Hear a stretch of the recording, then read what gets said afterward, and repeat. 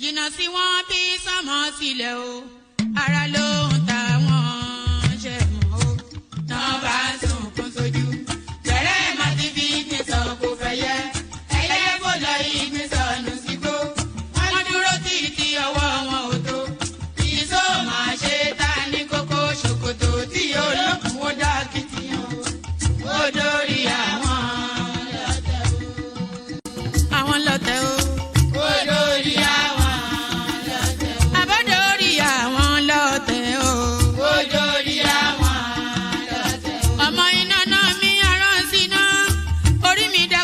Ṣí mi lọ́nà o, mo tẹríba fàdàgbà o, àgbà ẹ foríjì ni, ojoojúmọ́ ni mo pọ́n wọn lé, mo ń ṣèyá sí àwọn àgbà o, mi ò fojú tí ń rìn wọn láyé, ọmọdé ẹ má fàgbà ṣe yẹ̀yẹ́, torí oníkọ́ tó yọ ọ̀la ni, ọmọdé ń bọ̀ wá dàgbà o, màmá ń bọ̀ wá dàgbà o.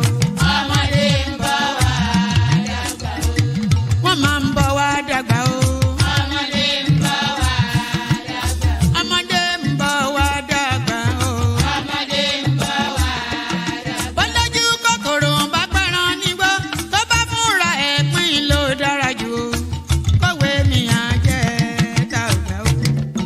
Èyí mo rí màrò ẹ̀kọ́ gbogbo náà ní ilé ayé. Sùúrù ní ṣẹ́gun ohun gbogbo. Ẹ má ṣèké mo ní ẹ má dalẹ̀. Forí orí kìlọ̀ ló jẹ́ ẹni forí wọ́rí yìí yóò ṣàbàmọ́ àwa ò ní ṣàbàmọ́ láyé o nílé ayé o àwa ò ní ṣàbàmọ́ láyé àwa ò ní ṣàbàmọ́ láyé àwa ò ní ṣàbàmọ́ láyé dẹ́bìtọ̀ rẹ̀ àtàrà ilé o àwa ò ní ṣàbàmọ́ láyé àwa ò ní ṣàbàmọ́ láyé àwa ò ní ṣàbàmọ́.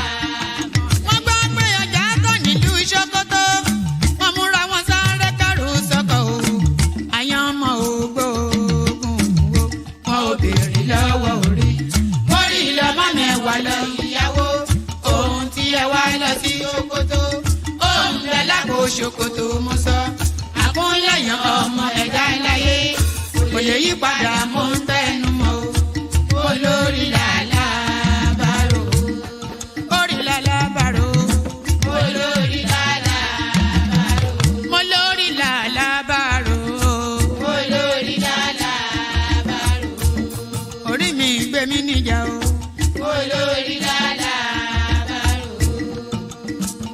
bàrò olórí làlá bàrò oríjà jogun ìkànnì wọn rí má fi wá fáyé mu nílé ayé wa o Olúwa àgbẹ̀ wa níjà o àmì nílé ayé wa ó tilẹ̀ jẹ́ pé ọ̀tá kọ́ ni wá ó tilẹ̀ jẹ́ pé ọ̀tá kọ́ lẹ́yìn ṣọ́wa nínú ọ̀pá wọn kìnìún ejò olóró àkekèé ṣọ́wa nínú ìdàgìrì ayé dáàbò ẹ̀bùn wá fi ṣọ́rẹ́ ṣọ́wa o mo sádìyọ bàbá lókè o mo sádìyọ bàbá lókè o mo sádìyọ bàbá lókè mo máa sádìyọ bàbá lókè o mo sádìyọ bàbá lókè o Olúwa gbé wa níjà o mo sádìyọ bàbá lókè o kó má fi wá sílẹ̀ o mo sádìyọ bàbá lókè o Olúwa má fi wá sílẹ̀ o mo sádìyọ bàbá lókè o. Àwọn ọ̀tá tí wọ́n rè rajọ ìbànújẹ́ ti bá àwọn ọ̀tá nílé àwọn ọ̀tá tí ò bá sí àwa èmi tí ń dúró wájú yìí tí ń lérí ogun tí ní òkè Buhari nìṣó ká máa bá lọ.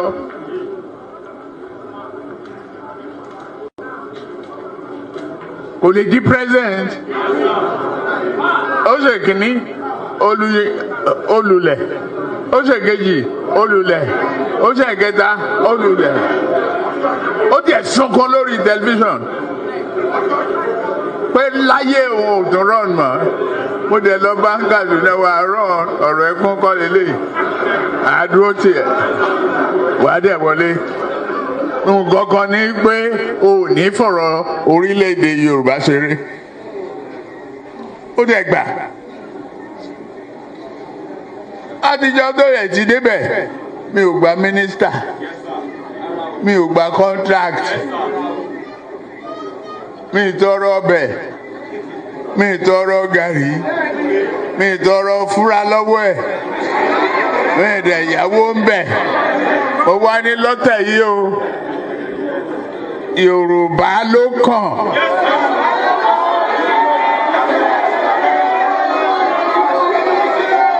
Tá a bá dẹ̀ sa Yorùbá náà èmi ló kàn. Sanwo Ahmed of the APC, 8,794,726. Miyagi Peter Nana Chukwudi of Abga, 61,166. Thank you. You have to be fast. Of the APC.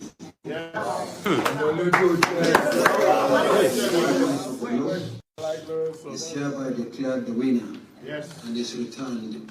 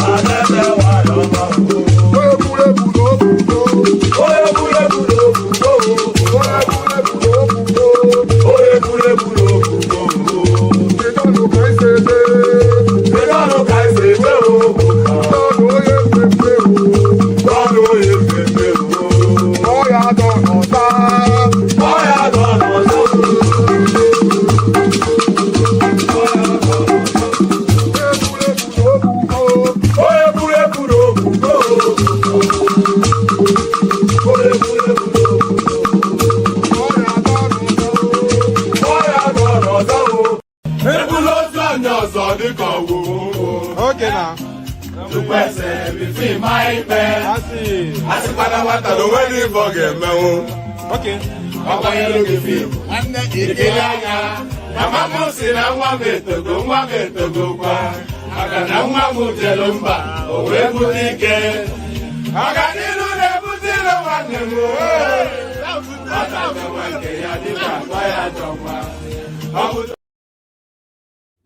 And there it is right there. So there it is. I look, how do I even look? I look like something from the 70s. You could say I'm something from the 70s, but so how are you guys? How are you guys? Hope you are having a wonderful day so far. So that was the Igbo Orchestra from Equilobia. So the last band I just played, that was the Igbo Orchestra from Igbolobia. So that was them telling us whatever it is that they were telling us in their own peculiar language. So that it was the Igbotic orchestra from Igbolobia. Let me actually give you one more just to recalibrate myself. Let me just give you another 60-second ditty just for counterbalancing.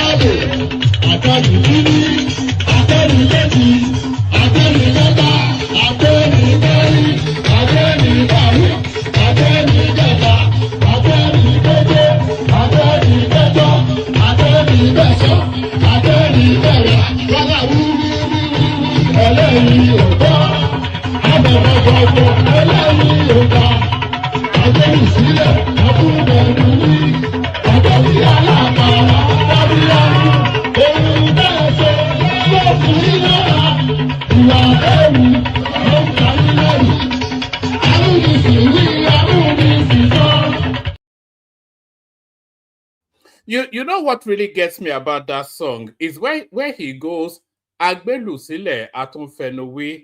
So what more do you want? We said it with music, we say it with voice, with vocalization, and still you don't get it. If you own this town or if we own this town, the ballots will decide it. So that was what our MC Oluoma was singing then. So those were the drum beats to 2023. No doubt a different rhythm for 2027. Benyide Niluni, Bawala Niluni, Ipade Dikini, Ipade Di Ojo Ibo. I think I've got one more for you, and then we'll kick it off. There's this one that was in particular demand. Yes, this one. Everybody loves this one.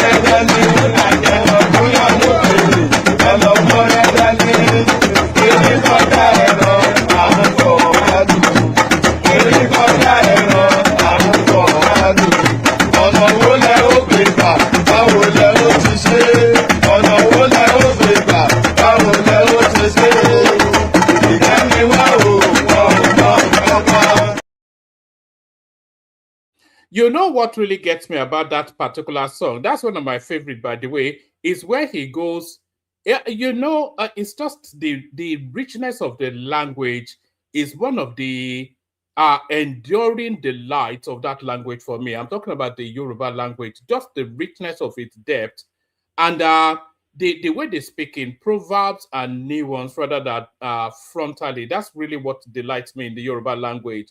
So it says, because they are slow of wit.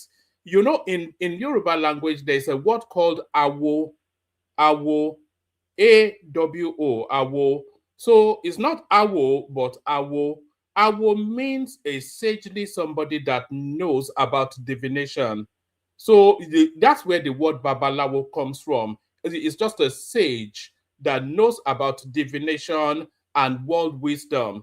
So and don't conflate awo to just being somebody like a babalawo, like a shaman. It's not just a shaman; it's a man of wisdom. It's not necessarily an elderly man or a man of wisdom. So it's somebody in the know. You know, there are certain things that goes on within the parameters of the world and society that is outside of the loop of common understanding. So we say Ologmo Longbo Awon Omoran no Motumoe. So it's all of those sort of crafting of language that delights in the Yoruba language. So Okpe ni won mo kankan won ma mo ngbeyin now igbeyin lalayo nta. So all that, good day to you, good to be your company and all that. Igbeyin lalayo nta, the end game is the best game. The big masquerade does not dance. till the final beat. So the big masquerade does not dance till the Oga, David, they teach Yoruba now. Did I get it wrong? So the big masquerade does not dance till the final beat. Till the final is the finale. That's when the big masquerades come out. The finale to close the event. So that is how it is always. They say it's never over till the fat lady sings. So the fat lady sings. Good day to you, good to be your company and all that. If you see me waffling on, I'm trying to gear myself into the session because every session, I don't have a set pattern. I just gear myself into some sort of lucidity and then I continue the flow from where I feel I've hit a sweet spot in the rhythm of what I'm saying. So that's just how I do it. But good day to you, good to be in your company and all that. Good day to you, good to be in your company and how are you? I hope you've had a gloriously wonderful day so far. And the day obviously gets better. Spending time in the company of your favorite or your laughing man. That is me. I am your favorite. How many of you are laughing man do you know? I'm the only or you are laughing man that you know anyway.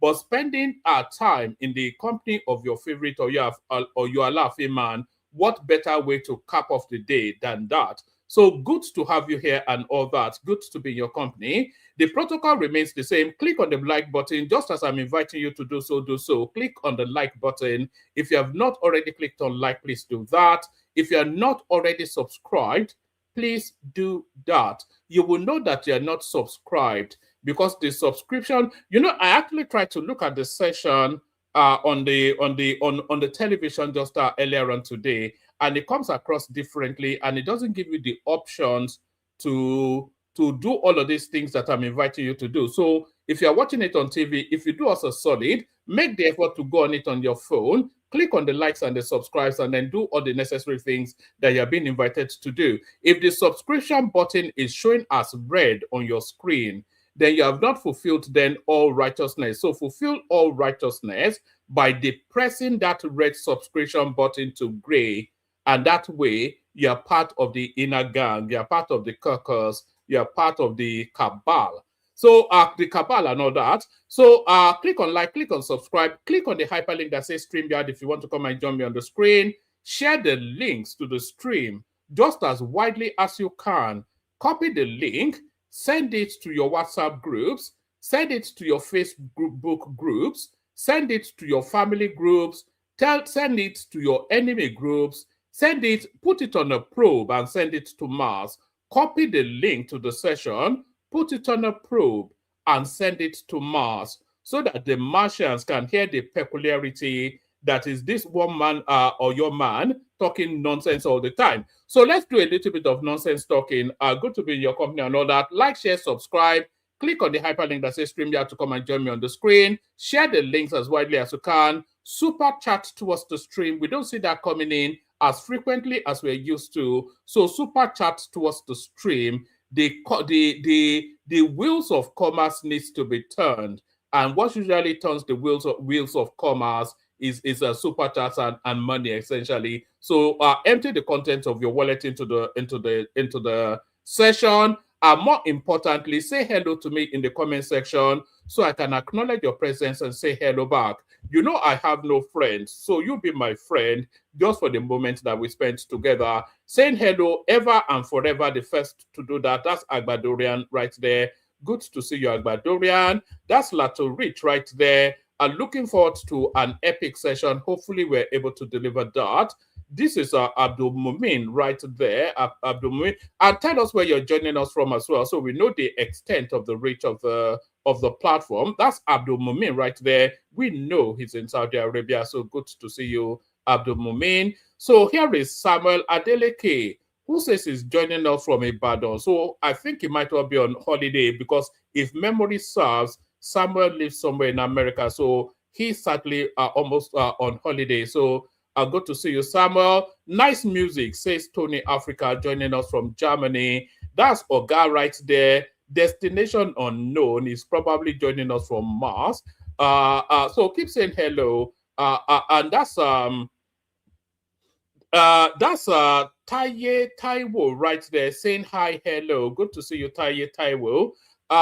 Is that a confusion somewhat? Because Taye is Taiwo as well, so I'm not quite sure. Are you suffering from some sort of identity crisis? Taye Taiwo, méjì ló Táyé wò ní tó bá ti Táyé wò lẹ́ẹ̀kejì ó ti da Kẹ́hìndé nìyẹn now àbí what's all this? So that there it is. Keep saying hello in the comment section, so I can acknowledge your presence. As I said, say hello back to you, and then that way we become friends. So be my friend and say hello to me.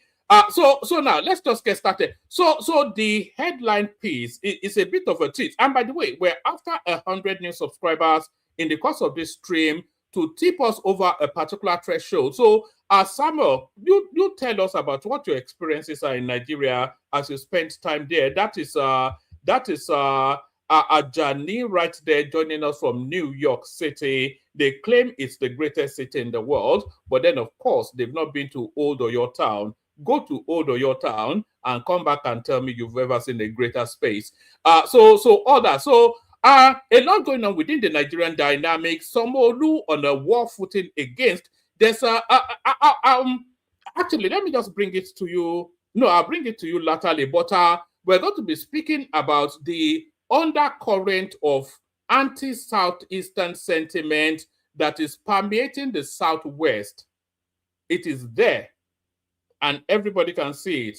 You know, but I want a mono, wanting monk, you know, ilu owenio, ilu agidigo, but it is unmistakably there, the undercurrent of an anti-Southwest, Southeastern narrative coming out of the Southwest. So we'll get to that in a moment, and we'll get to what inspired this headline that you're seeing on your screen. So we'll get to that laterally. We'll also be speaking the son of Wahab. Not Wahab. What's his name again? Yes, the son of Okoya Wahab. His name is. He has come out in defense of Tinubu, which surprises me somewhat because his narrative is that of a fine boy. He just does fine boy. And then there is Soludo, who's testing his popularity amongst the Southeasterners, and we'll be having a look just momentarily, just how he's testing that popularity and how the Southeasterners, especially the Anambrarians, how they're responding to him. So we'll be having a look at that. We'll also be having a look at a report coming out of the report is coming out of, where is it coming out of again? It's coming out of the World Bank. And this one, it will be like a dagger through the heart of the obedient and the articulates. They are saying Tinubu's reforms is now a global reference. So that is then that they'll be placing it in the annals, the archives of the global study space as a reference point on how to do it. Tinubu's reforms, now global reference point, no less an authority than the World Bank saying that. So, like I said, that would charge through the obedient and the articulate like a dagger through the heart. So the Americans now, they were first lobbing bombs from the Atlantic Ocean. Now they are deploying military teams to Nigeria, and slowly the recolonization of Nigeria is being done stealthily by the Yanks. So there it is right there, American boots on the ground in Nigeria. So that's up for discussion as well. Kwakwaso not in talks. Negotiations with Kwakwaso not in talks. Negotiation with APC. Tinubu over defection. This is a Kwakwasia movement. Badly written headline, but that is what they're saying. Kwakwaso not in talks. Negotiations with APC or Tinubu over defection. So that's a badly written headline, but it's coming out of the Vanguard, the Kwakwansia movement, saying that. Shall we just go through this one quickly? It says the Kwakwansia movement has dismissed reports that its leader, Senator Rabiu Kwakwanso, is in talks and negotiations to defect to the ruling All Progressive Congress APC, describing the report as false, baseless, and misleading. The movement's spokesperson, Habib Saleh Mohammed, in a statement, said their leader, Kwakwanso, has never at any time entered into negotiations, discussions, or meetings with the APC, President Bola Tinubu, or any proxy for the purpose of defection. Mohammed explained that the last formal meeting between Senator Rabiu Musa Kwakwanso and President Bola Ahmed Tinubu took place in January 2024, and the meeting premises on long-standing relationship, as no discussion whatsoever took place at that meeting regarding defection, political bargaining, or party alignment. According to him, the Kwakwansia movement has observed with deep concern the increasing circulation of speculative reports, commentaries, and televised opinions alleging that our principal, Senator Rabiu Musa Kwakwanso, engaged in negotiations or made demands to defect to the All Progressive Congress APC. So this is actually coming out as a result of what's been alleged against Kwakwanso, that he was demanding too much in his negotiations with the APC, and that is why they've somewhat abandoned him. So what was being speculated was that Kwakwanso was requesting that for him to defect to the APC, they have to give him the vice presidential slot. So that is to say, they have to jettison Kashim Shettima and replace him with replace him with Kashim Shettima, or how am I saying that? Remove Kashim Shettima and place him instead. So that was what was being alleged by the APC. And more greedily, they said it was also requesting for 20% of the overall global structure, the national structure of the APC. So it was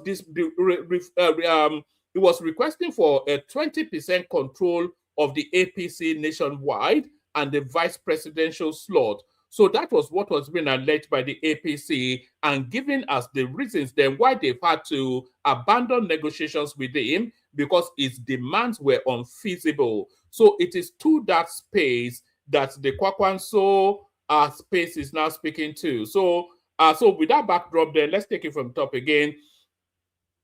The Kwakwansia movement has dismissed reports that its leader, Senator Rabiu Musa Kwakwanso, is in talks and negotiations to defect to the ruling of Progressive Congress APC, describing the report as false, baseless, and misleading. The movement spokesperson, Habib Saleh Mohammed, in a statement, said their leader, Kwakwanso, has never at any time entered into negotiations, discussions, or meetings with the APC, President Bola Tinubu, or any proxy for the purpose of defection. Mohammed explained that the last formal meeting between Senator Rabiu Musa Kwakwanso and President Bola Ahmed Tinubu took place in January 2024, and the meeting premises on long-standing relationship, as no discussion whatsoever took place at the meeting regarding defection, political bargaining, or party alignment. According to him, the Kwakwansia movement has observed with deep concern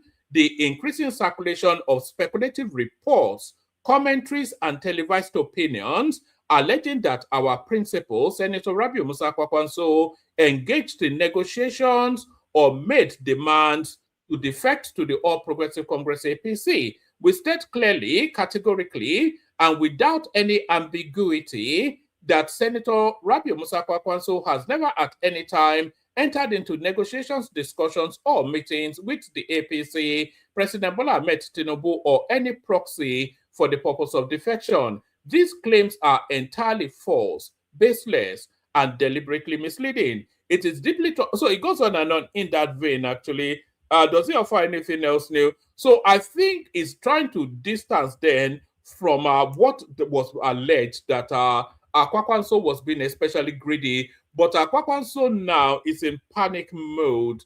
There is nothing. Kwakwanso is in panic mode. He has to be in panic mode because the politics is moving away from him. And I do feel Kwakwanso himself has come out to say publicly anyway that the criteria or the criterion for him aligning with any political party is either that they give him the presidential slot or the vice presidential slot. And he has come out latterly to say that his discussions with the ADC is dependent on them giving Peter Obi the presidential ticket. So we all know that the politics of Kwakwanso is about self-propulsion, self-interest, and self-aggrandizement. So they can protest all they like, but we know how it's positioned in politics. But let me reverse back and start from where I had intended to.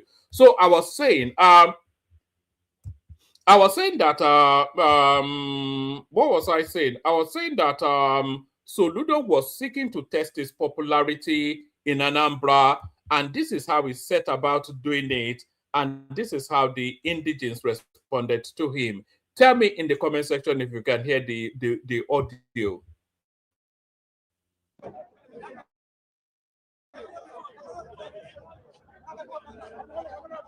Can you hear it?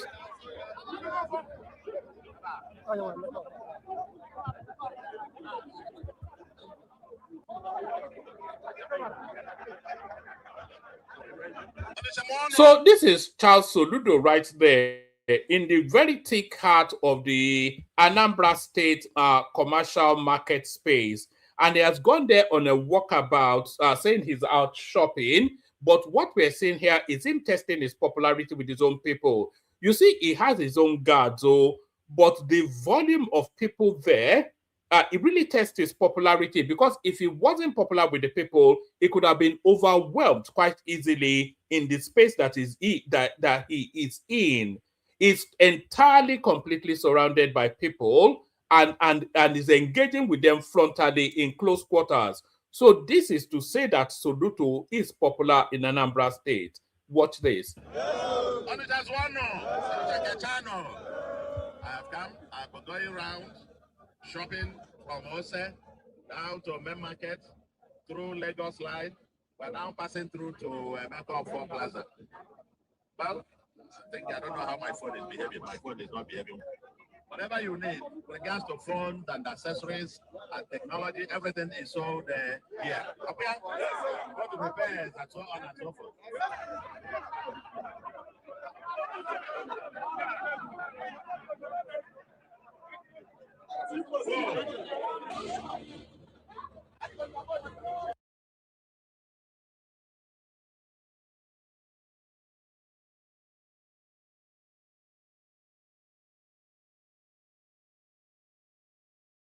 I was talking, not realizing I was muted. So I was saying you can see the density of people there because it's a very condensed space, the Onitsha main market.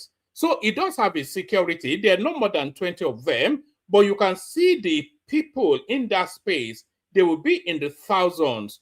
So if they were intent on overrunning him, they would do that quite easily, and the security details will not even be able to fire a bullet. So dense was the space, and so close quarters was it with the populace. So this tests Soludo's popularity in Anambra State, and the people seem to delight in him.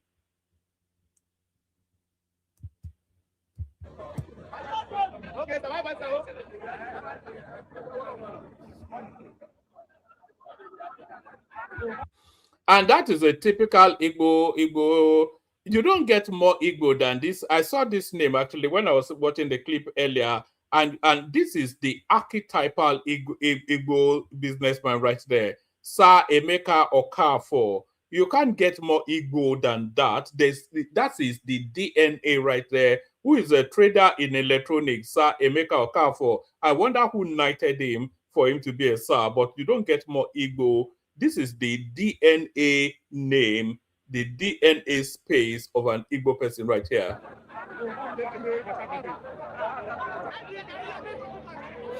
So that's Soludo testing his popularity with his people, and we can see just how popular he is. So, but how popular is Tinubu, especially amongst the elite within the Nigerian space? So this boy comes into play. This boy has been coming out recently within the Nigerian consciousness, trying to establish himself as a player within the general consciousness of the Nigerian space. This guy right here, this boy, we can't even call him a guy, we have to call him a boy. He's still in uni.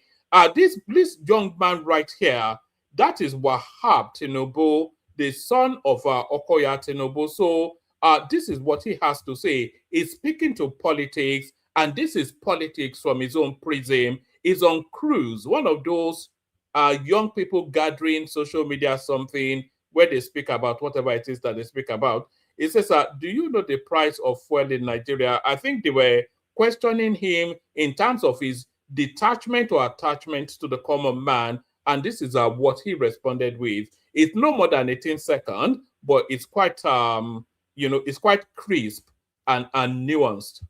Like if you compare Nigeria today to Nigeria of 3 years ago, we're getting better. I want you to listen to what he's saying, because they will say, come to Nigeria, come to Nigeria. You don't know what is going on in Nigeria. But really, the counter argument is to suggest that the people in Nigeria, they don't actually know what is going on in Nigeria. That's the counter argument. And why is that a counter argument? So I live in Nigeria. I don't live in Nigeria, but as an example, let's say I live in Nigeria. Let's say I live in Ilupeju or something, Mushin. Let's say I live in Ajegunle. So they are saying they want to clear Ajegunle. So they begin to clear the rubbles away. I go through there every day. I see them clearing the rubbles, but because I see it all the time, it doesn't resonate with me because muscle memory still retains the way it is. They clear the rubbles, they clean up the place, they build new structures, but I don't see the change because I observe it daily and it's become part of my daily backdrop. And because I see it so daily, it doesn't resonate. I still see Ajegunle in the filthy way that he historically was. But let's say, for instance, I am from Ajegunle, but I live in Germany. So I visit Ajegunle maybe once every year, twice every year or something, or once every other year. So I go to Ajegunle, it's filthy. And then I go to Ajegunle 2 years later, they've cleaned away the filth. So that immediately strikes me. And then if I go to Ajegunle the next year, and they've raised up all these fantastical structures, clean bus stops, cleaned up the place, security everywhere, then I see the change is more marked for me because I saw the progress in big leaps, not in a singular entity. And that is what this boy is speaking to.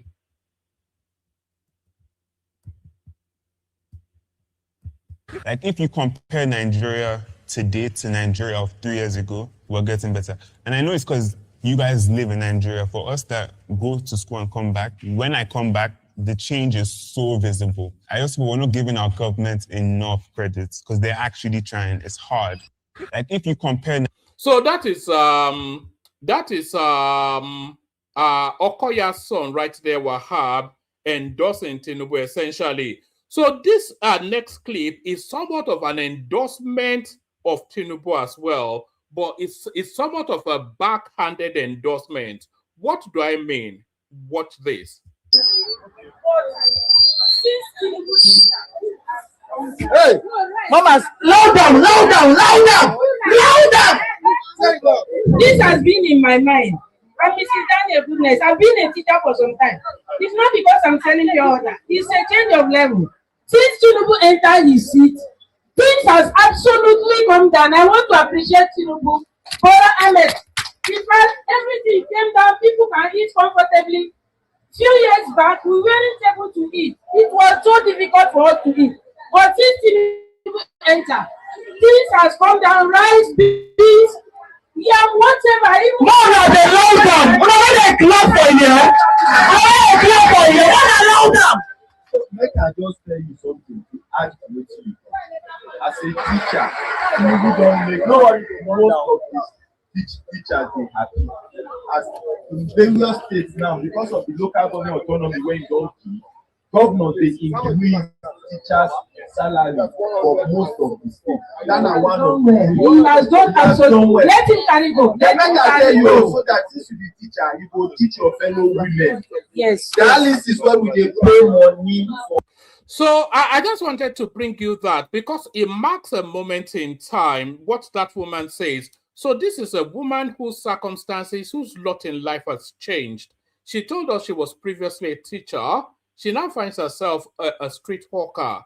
But even that sharp change in circumstance, that sharp drop in circumstance in life still does not preclude her from seeing the developments going on in the country. She acknowledges that things are evolving in the right direction. So that is an organic, raw from the street sort of an assessment of the performance of the government. And I don't think she especially sounded Yoruba, so you cannot even say it's an ethnic jingle, but that's just a touch base right there. So all of that wraps up to land us on this. So all of that wraps up to land us on this. This one is coming out of the News Agency of Nigeria. You can see it at the top right there. So this next one now is coming out of the News Agency of Nigeria. That is Tinubu right there. Kashim Shettima at the backdrop. I don't know quite why it's so short. I've always wondered why Tinubu's ADC is so short. Because it should be taller than Tinubu, shouldn't it, really, to give that sense of protection. But this is the headline right here. Tinubu's reforms, now global reference point. And this is the World Bank saying this. So it is quite seminal. It is quite pungent to hear this coming out of the World Bank because they are under no obligation to say that other than if the data tell them that, or other than if they have perused, assessed and reassessed, evaluated, etc., to come to the conclusion, Tinubu's reforms, now global reference point, and this is coming out of the World Bank. The World Bank has commended President Bola Tinubu's reform drive, describing Nigeria as a frequent global reference point for reform implementation and results. The bank's managing director of operations, Miss Anne, I won't attempt her last name, she sounds Belgian, said this on Tuesday whilst leading its group delegation to the president at the State House in Abuja.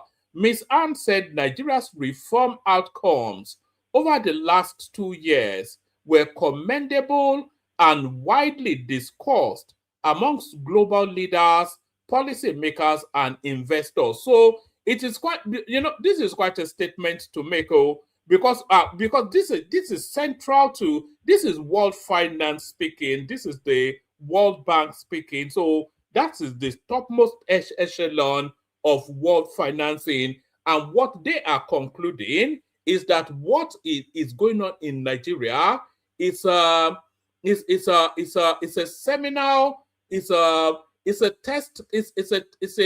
template for how reforms should be driven, and the results commend those reforms. That's essentially what they're saying.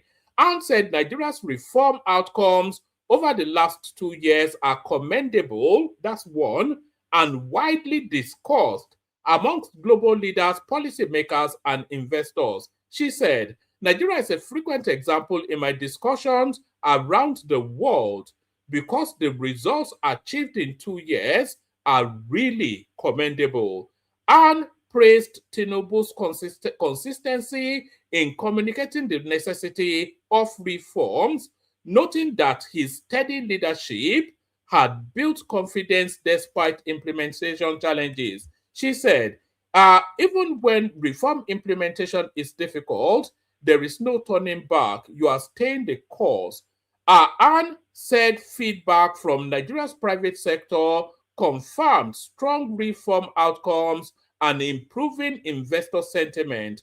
On the bank's forthcoming country partnership framework, she said it will be anchored on Nigeria's development vision of a ₦1 trillion economy and 7% growth. She said job creation will be central to the partnership, citing Africa's growing population and the urgency of employment for young people, and identified infrastructure investment. So infrastructure investment at this Lagos-Calabar superhighway, the Sokoto Badagry superhighway that everybody is belly aching over, is the most inspired things, or they together as a duo, they're the most inspired thing that has yet happened in the history of that country. Unidentified infrastructure investment, agriculture modernization, and improved access to finance for small and medium enterprises as priority areas. She said Nigeria's low infrastructure spending relative to GDP required innovative public-private partnerships. So a lot of that PPP going on in terms of the infrastructure projects going on at the moment, and disclosed that the World Bank's public sector portfolio in Nigeria stood at about $17 billion, whilst the IFC invests over $5 billion annually. She said that a new reform-linked budget support operation was being prepared alongside expanded risk guarantees to attract private capital. She said, your reforms and our budget support go hand in hand. Earlier, Tinubu said his administration's reform agenda was irreversible, stressing that Nigeria had its hands in the plow and would not retreat. He said, since we went into this turn of reforms, we are never going to look back. So that's an endorsement right there from the World Bank, much to the chagrin of the people that want the country to fail. So much to the chagrin of the people that want the country to fail. So much to the chagrin of the people that want the country to fail. Are you one of them? Are you one of those random teenagers that is pained anytime the country is doing well? Those random teenagers. You all know the random teenagers now. Are you a random teenager? Tell me in the comment section if you are a random teenager. I want to know who the random teenagers are. So tell me in the comment section if you are a random teenager.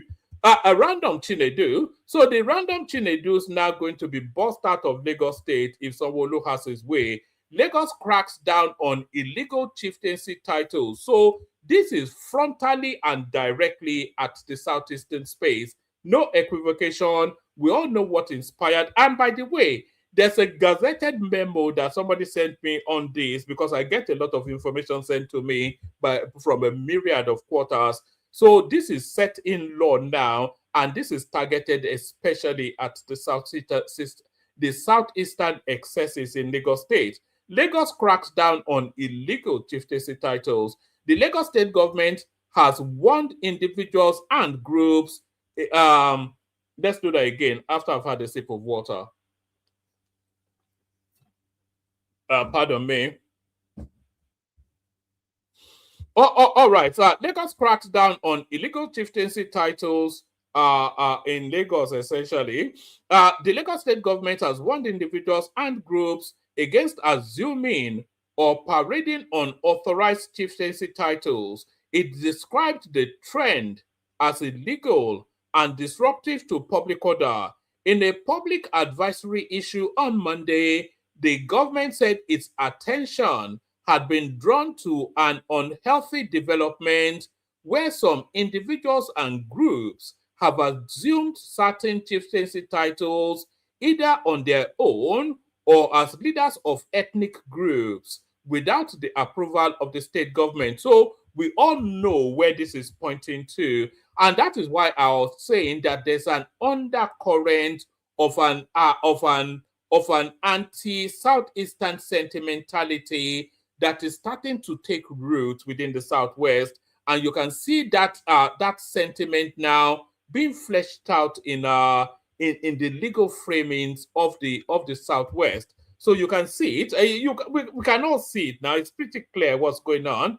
Lagos cracks down on illegal chieftaincy title. The Lagos state government has warned individuals and groups against assuming or parading unauthorized chieftaincy titles. It described the trend as illegal and disruptive to public order.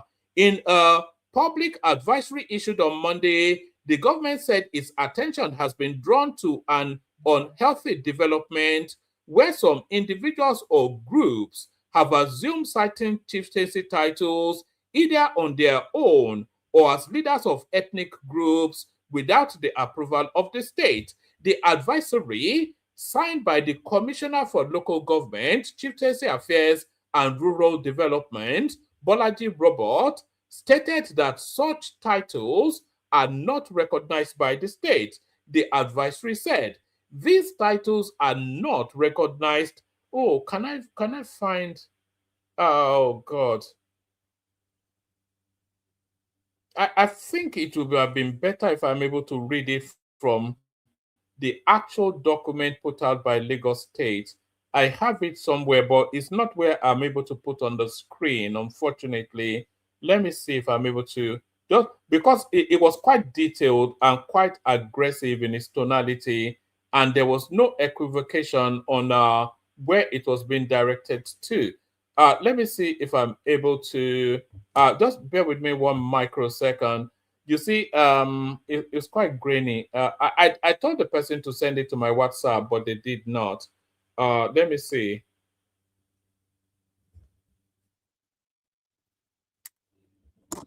Oh, all right. Let me see if I can do it this way. Let me see if I can do it this way. Let me read it to you from my phone. It's just too tiny. The fonts are too small. It says the attention of the Lagos State government is quite itemized, actually. Yes, it says that Lagos State government public advisory prohibition of unapproved chieftaincy title in Lagos. It's too grainy for me to read on my phone, but let me read it to you from here. But I think you get the drift and the gist. No one in the studio at the moment. So if anybody wants to come up, come up. The link is in the comment section. So come join me if you want the conversation. So let's take it from the top again, actually, and then we go through it at speed. The Lagos State government has warned individuals and groups against assuming or parading unauthorized chieftaincy titles. It described the trend as illegal and disruptive to public order. In a public advisory issued on Monday, the government said its attention had been drawn to an unhealthy development where some individuals or groups have assumed certain chieftaincy titles either on their own or as leaders of ethnic groups without the approval of the state government. The advisory, signed by the Commissioner for Local Government, Chieftaincy Affairs and Rural Development, Bolaji Robert, stated that such titles are not recognized by the state. The advisory said, these titles are not recognized in the state and their use has caused tension, confusion, and needless crisis. The situation requires urgent action to inject sanity and arrest the growing trend of impunity in the interest of peace, law, and order in the state. So I suspect that Peter Obi will very, very quickly leap upon this and go and attack Sanwo Olu again. You know that Sanwo Olu cannot take any governing action in Lagos State without Peter Obi rushing very quickly to go and attack him. So we should be expecting that by tomorrow or the day after, Peter Obi will rush to Lagos to go and attack Sanwo Olu again. The advisory said, these titles are not recognized in the state and their use has caused tension, confusion, and needless crisis. The situation requires urgent action to inject sanity and arrest the growing trend of impunity in the interest of peace, law, and order in the state. The government noted that the number of self-acclaimed traditional rulers had continued to rise despite previous regulatory efforts. The preponderance of these self-acclaimed chieftaincy titles has reached an alarming level, rendering efforts at curbing these untoward excesses by the state government through the Ministry of Local Government, Chieftaincy Affairs, and Rural Development largely ineffective, the statement reads.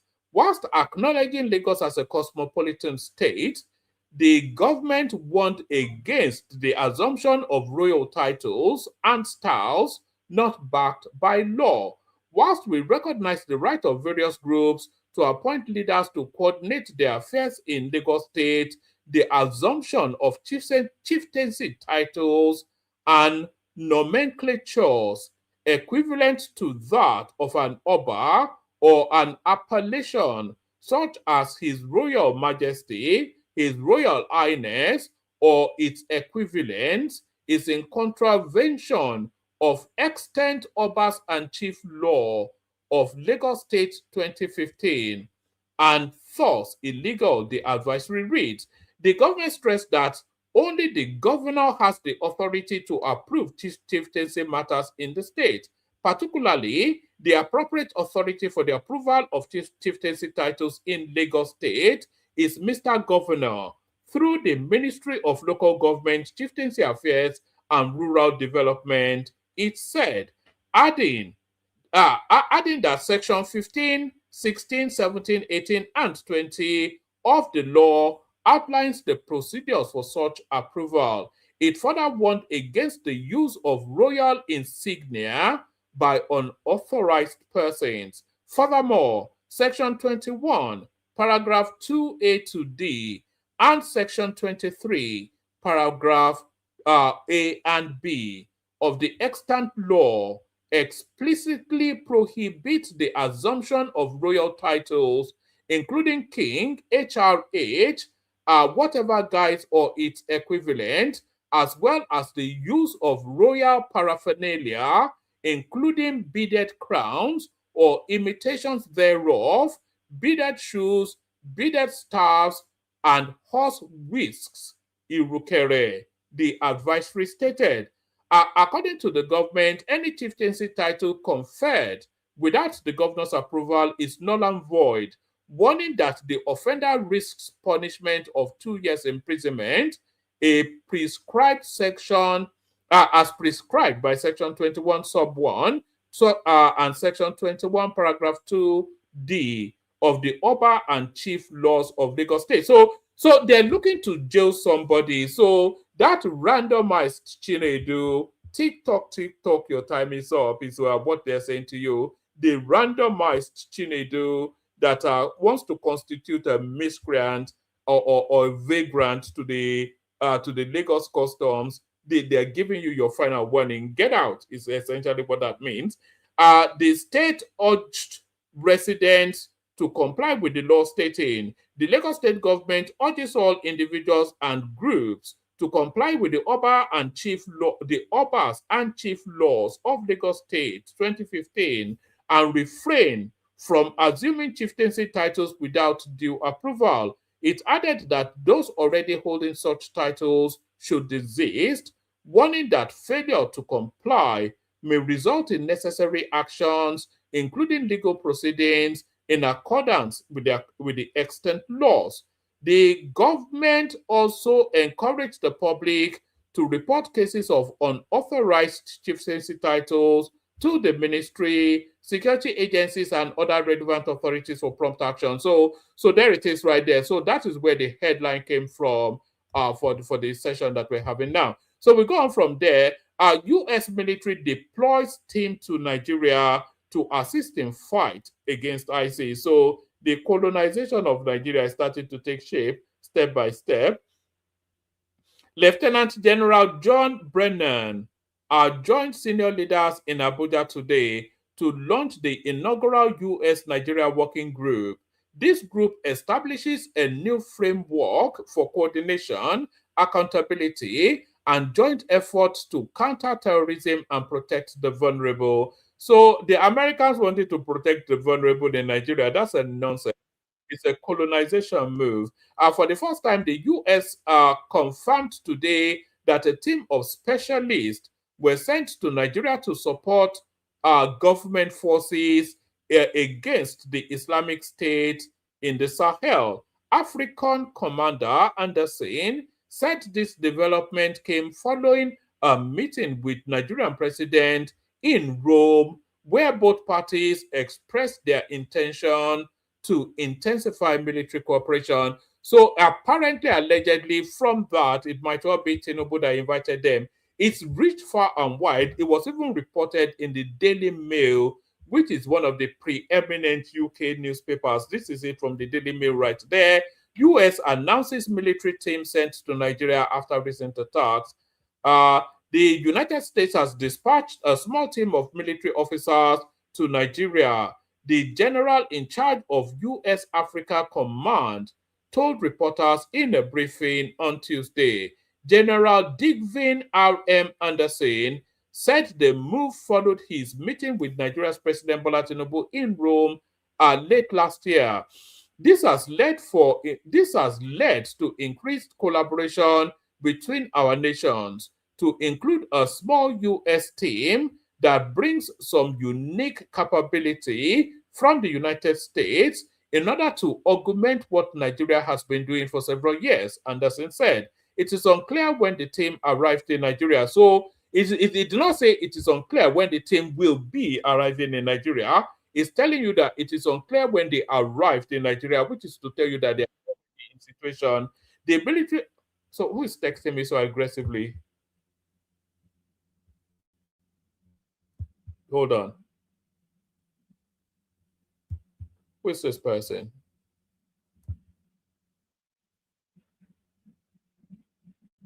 Oh, thank you, Yoruba greatness. I wonder if you can hear me. Should I send you a link? I wonder if I can tease this lady to come in to say hello. This is one of the biggest voices on let me see if I can ask her to come up.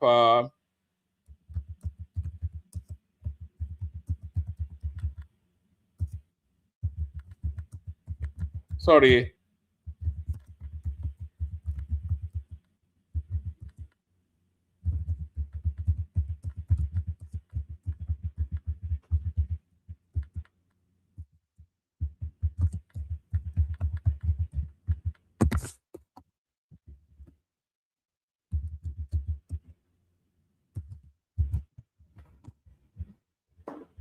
Oh, all right. Let's see if we can tease her to come up. Yes. Where were we? So it'd be a real boon if she can come up. Actually, she's one of the most potent voices that is out there within the social media space. That's Yoruba greatness. Yes. So essentially, the Americans are in Nigeria now to come and colonize you. That's essentially what that tells us. We've already gone through the Kwakwaso narrative. Is there anything else that we? All right. Let me give you this. So this will be the last one. I'll send the link again if anybody wants to come up. So this will be the last one now. So let's go to this one. It speaks to the insignia that is always on Tinubu's cap, and that insignia has always been on Tinubu's cap. By the way, it's not anything new. Is there? I think there's an audio for it. So let's play it instead rather than watch it. Rather than. Thank you, Shehu. Thank you, Nigerians. I appreciate it. Thank you. See now that almost every member of your party, it does look like once you register as a member of the APC, you must wear something like this. No. It's people who believe in the infinity signature, in the infinity sign of freedom, which Mr. President, after the military handing over power in 1999, felt that that military yoke over Nigeria has been broken. Freedom of association, freedom from poverty.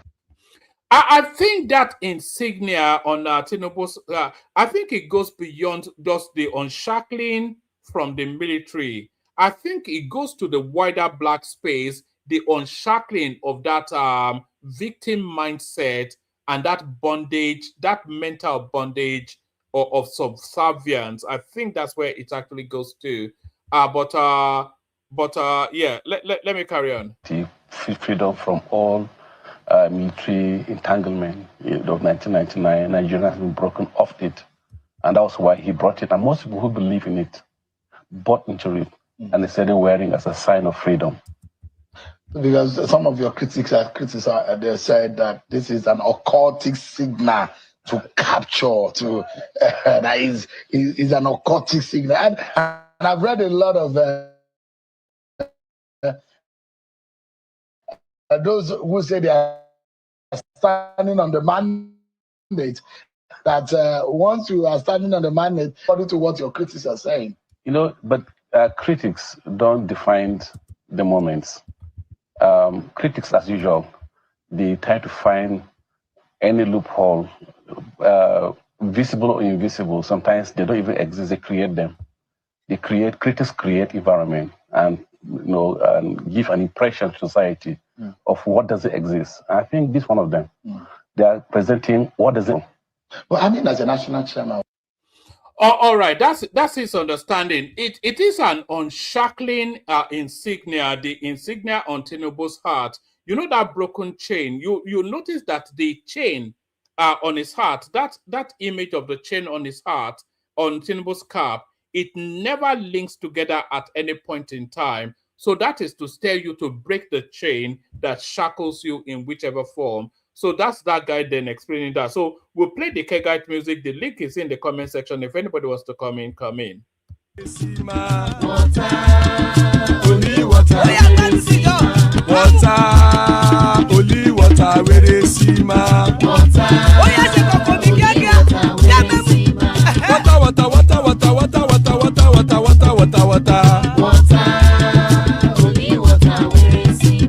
Hapa o naido.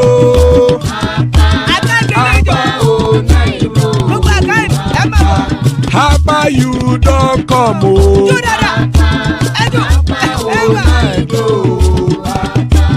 Hapa o naido.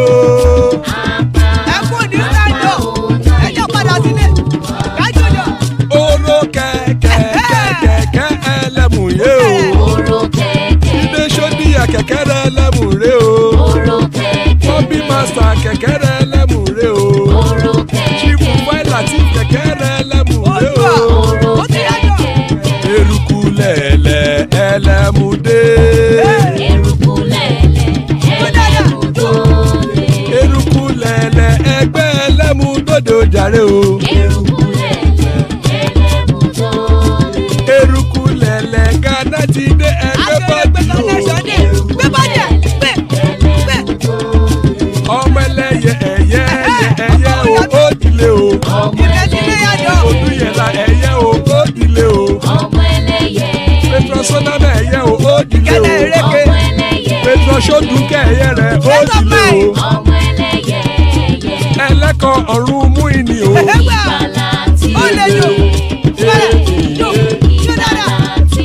Àkùkọ ọ̀run mẹ́kọ̀.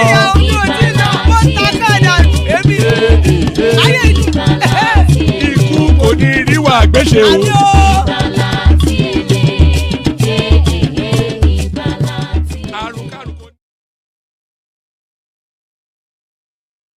And there it is right there. Ikuko Niru Agbesheme death have nothing to do with us. Joining us, Bishop. Hopefully Bishop is there. Otherwise, we might have to shut down early.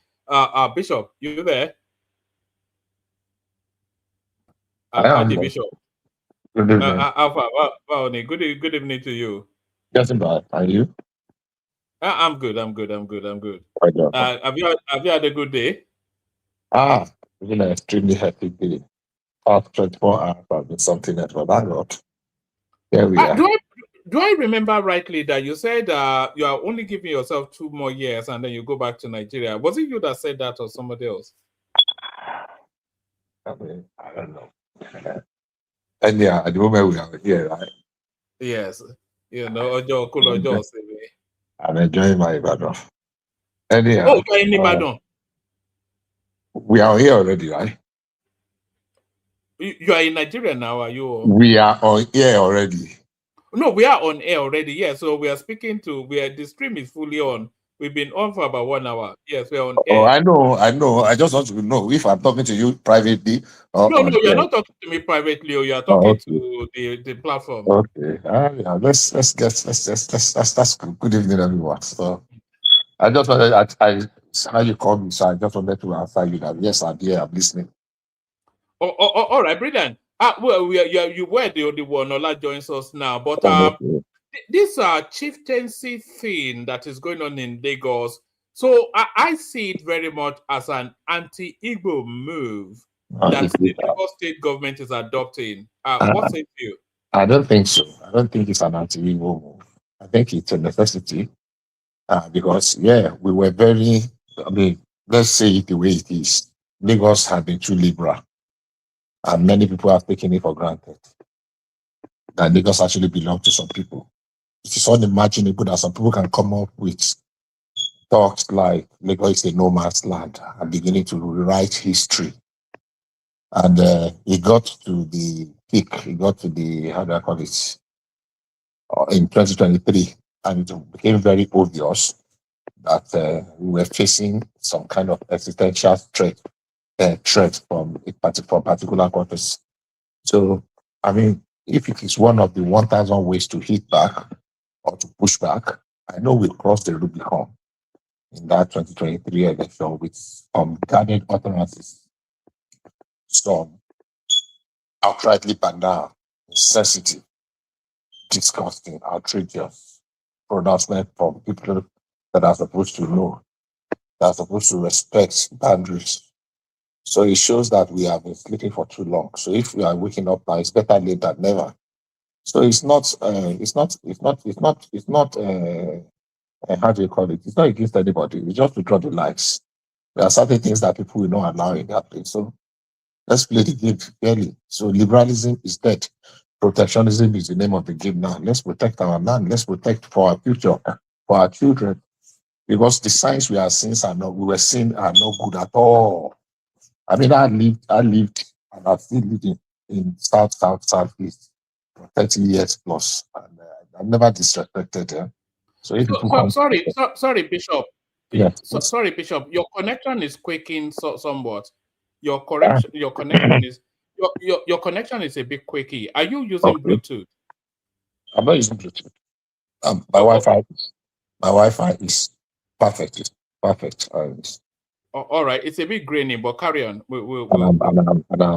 I'm stationary. I'm not moving. I'm not mobile. I'm sitting. All right, you are quite clear now. Carry on. But I take the view that because just as I think right about late last year, some guy was declaring himself the Eze of Lagos or something, and that seemed to tip over the edge, and everybody was outraged by that excess because it was coming off the back of them doing the same things in Ghana and other places like that. So the Lagos space moved very quickly to shut him down, and then they've now promulgated the law now, or they reaffirmed actually the law was already there. So they've now reaffirmed that law. So I think it's a push against the southeastern excesses. Well, if you say so, well, we've always been having Eze this, Eze that before, and nobody really bothered themselves about them. I mean, back in the days, we always have their Sunday meetings, blah, blah. I've attended a few, social gathering. But the recent pronouncement, this ethnic baiting and ethnic rivalry, you don't come and rival people in their land. This idea that, we have bought the whole land in Lagos, we are the owners of Lagos, that's outrightly disrespectful. It is disgusting. I mean, I have friends that are from the East, and I told them outrightly, and I have no apologies. I became very, very ethnic, I mean, tribal, whatever you want to call me, call me. It is a survivor battle. At the rate at which it was just a good thing that those things came out. The election of 2023 pushed them out, and we saw the hand quickly enough. And if we don't push back, then we are doomed forever. There are pronouncements that are kept in the ACAN. There are things that some of the leaders, supposedly informed and educated people, said, and I was flabbergasted. I was embarrassed. How can learned, informed, educated people, and you've lived in people's space, minimum is to respect people and respect their cultures, but we have things good enough. Internet, you never forget. So if there's Bishop, let me ask you a question. Have you noticed, because I seem to notice it, but you may disagree, but have you noticed that the Yorubas are getting somewhat increasingly ethnically radicalized, that the Yorubas are becoming more jingoistic in their Yoruba? I have not just noticed. I am one of such, and I am pushing aggressively for it. We have to guide our territories. The disrespect was out of this world. Anybody that is hearing me that is not happy about it, I have no apologies. So I become very, very tribal. Whatever you want to call me, call me. You want to call me a bigot, I wear it with pride. You want to call me whatever you want to call me. The disrespect. I mean, in 1992, during the Zero Party, before Abiola's election, 1990 or 1992, when Babangida was experimenting all those things, there was a boy in Ibadan. Anybody that knows Ibadan Northwest, around from Ekotedo to Eleyele, that contested in ward. Which ward was that? Was it ward 10 or something? He was an Igbo boy. We supported him. I was among the people that stood solidly behind him as a councillor. He's always been producing councillors, and they participated in the election in the Southwest because we were liberal. But look, death to liberalism. Liberalism was a mistake. So liberalism is gone. So what we are saying is not just have I noticed. I am fully sold out to it. Because the disrespect, I sat down, thought, reflected about it. I cannot imagine. I lived in the Southeast. You cannot do a tenth of what some of these friends do here. So I have no apology to anybody. Anybody that wants to stop being my friend, so be it. Do you know why I asked you that question? Do you know why I asked you that question, Bishop? Over the past few months, I've been spending quite a bit of time on TikTok, and it's a whole new world. So there's a lot of young Yoruba people on TikTok, and their language. I've not explored. I've not been to TikTok. I don't have TikTok account. Yes, their language is quite their language is a language of get out. See, the truth is this, sir. People did not know the damage about it as well. They did not know the damage those unguarded, irresponsible utterances had caused. They did not know. They did not realize it. And we've not seen anything. Yeah, that's my language. You ain't seen nothing. What we are just seeing, you must pay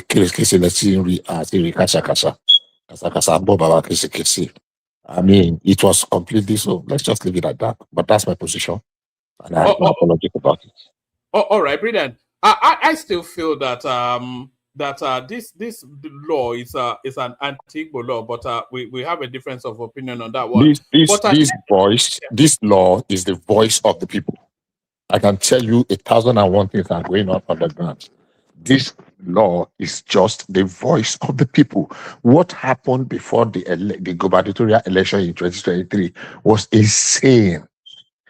And I still salute the patience and the forbearance of the Lagos people. Honestly speaking, we were just at a tipping point. We were just at a but thank God the way it ended. But now, we have gotten to that stage now. Like I said earlier on, the Rubicon have been crossed already, and there's no going back.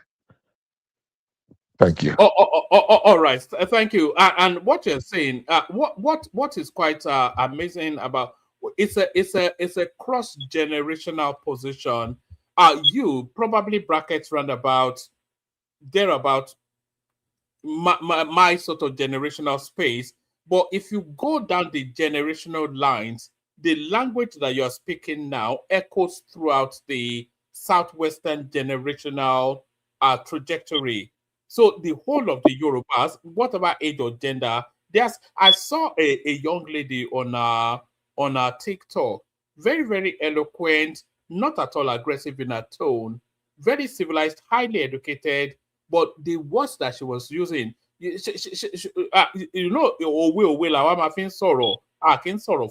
you could see quite clearly where she was. And it surprised me because she struck me as that middle ground, liberal, middle class Yoruba. So the tone and texture of Yorubaness is changing. It is changing. But we leave that. Let's go to the endorsement of the Tinubu reforms by the World Bank. And they're telling us now that it's a global reference point. Tinubu, what are you making then of the World Bank telling us that the reforms are not only excellent, but they're the template for reforms for the rest of the world? What are you making of this headline now, Bishop? Okay, so the reality is this. I was talking to someone earlier today, and I still remember in 2022 when Peter Obi was being touted, and I was trying to remind myself, I know Peter Obi now, I know Anambra State now. What are people talking? What's changed? So I did something very interesting one day. I took time to select in 2022, not now. I selected 5 of Peter Obi's interviews. At least the shortest one was about 30 minutes, just randomly. And I listened to all of them in one night. I took notes. I took my paper. Okay. I wanted to take note. I was looking for. And I listened to 5 interviews, and there was nothing concrete that Peter Obi said. And I began to ask people anytime, like, what is the Peter Obi message? Consumption to production. What is that? I mean, so any person, anybody, if we remove politics and we remove sentiment, we remove this hatred by beyond all these things, I want to be very objective. Who has a plan? Unfortunately, I said something on this platform before now. I said that unfortunately, Buhari was the price that we had to pay to have the Tinubu. Unfortunately, the opportunity, the Buhari years, the later part of Buhari years was really wasted. And I was talking to I posted something this afternoon that, look, when Buhari's wife cried out that the husband had been hijacked, almost caged, and that people were just manipulating him, people called her out and abused her. As in good conscience, he cannot go and stand and campaign for the husband again. People said all manner of things about her. So Tinubu has a plan. Tinubu was prepared for governance. Tinubu is doing the hard job. In the coming years, we'll see people will be referencing, Tinubu will be a reference point, not just for Nigeria, but for Africa, for the Black Africa. Because if we can sustain it and get to where Tinubu is taking us, governance will become like, how do they say it? Like eating fried potato. You know, sorry, Bishop. The journey that Tinubu is embarked on is going to make Nigeria the first world country in Africa. That's what I'm saying. So, and people that can see, one person that keeps disappointing me, or 2 people that keeps disappointing me, 3, 4, 5 of them. Number 1 is Professor Patrick Tommy, because I don't know. It's not objective. I don't know what is his anger. Number 2 is Pedro Peter side. Because I expected to be able to say, okay, politics apart, let's do a critical analysis of what is on ground. What is this man? What's the trajectory? Where is it taking us to? Where is this journey leading to? Unfortunately, I think they are being blinded by some other things I can mention. So back to your question, what is the World Bank? World banks are not just a team of, many times in Nigeria we have developed this something. Everybody wants to blame everything on the World Bank. World Bank is not telling you not to do. What they are telling you is something that is textbook proven. That has been tested. If you don't implement it the way they ask you to implement it, if they say go 100 and you go 90 and you don't complete the implementation, you will not get the result. You will not get the result. So when people don't completely implement those recommendations, they say, oh, they are the neoliberal, they are this, they are that. Look, there are fundamentals that will make economics work. You cannot be lying to yourself. Tinubu is saying we are not a rich nation. Every dumb person knows that we are not a rich nation. We might have resources, but the resources that you have that is locked up in the ground, that is not being utilized for the betterment of the citizen, it's not wealth. So directly to answer your question, Tinubu is taking on us a journey that if we can endure and he can finish it, not just his term, because 8 years might not be enough, but we will have gotten out of the wood and he is able to produce somebody else that will continue. Not the ones that are coming back to say that we want to reverse. You know what you said there. That's the most important part of the journey. You know, they've always said that for Nigeria to succeed, it needs 3 cycles of good governance. So that's 4 plus 4 plus 4, which is 12 years of consistent good governance. So whoever Tinubu chooses to succeed him, it's so important. If we end up with like a Buhari type person or a Atiku type person, then that'll be the end. Let's just divide the country and go. they will just everything that he has gathered. They'll just loot everything again, or we end up with the Peter Obi, which will be even worse. But I don't even want to talk about Peter Obi because the method of thinking about the Peter Obi presidency in this complex Nigeria, Peter Obi is not. Obi, let's leave Peter Obi. So, all right, Bishop. Let me take it. Go on, make that point.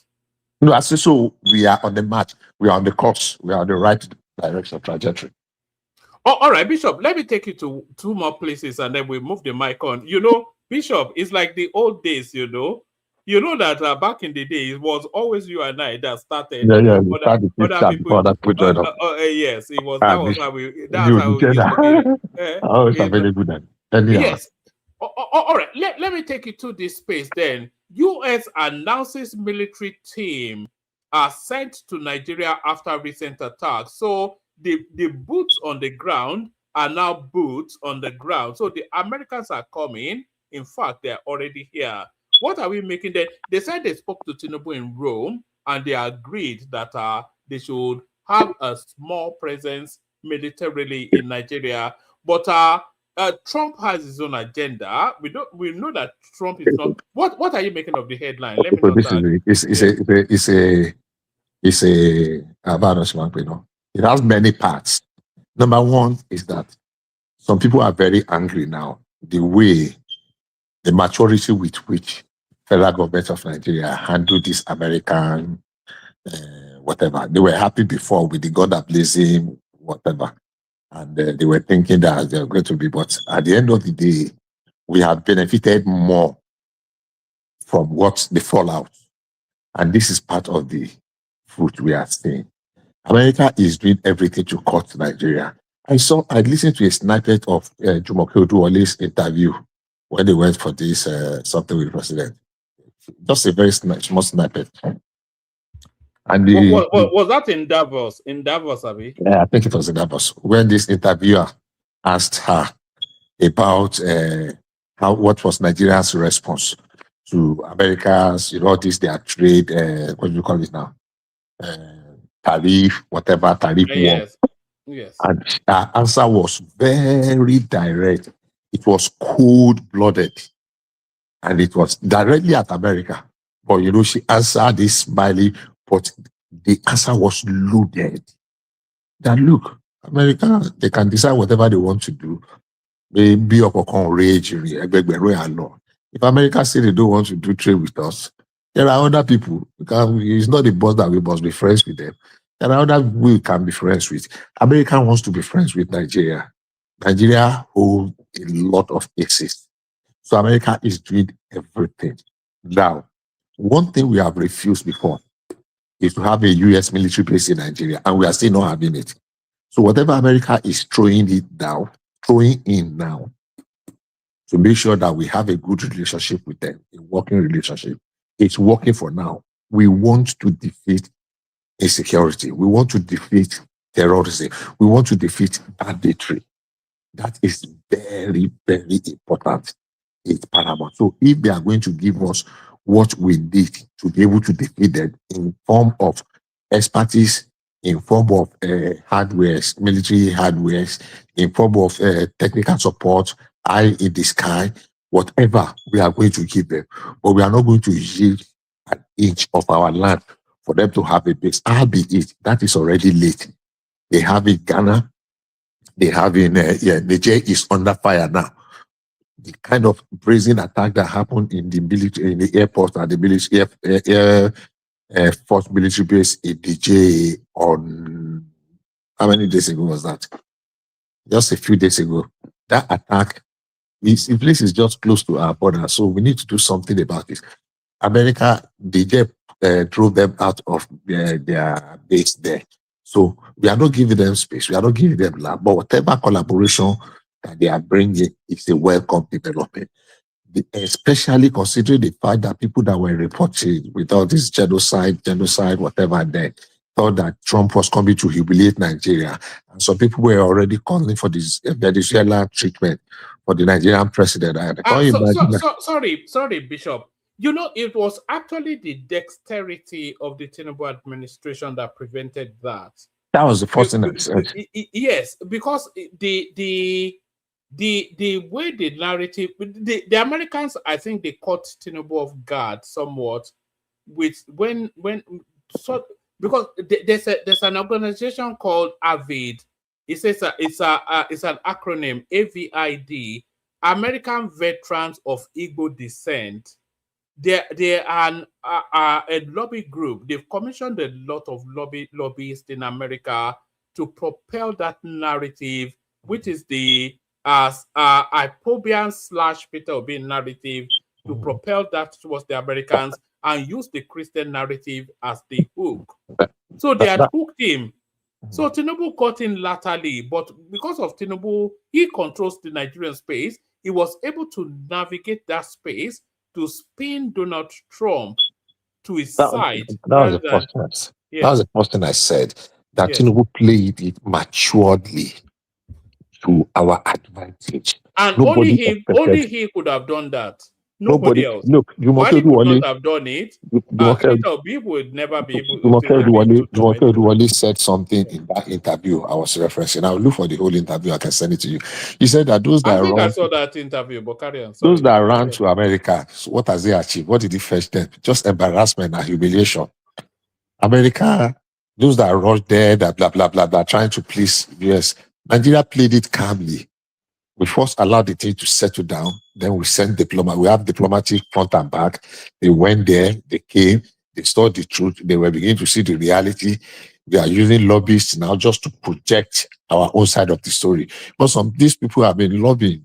They've been lobbying. They've been using people in the Republicans for like forever, sending all the wrong narrative. But just Nigeria reacted to it one time. All the lies are collapsing like a pack of cards. And they just realized that all the money they've been wasting is a waste, because that's what they wanted to achieve is no longer there now. So for me, all the gun ablazing thing has worked perfectly in Nigeria's favor. And thank for the way the president handled it, very maturely. No, I have a great approach, no knee-jerk reaction, no abusing, blah, blah, blah, blah. No. After the man said what he said, we still sit down, still send delegation. We've had about 4. This military top brass are the 5th delegation that will be coming to Nigeria since the beginning of the gun ablazing. They help us to dislodge the Lapurawa, whatever. That costs a whole lot of money. A whole lot of money. And whatever anybody wants to say, from what we were hearing in the background, even though they never said the pictures, that thing really hit the target. Those you know, Bishop, I cannot wait for the 2027 elections to come and go so that we can embark on the journey of the Nigeria that we want. You know? It was one of the good things that Tinubu did was that there are too many distractions. I expected that after the court judgment, the Supreme Court judgment, that everybody would just say that, say, okay, in the interest of what Peter Obi never stopped campaigning. He has never stopped. At every given opportunity to run down, and the headless mob they call obedience, they're obedient or obedience. And I look at them, I listen to them sometimes, and I cannot comprehend. I cannot just believe it. And we have this gathering of people in Nigeria.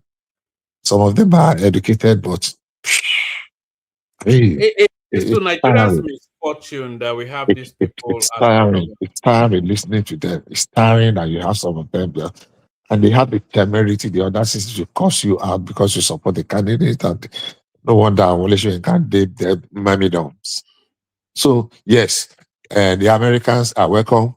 We are not going to eat. They don't even need our land again, but they want to impress us so that we continue our relationship with them, because they know we are already looking elsewhere.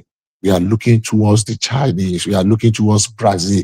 We are looking towards, several other places, the Gulf countries, the Arabian Peninsula, and the rest. We are looking towards. So if you don't want to be our friends, we have other people who want to be friends with. So, and America really, if America wants to have a foot in Africa, they need Nigeria. So they want to bring themselves back into Nigeria is Africa now, especially Black Africa. So they want to bring themselves back into and if Nigeria gets it right without the contribution of America, without their positive contribution, then they've lost us forever. Yes. We are going to get it right. So it's either they now join us to contribute in their own little way. So we still owe them some little allegiance. So that it will be okay, a little here, a little there, on the short to social. But if they completely just leave us, because we are going to get it right, and this is the time we are getting it right. I still understand. But Bishop, we need to cut Northeast and Northwest out. We need to cut this. No, let's not open that space just yet. Yeah, that's a very easy way. But then, I think we can manage the situation. It's just unfortunate that we still have, look, of all the troubles that is in Nigeria today, some reasonable, supposedly educated, informed, reasonable, well-traveled people are campaigning that they should remove Amupiton. Is that the most important thing now? I don't understand. No, Bishop, I don't know why one man is running away from this. You see, I don't want to run away from it, but I wanted everybody to speak and then we open it up. No, I want you to say the truth. Why you could feel up, but you could say the truth. Now, you see those two regions. You understand? I came up with something. I found out something recently. I realized that the population of those people that are creating a problem for us in this country, they are very. They are, when you even look at their religion affiliate, they are not even more than 30% to 35%. So I think if we cut them off, I think it's the best. Even I know that people like ABE, I know he go the best, but I know send you. We have to cut all those people. We have to go back to that Gideon Oka's recommendation. When you say cut them off, what does that mean? We cut them out of our country, merge them with Niger. Since America is anybody. Yes, but you see the thing with that, what you're saying there is no different from the Biafran narrative.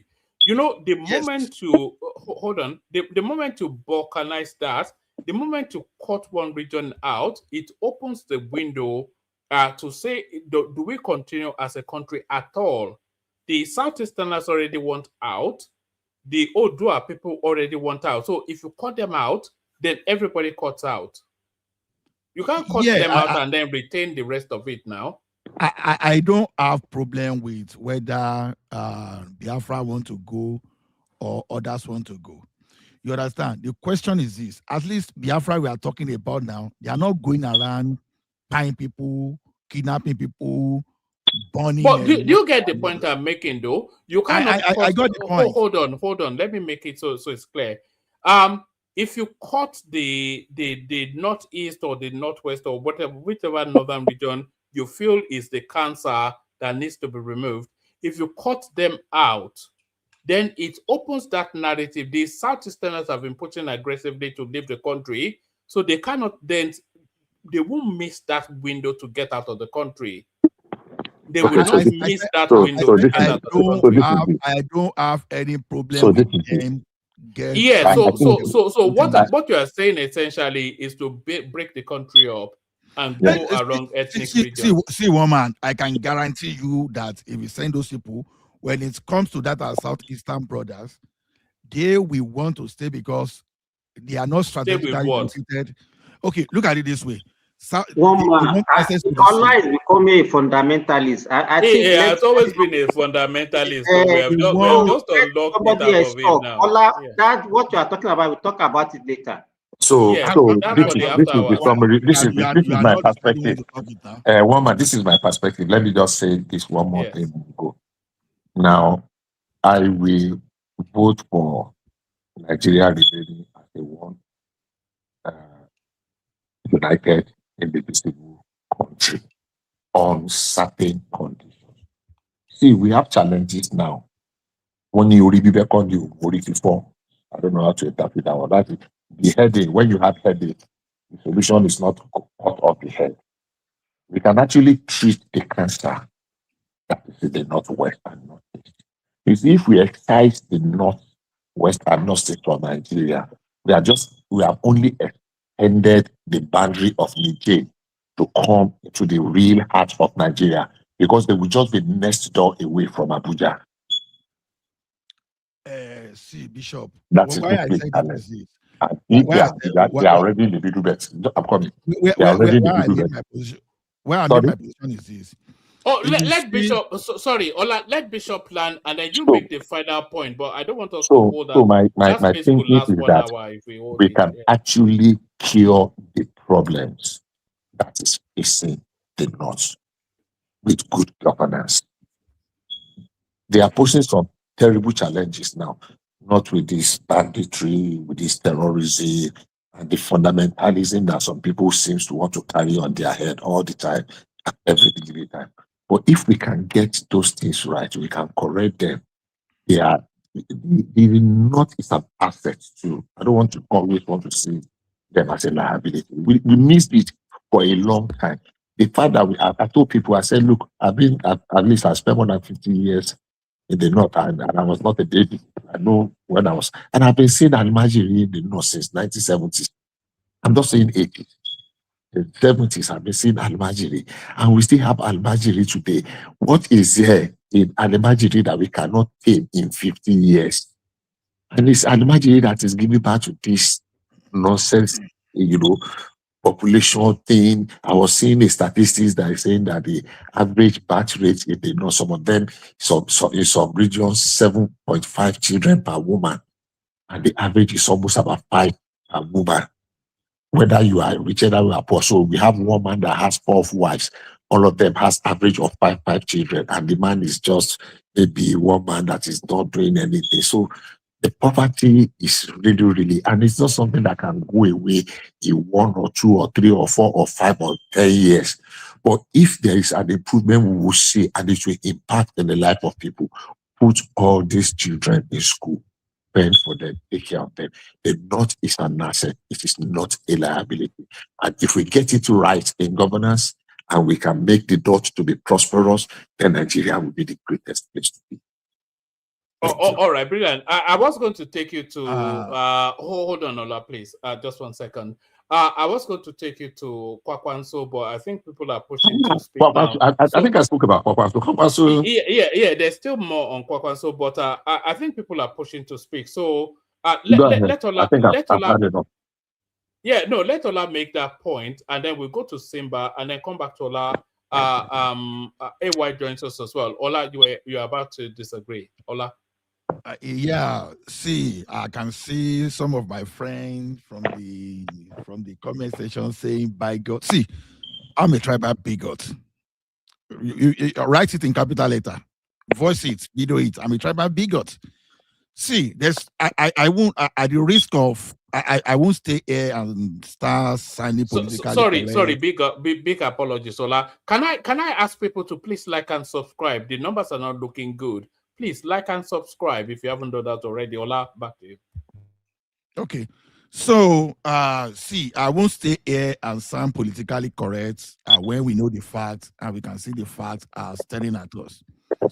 You see, one thing is what is happening in Nigeria is not only happening in Nigeria, it's just a global ideology.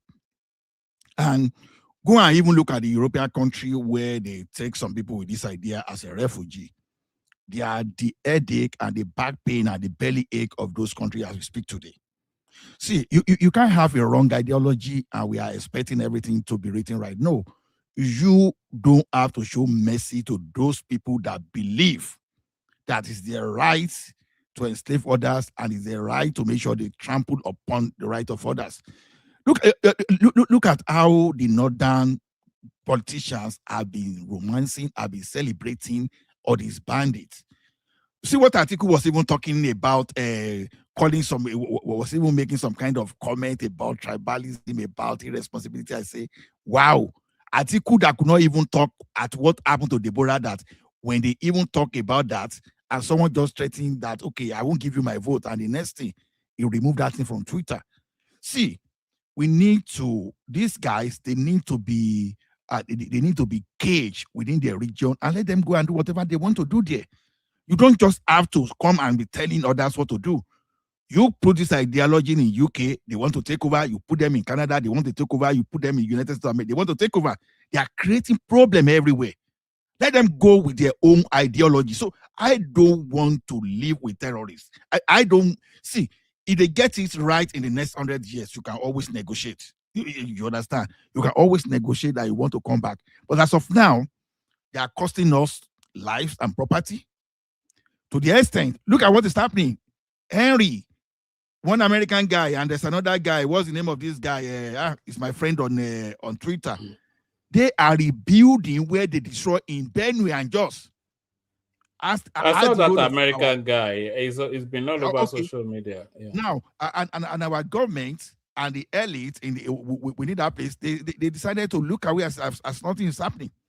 And you are telling me that I should embrace those type of people. Now, I should embrace people that are very comfortable giving the task and the money made from the south and other parts of the country. You understand? You are using that money to fund terrorists, because when you say you are reforming terrorists and you are giving them people not to pay others, you understand? You are simply funding terrorism. Don't let us just sugarcoat all those stuff. So as long and someone, when some soldiers are incapacitated, you understand? You see how many soldiers that have lost their lives, many soldiers that are now physically challenged forever. You understand? You are not taking care of the family of those people, but you have several millions of naira, several billions of naira to take care of those people that are committing crime. And you want me to stay with people with that ideology? No, because to me, if I was, this is now I pray for there's no time we needed person like Obasanjo, and this time that nationally, when you see a place now using money to reset to terrorists instead of reset to the IDP, those people that internally displaced people, you understand? What you should do in that situation is that to make sure that you hold on to the allocation. Don't give them that allocation. So as long as those kind of ideology continue, these people, okay, Northeast is contributing less than 5% to the entire economy of the country presently, and the Northwest is contributing about 10%. But yes, they are getting a chunk percentage of this money, either through security, through some kind of social welfare, and all those people, they are creating problem. The money that is supposed to be used to develop other places, this guy, they are fighting our attention. I want us to stay with those kind of people. And meanwhile, these people, their people came the last time and they looted the treasury dry. I still want us to continue with those people. No, I think we should use this opportunity of Trump to cut them off of that country. Let them go to those people they want to go and join. Let them go and practice whatever they want to go and practice with them. I don't want to live with them. I keep telling people that Ilorin, that didn't want to be Yoruba land. If I have a way to cut Ilorin out of Yoruba land, I will do exactly the same thing. Thank you. All right, brilliant. Excellently put. There's a lot I disagree with on what you said, but just for the purposes of moving the conversation, when everybody has spoken, I may want to revisit, because I don't entirely agree. For all that you have said against these people, they probably have an equal argument against you. So if we don't reach a confluence, if we cut them off, and then of course the same set of problems manifesting differently from the Southeast, and then the Southeast will tell you the Southwesterners are the problem, etc., etc. If we don't reach a confluence, then we don't really have a nation. And if we don't want a nation, then we go with ethnic stock. But let's go to Simba, and then from Simba, we reverse back to you, Ola. AY joins us as well, and it's always a delight when AY is here. Simba, the floor is yours. The main topic of discussion is this now waving of the finger by Sanwo Olu, and but my own interpretation is that he's waving it at the excesses of the Southeasterners, and he wants them out of his land. Lagos cracks down on illegal chieftaincy titles. What says you, Simba? Yeah, good morning. Good morning. I greet everybody. Ola, good morning. Bishop, good morning. AY, good morning. Good morning to you. Yeah, you know, yeah, one man, you know, when, you know, I always, whenever I want to talk, I always, you know, reverse back to our history, even before independence. You know, when Zeke came to Nigeria in 1837 and he started his West African pilot, the only thing that he used that newspaper channel to do is to do propaganda. You know, Zeke is very eloquent, he's very articulate and well educated. He was able to woo a lot of Nigerian and Yorubas into his side. He resided in Lagos. And a lot of Yorubas were carried away. He was able to woo them, and then they formed like the obedience that we have today. They called themselves Sikhism that time. To the extent that when Abat Macaulay, who actually formed the NCNC, when he was on his sick bed, and Zik was the secretary to the party that time, he handed over that party to Zik. And the person that now became the vice to Zik, when Zik in 1959, when Zik was going to the national level as the president, he is supposed to hand over that party to a Yoruba man. But instead, he handed that party over to the premier of the Eastern region, which was an Igbo man.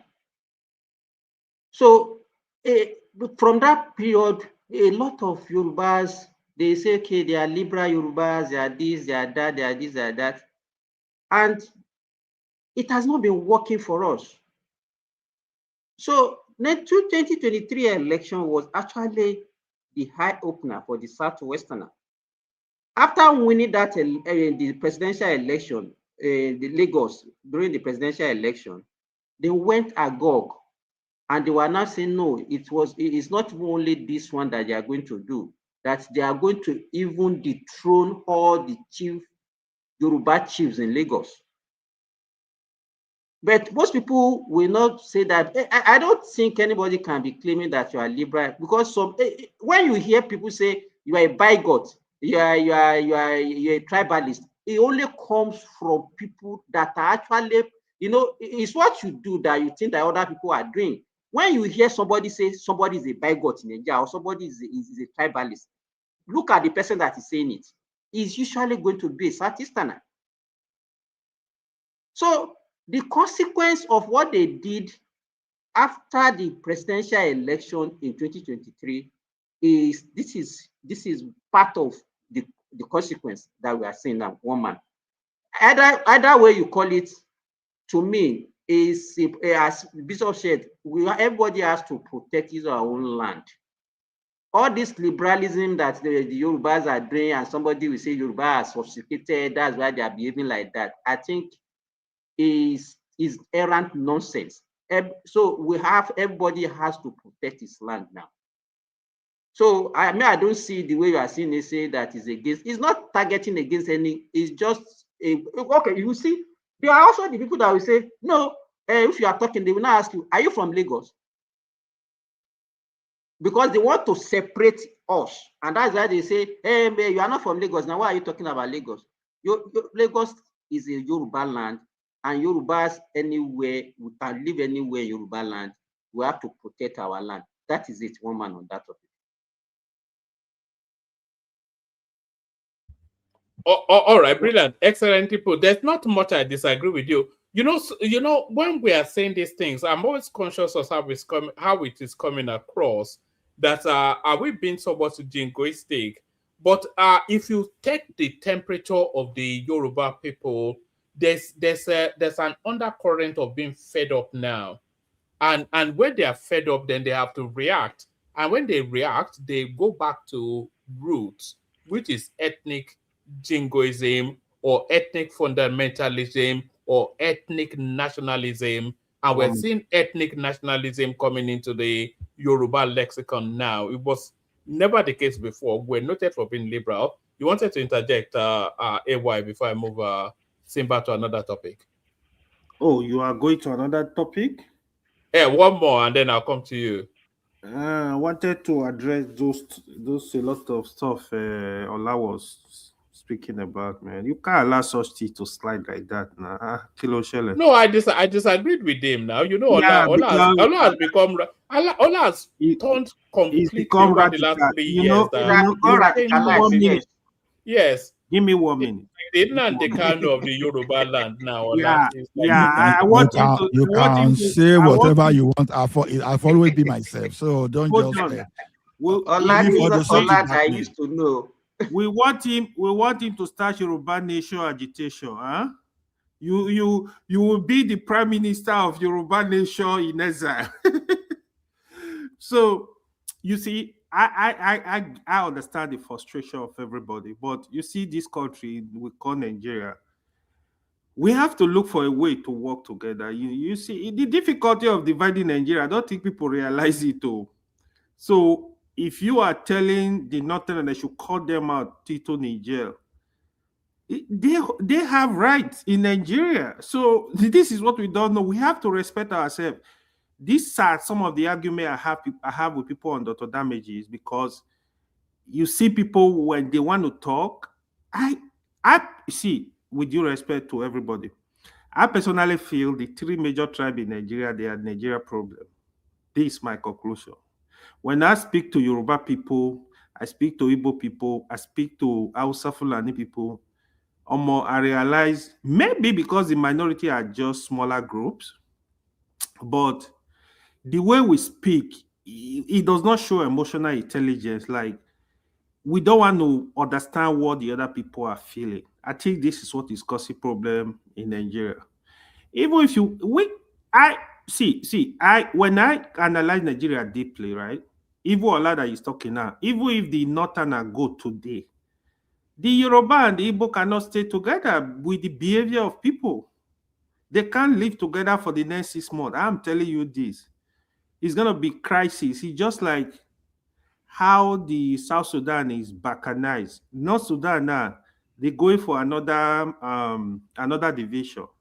This is what is going to happen in Nigeria, because when you hear them, oh, let the South go, let the North go, even the North cannot live together, because the middle betters, they are going to look for their country. Then in the South, you will have agitation. The Yoruba and Igbo is going to be cataract. Then the South, they are going to also demand for their country. This is the problem. So except they can quietly divide Nigeria into 6, probably we can manage it. But the truth is, we have to, we got issues. These are real issues. Sometimes when you go really, it's like what is going on in the North. It's only a foreign journalist that was able to break it down. They actually did a study. They were able to break it down, because the banditry, the terrorism going on in the North is of different dimension. You go to the Sokoto and the Zamfara Axis, is banditry based on raw materials. Then you go to the Jos area. Yeah, that one is religion is involved, ethnic is involved.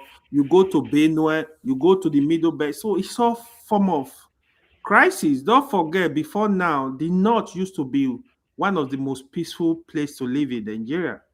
But suddenly everything just go haywire. The frustration of everybody, I understand it, but I think we need to mind our language. I know Ola usually he does. Last time we had discussion about religion, I was correcting him in a lot of stuff, but sincerely, I know everybody is angry. We have to calm it down, because if Nigeria, look at what is going on in Libya. Even till now, till the death of Gaddafi, they just killed Gaddafi's first son or second son today that was contesting for the president. The crisis has not ended. This is more than 10 years. So you look at it really, the way we still have Nigeria now, I still believe we are living in peace, because if Nigeria go in flame, this is my fear most time, because it's not going to be funny. And nobody...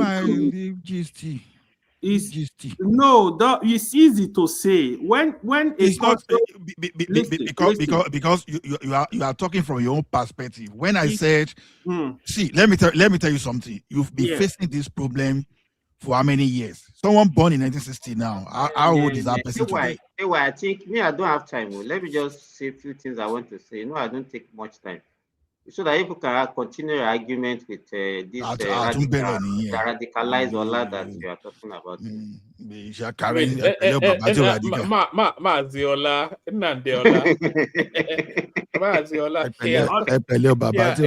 Ola just start agitation. Ola is the Yoruba wing of the IPOB movement.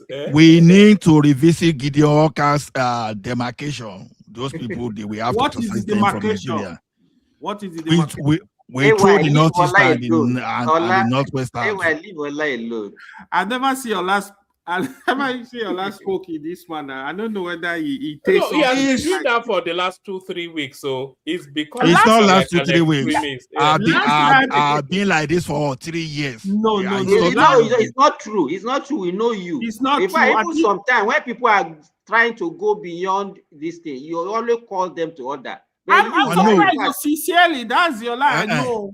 That's not true. Then Ola, you don't know me. Like you don't know me. You have to put everything in context. The first time I saw Ola talking like it was the last discussion we had. But Ola, I know, even when I've always been a Yoruba nation. Ola has turned into Mike. It was Mike that was the extremist. Now it's Ola.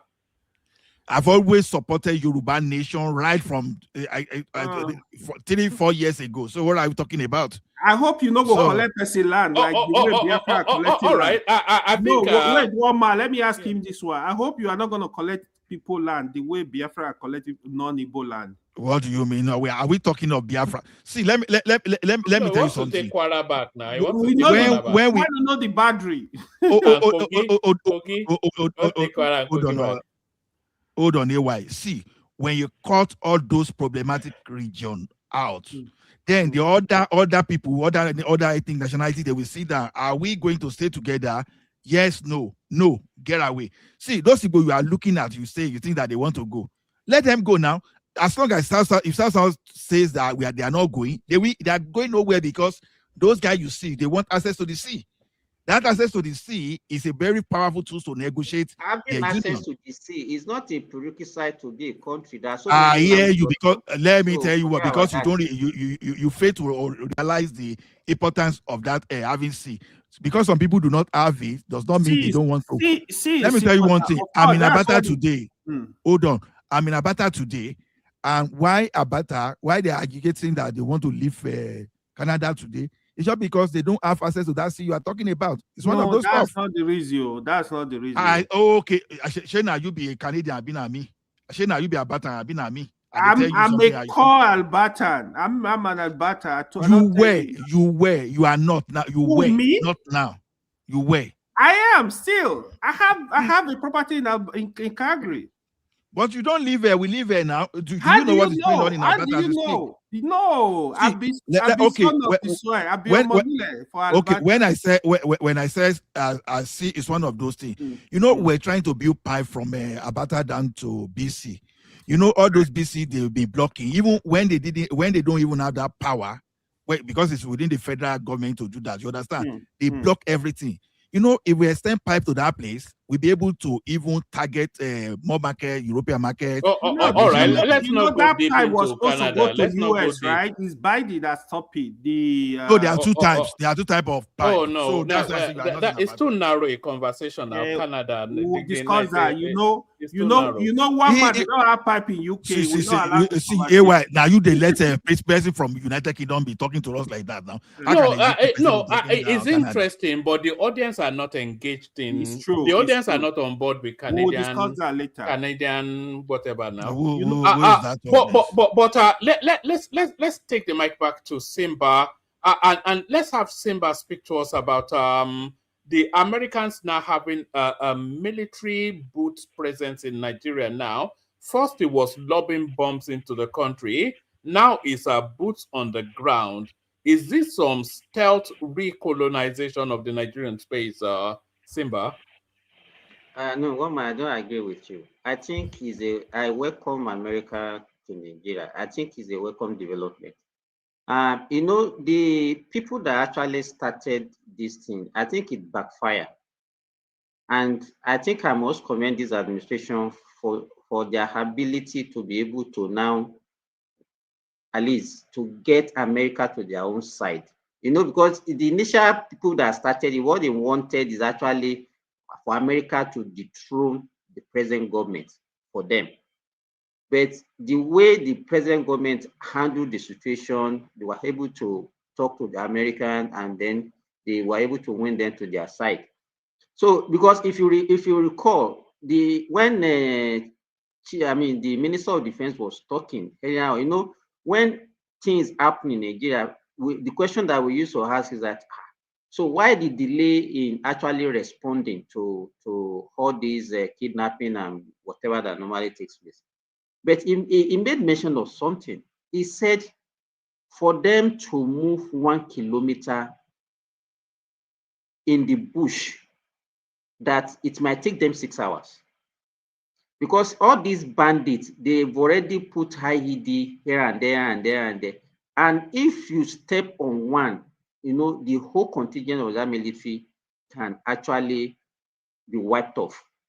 So what I think is that with the presence of America, they have the equipment that they'll be able to use to actually detect all these things, and to actually, you know, the synergy that we can have with America will actually help us in actually defeating these bandits. But the only issue that I'm looking at now is that we're only looking at the kinetic aspect of this war against banditry and insurgents. Why are we not all looking at a double barrel approach to it and look at the non-kinetic aspect? What are the fundamentals? What are the reasons why this thing actually started in the first place?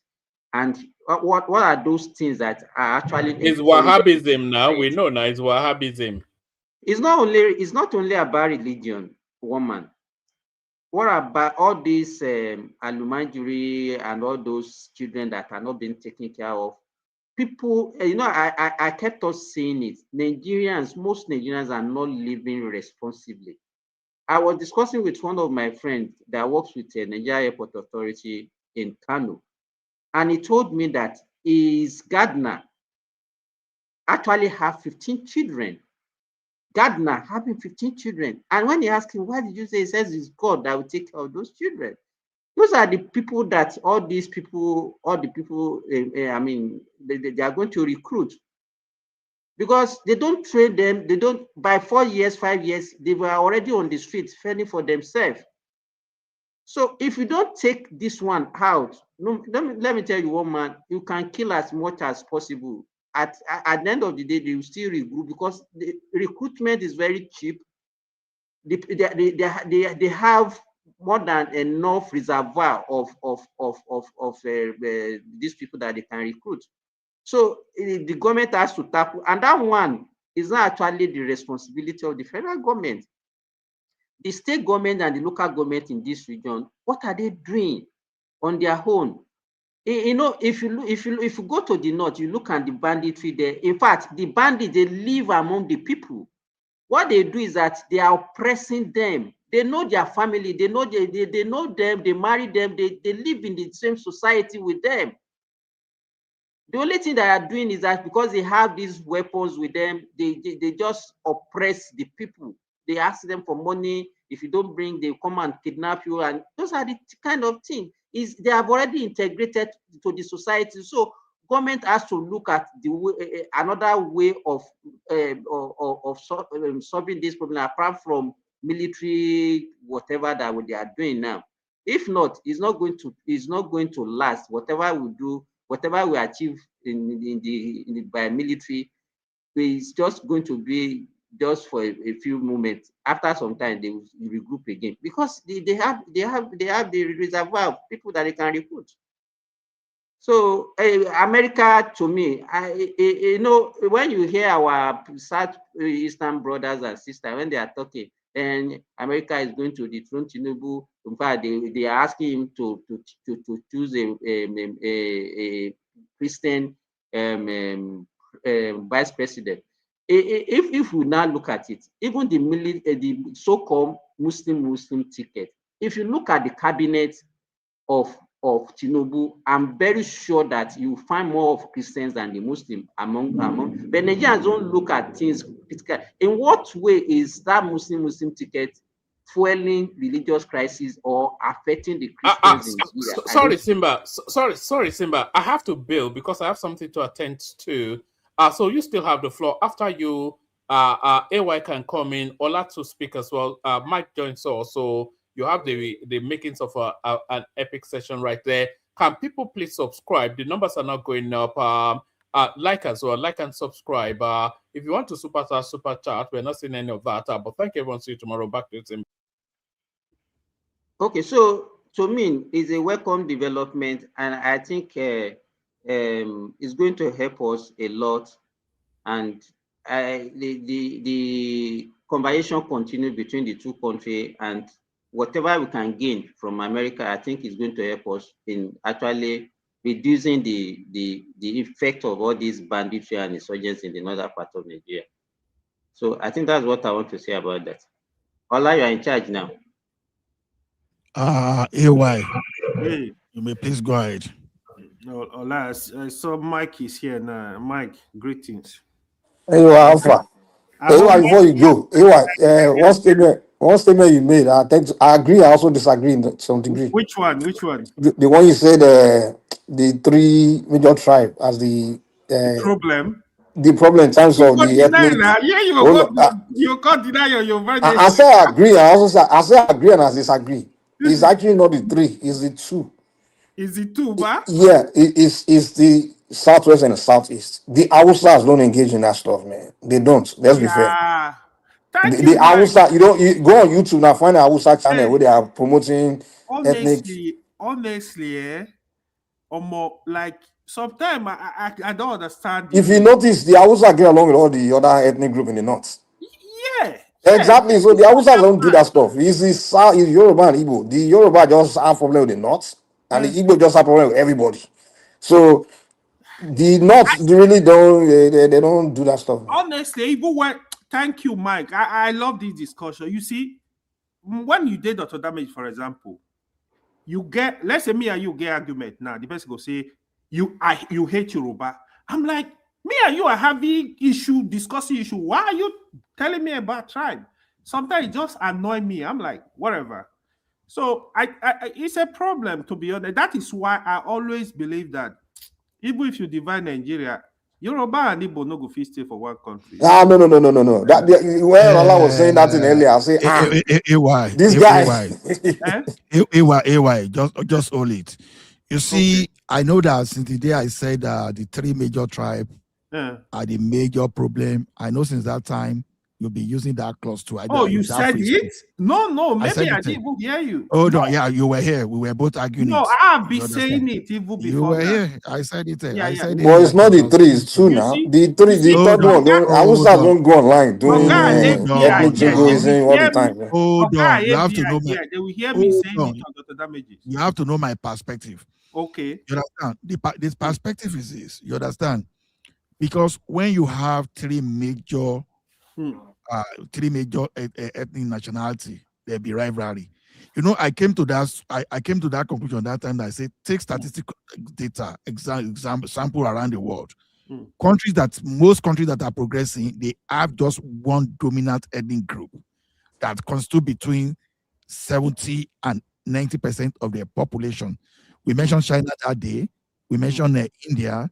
We mentioned Malaysia and some other countries. So even someone was even trying to bring United Kingdom. Then we went there and we were shocked to even see what we discovered from United Kingdom. So now we have three major groups that, okay, this Yoruba does not want Igbo, you understand, to override them. The same way, that of the North is even funny because it was actually the Fulani that dominate the Hausas. So, but they now call Hausa Fulani. They too, they want to hold on to power. So they are not stopping at that point. They are not even picking their religion. So they did that thing for a very long time, to the extent that the union of middle betters now, they are not emerging. If you go to online, we are talking about today now, you see the middle betters, they are telling you that we are not the North. That some of them will say we are more of South, we are more of Igbo, we are more of Yoruba than the core North. That the core North, as referred, are just the Northeast and Northwest. It's ongoing. Are you saying there's one particular ethnic group in the north that you're oppressing the rest of the north? You are not getting me. I don't think. No, it's just a question I ask you. I'm not trying to get anything. I'm just asking questions. Middle Belt said they are more of South, they are more of Southeast, they are more of Yoruba than core North. I'm not the way. Middle Belters are the ones saying that, not me. But what is core North? What is core North? Hold on. what those people are saying that they have many ethnic group there. That's basically what they're in the saying. north, right? Let me kind of in the north central, the middle Yeah, belt. in the core north too. They have many ethnic groups in the core north too. Yeah. So No, hold let on. me break it No, down no. for you, Ola. I know this space. I know this space very well. See, you see in the north, right? First of all, one thing that really joined the north is ability for northerners to speak one language. This really, really helped them. The Hausa language and then the religion. Hausa language. Yeah. Almost everybody that live in the north speak Hausa. I will say 99%, 99.9%.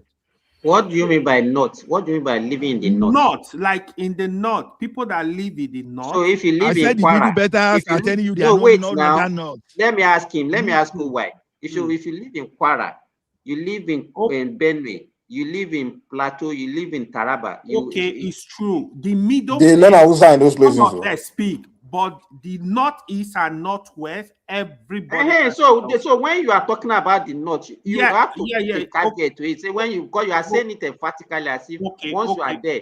I live in Kwara State. I don't understand. Yeah, I know. I get nobody it. speaks Hausa to me. See, so what are you Kwara sincerely supposed to be Yoruba. I have said I don't know how Kwara is in the north, to be honest, because Kwara. But Simba in Kwara, they all speak Yoruba now. So the thing is, I love the way Mike is coming through this. We have to have objective discussion. Let's leave sentiment and emotion. But you see the north.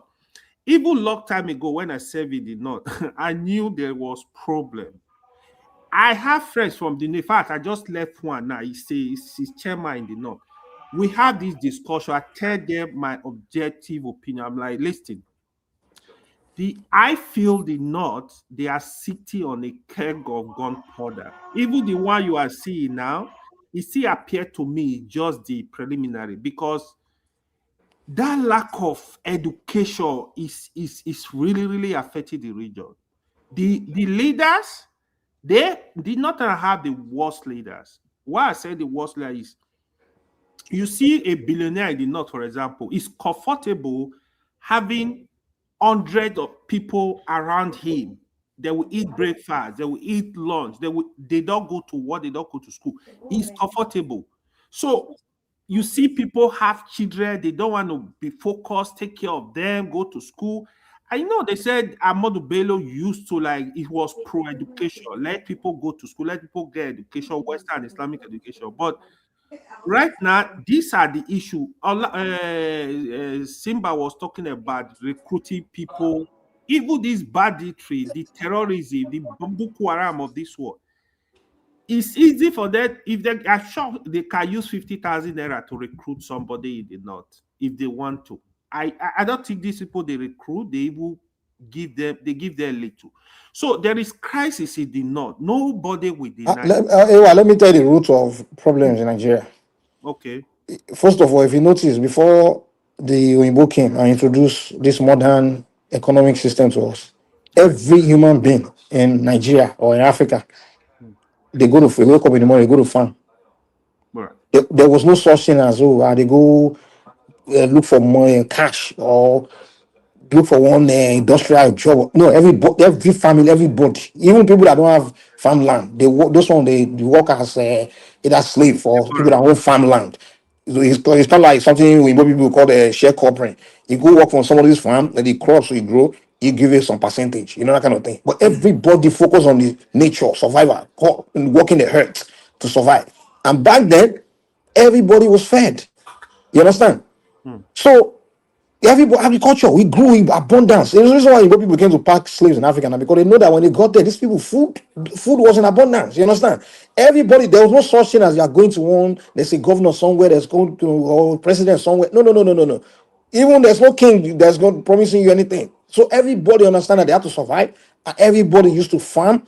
And the people that are not farming, they are fishing. Those are not fishing, except some people that develop some craft like arts, creating arts, something.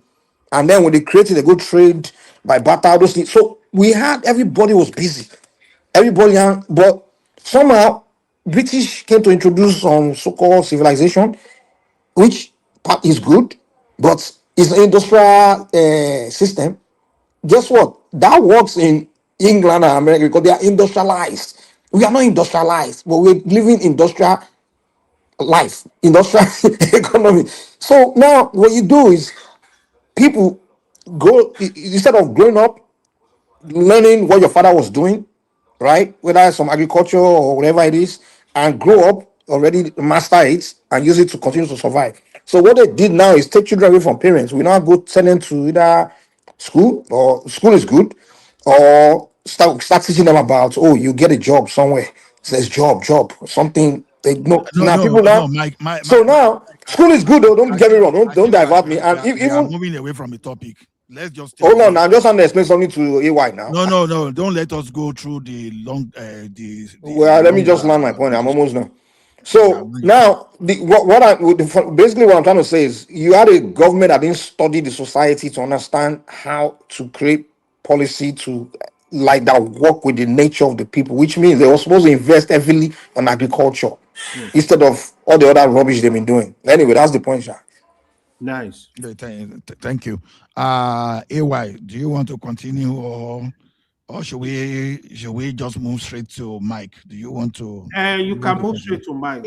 Let me, Ola, Uh-huh. let me say this. I think when we are talking about the problem of the North, I think maybe because of lack of knowledge, we should be able to separate their problem from Islam. Yeah, that's one mistake. You understand? A situation whereby we always view them from the point of their religion, and you see that religion as your problem. Yeah, that is a big mistake that Nigerians are making. No, Simba. Yes, let me finish. Simba. Let me finish. Okay. I don't have time, please. Whenever you see any problem from the North, people will always say it's because of Islam. That is why they are having this issue. When there is insurgents, they will say it's Islam. When there is banditry, they will say Islam. Whatever problem they have, they will say because of Islam. And whatever they are doing is not Islamic. Well, I'm living here in Saudi Arabia, where Islam originated from. You can never see any destitute. I've never seen anybody asking for money on the street or begging for anything on the street of Saudi Arabia. I've never, in fact, in Saudi Arabia, if your children does not go to school, in fact, every day, what I write every day here, even if you admitted a child for just one day, you have to write a sick leave that you have to go and present in school. But that is why I couldn't come to school, because I was sick. Because the repercussion on the parent is there. So I don't know, I don't even now know, even in Saudi Arabia, before you see a man that will marry 2 women, in fact, if you put 100 Saudi Arabian men together today, I don't think you can see 5 that will have 2 wives. So, because you see people peddling some kind of rumor and some kind of thing that they see the Northerners doing, and they not Simba, hold on. Is a big mistake that we are making. Before you accuse anyone of tagging Islam, it's not about tagging Islam. Let me tell you something. Religion itself is a tool. It can be Christianity, it can be Islam, it can be Buddha, whatever. It can be Judaism or whatever. But when you start weaponizing it, it's the problem. Now, in Nigeria today, it's no longer a story that we know that some people weaponize Christianity to make money, to make themselves rich. That's not what we are talking about. Now, some people too in the north, in the north, they are using Islam as a weapon. Nobody is saying Islam as a religion itself is the problem, but those people that are using it as tools. But the thing is this: when that kind of thing start becoming a problem, you have 2 options. It's either you find a way to push that religion to be purely private thing, which was one of the reasons I raised it here the other time about 3 days ago, that if you strike anything Sharia out of the constitution, I know how people here just swamp on me. In fact, and you know the interesting thing here is this: when the thing favors us, oh, we are okay, we are moderate, but once you say something that goes against someone's religion, that gentle person all of a sudden becomes so volatile. You understand? You know one issue I have with your view. It's almost like the thing you complain about the North. that they are doing, that offend, that you it says your problem, is usually something they're doing in their territory among themselves, right? And you talk as if they come to your place to come out and push it on you. Exactly. And then you trying to exonerate the Southeast as if their own problem they keep it in their place when they are the one actually coming to your place to give you problem. See, I mean, both of them are equally, both of them are, in my eye, are guilty. But you present them as, oh, but then they are not disturbing you. I'm like, are you kidding me? see my Look at brother, the that's not topic where government I'm just even gave you. going. The people that come to Lagos will tell you they want to abolish your king. That's not where I'm going. I don't see the Deborah, Awusas in Lagos hold disturbing on. you or telling you how to do Sharia. Deborah, Or those may come to your Deborah, place and mind their business. hold on. Deborah, the people hide under. Okay, the Deborah, was it done in Southwest? Let me land. So are you saying Deborah was not supposed to leave? I didn't say that. But what I'm telling you, hold on, calm down. What I'm telling you is Deborah was a Christian. Hold on. okay, fine. But Hold on. So because Deborah was not done in the Southwest, and where it was done happened to be part of Nigeria, and I say, and I'm a Nigerian. If I travel out of this country today, nobody knows whether I'm from the north or I'm from the west or I'm from the east. As far as I'm concerned, I'm from Nigeria. Let me land. Anyway, give me chance to respond to him. Okay. So that is why that when the Mopo tried to apply for asylum in Canada, they denied that because they say it belonged to one organization that abused human rights. No, they care less whether the guy belonged to, whether the guy did not even participate. You understand? A guy too that will happen to be APC too, just because he's shifting of APC, denied, just because he belonged to a particular organization that they see that is romancing with the terrorists.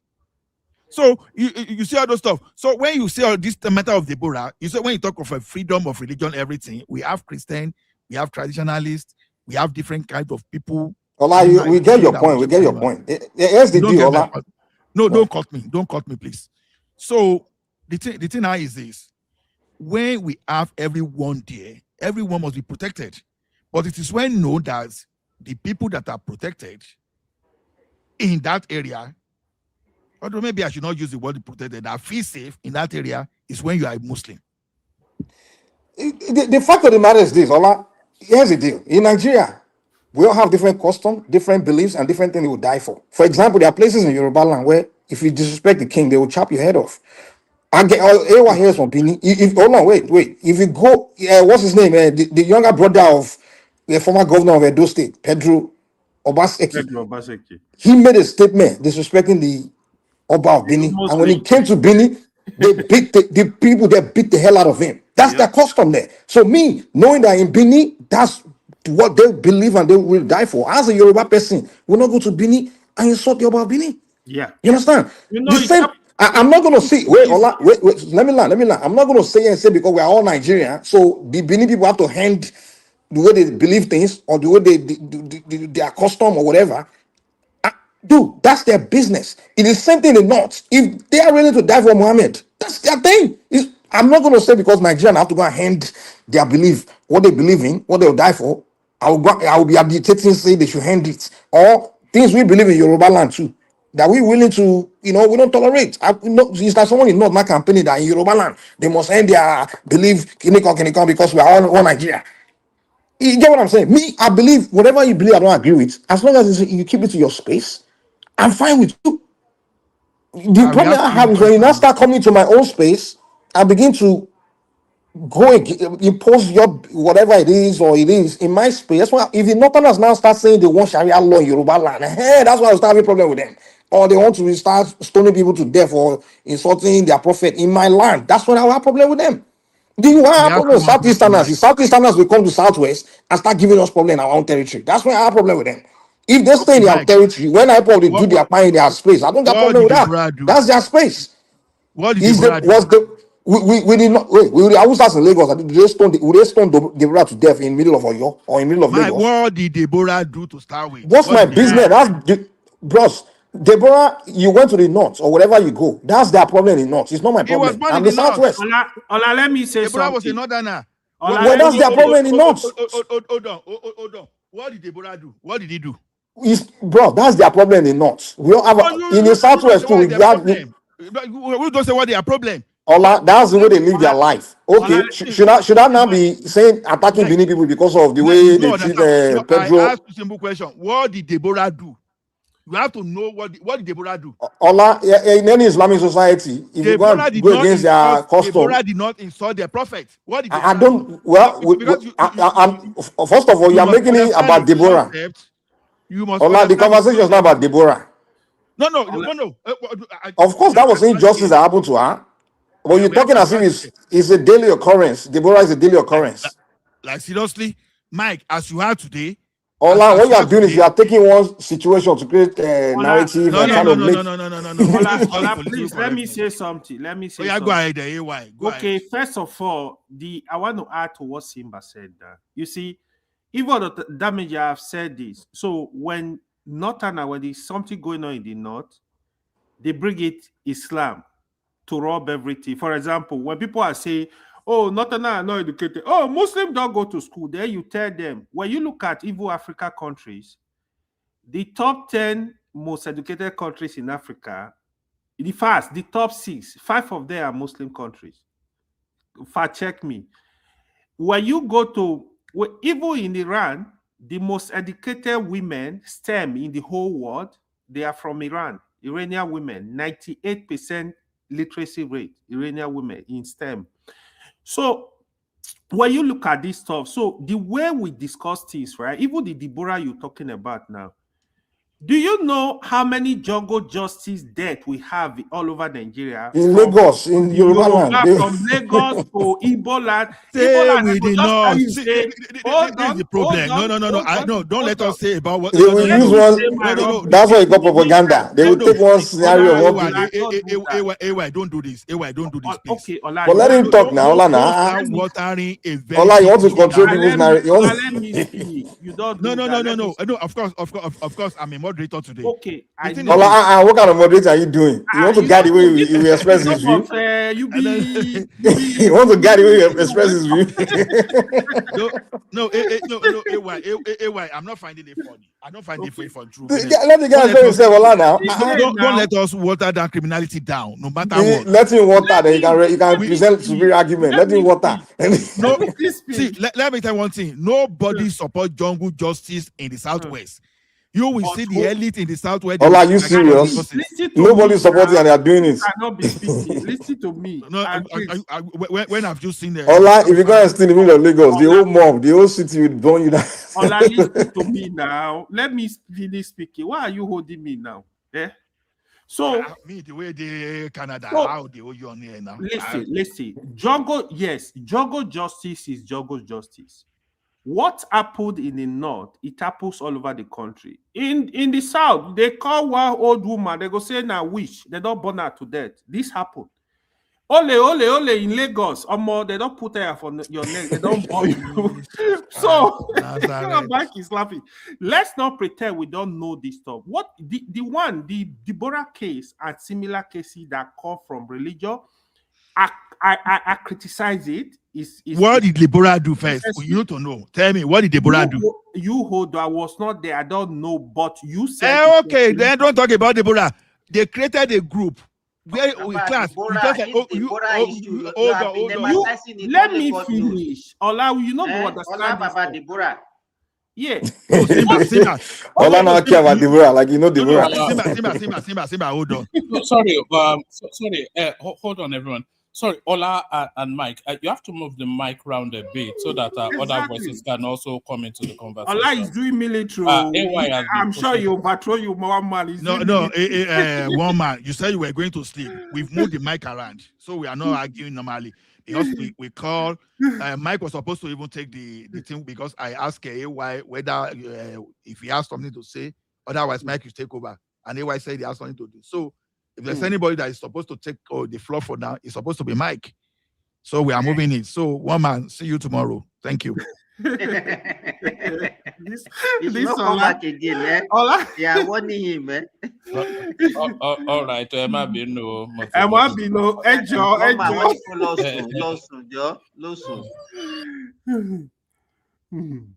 So to be honest, this stuff happen, right? It's not that with the activities of people that buy the Bora, it's not that every Northerner is supporting it.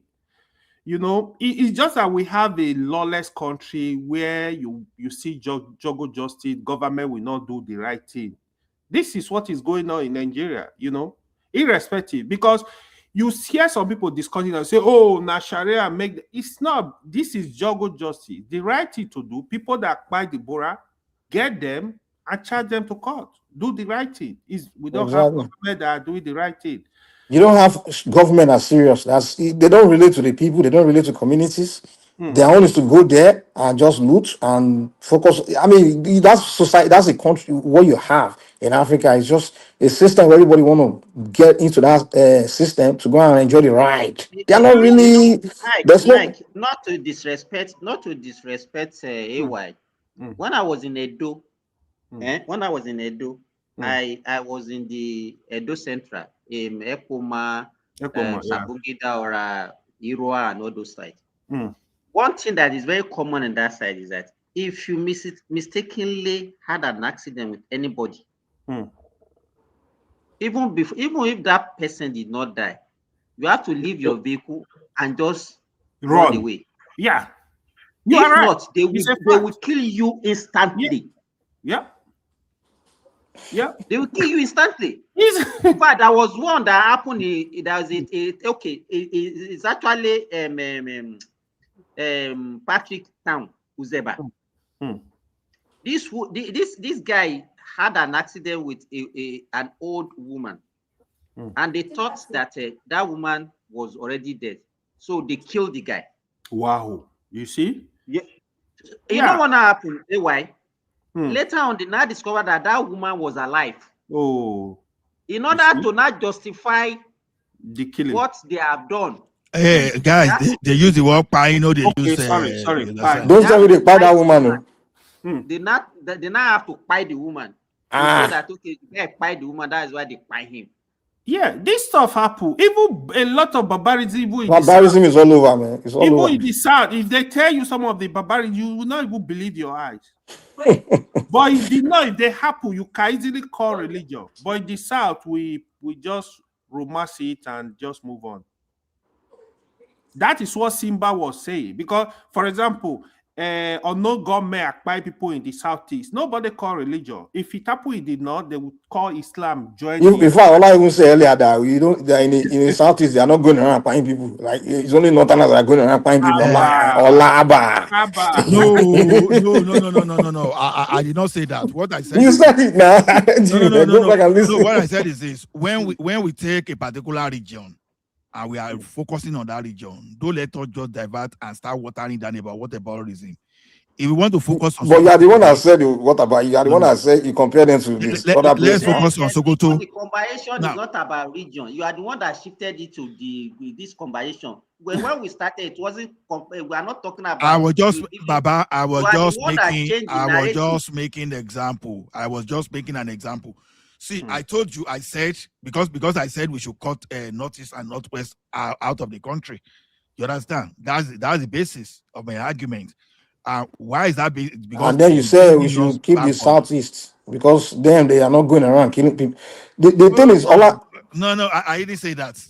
You said it now. You said it to Ola. That's not what I said. What did you say? Because I told you now. Hold on. I told you my focus is on Northwest and Northeast. So I can't be saying, okay, when we are talking of S-men menace now, we know that when we want to talk of S-men that are creating problem, kidnapping, they were in majority, maybe 70 to 80% entirely. But when we are discussing majority now, and someone can say, okay, what about that pastor that arranges kidnapping in the kitty? I say, when you talk something like that, you are watering the main point down. That's what I'm saying. You can't use an isolated case when we are dealing with. But that's what you deal with when you give example. No, it's an isolated case now. That's not bringing up Deborah. That's isolated case now. No, no, because we got to the point of example.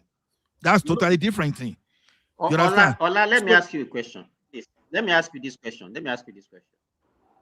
before. Prince Daddy, you even can up come in. now, You know everybody don't talk. Oh, now only you get to in talk. the Oh. Southwest, Ola, Yeah. You discover that when they arrest some armed robbers, you discover that a certain group of people will be the predominant people that Are those they bend there? Those they bend there. We call them bend there so to Delta. now so do we let's assume that time they are not, because if it happens now they say because they are not and they are Muslim, that's why they are doing it. That time we didn't ascribe religion or whatever to whatever they are doing. Even Simba, the kidnapping started in the south. Was it not a job people that started the kidnapping? Oil workers the business started in the south. And then the later the southeast took over. Where to the point where we have advanced the kidnapper, but we never made it about one tribe or people, or we just saw that okay, it looks like maybe more of these people are participating. Yep. But all of a sudden, when they enter north, we turn to see them. Oh, that's what they're all about. That's Okay now. Okay, I think like Bob Marley, Bob Marley say you can fool some people sometimes, but you cannot fool all the people all the time, right? Is that what Bob Marley said? Let me tell you one thing. We can stay here and be politically correct, be playing around, semantic, all those stuff. The global community, they are not stupid. They know exactly what is happening. That is why you will see America today, you understand, bringing soldiers to Nigeria. That is why you see them staying. Hold on. That's why you see them now having their operations within Northeast and Northwest. Not even North Central. Not even in North Central when they proclaim that the Christians are being pie. So the reason you believe the reason America is coming is because they know Hausas are they are inherently terrorists, and America wants to come and solve it for us. Do you believe that, man? Let me tell you, at least these people, they be dealing with these terrorists. Even we know that they may be the offshoot of their activities. You understand? Don't forget that in Israel, don't forget that in Israel, if anybody knows terrorists very well, they should be America and Israel. If anybody, of course, so because they know how their weapons always in the hands of those people, so they know them very well. So for them to even when they said the Tomahawk to Sokoto, all of us were like, "What is happening?" But they didn't come to tell you that it's the culture of the northern Nigerians. So America hasn't told you that too. No. See, the situation is this: we in Nigeria, we still don't like facing the reality. I can see Simba. And what is the reality, Ola? That northerners are inherently terrorists. No, wait. You see or one criminals. thing, I can't repeat myself severally. I keep saying that whenever I say southerner, northerner, even when I say southerner, I'm dealing with the elite and the political leadership. I've said it here more than, in fact, I can't even recall any time. So I can't be saying every word all the time. So when I say not, I'm only talking of the elite, those people that want power, that want to hold on to the resources. You see, you're only talking of the elites. When I say when I talk that way, of course, I'm talking about the elites. I've said it. So when you talk about Deborah, was the elites you're talking about? You see those words are stolen. Those were not the elites that stolen now. All I will tell you this, man. No, Mike, don't argue that way. You understand? See, all those Deborah that I'm talking about, and whosoever participated that thing on Deborah, they are the consequences of the elite actions. Okay, that's why Atiku will speak, will condemn the situation. Immediately someone said, okay, you've lost my vote. Immediately retracted that statement. The entire Nigerian elites are all the same. They're all corrupt and all of them are the same. They're all bad. Don't make this argument of the elite of these people are bad. My own elite are good. What is this? Okay, can you be the elite of the southwest are good, and the southeast and south. I mean, and there are places. Look at the corruption going on. Yeah, all the elites in Nigeria are bad. That is what people are not getting. It's a general problem all over the country. It's a general problem, man. So, why don't you start from elite in the southwest? Start from there, so we'll know that you are really criticizing. You know, this is where we deceive ourselves a lot. It's not deceit. Okay. Oh, hold on now. Okay, You are go on. saying elite of the Southwest. Mhm. Who told you that elite of the Southwest are not corrupt? Who told you? Who told you that elite of hold on? Who told you that the elite of the Southwest are not mismanaging the resources? But the question you ask yourself is this: are the elite of the South so evil to the point of, because of power, they now go ahead and sponsor terrorism? And now First of use the all, people as a weapon. You understand? Because as it is, Barry that went to bail and Namdekan that was sitting even on the Senate floor defending high court. Like, we have our own. That's still not the Bros, point. When was the last time? When was the last time that they arrested some armed robbers? That you now see Sanwo Olu that is now say, okay, for the sake of peace negotiation, let us free all these armed robbers. When? which elite in the north is saying let's free? Which elite in the north are saying let's free? Even when OPC was becoming a problem to that time to the Southwest, it was even a Southerner, Obasanjo, that even quenched that and stop it.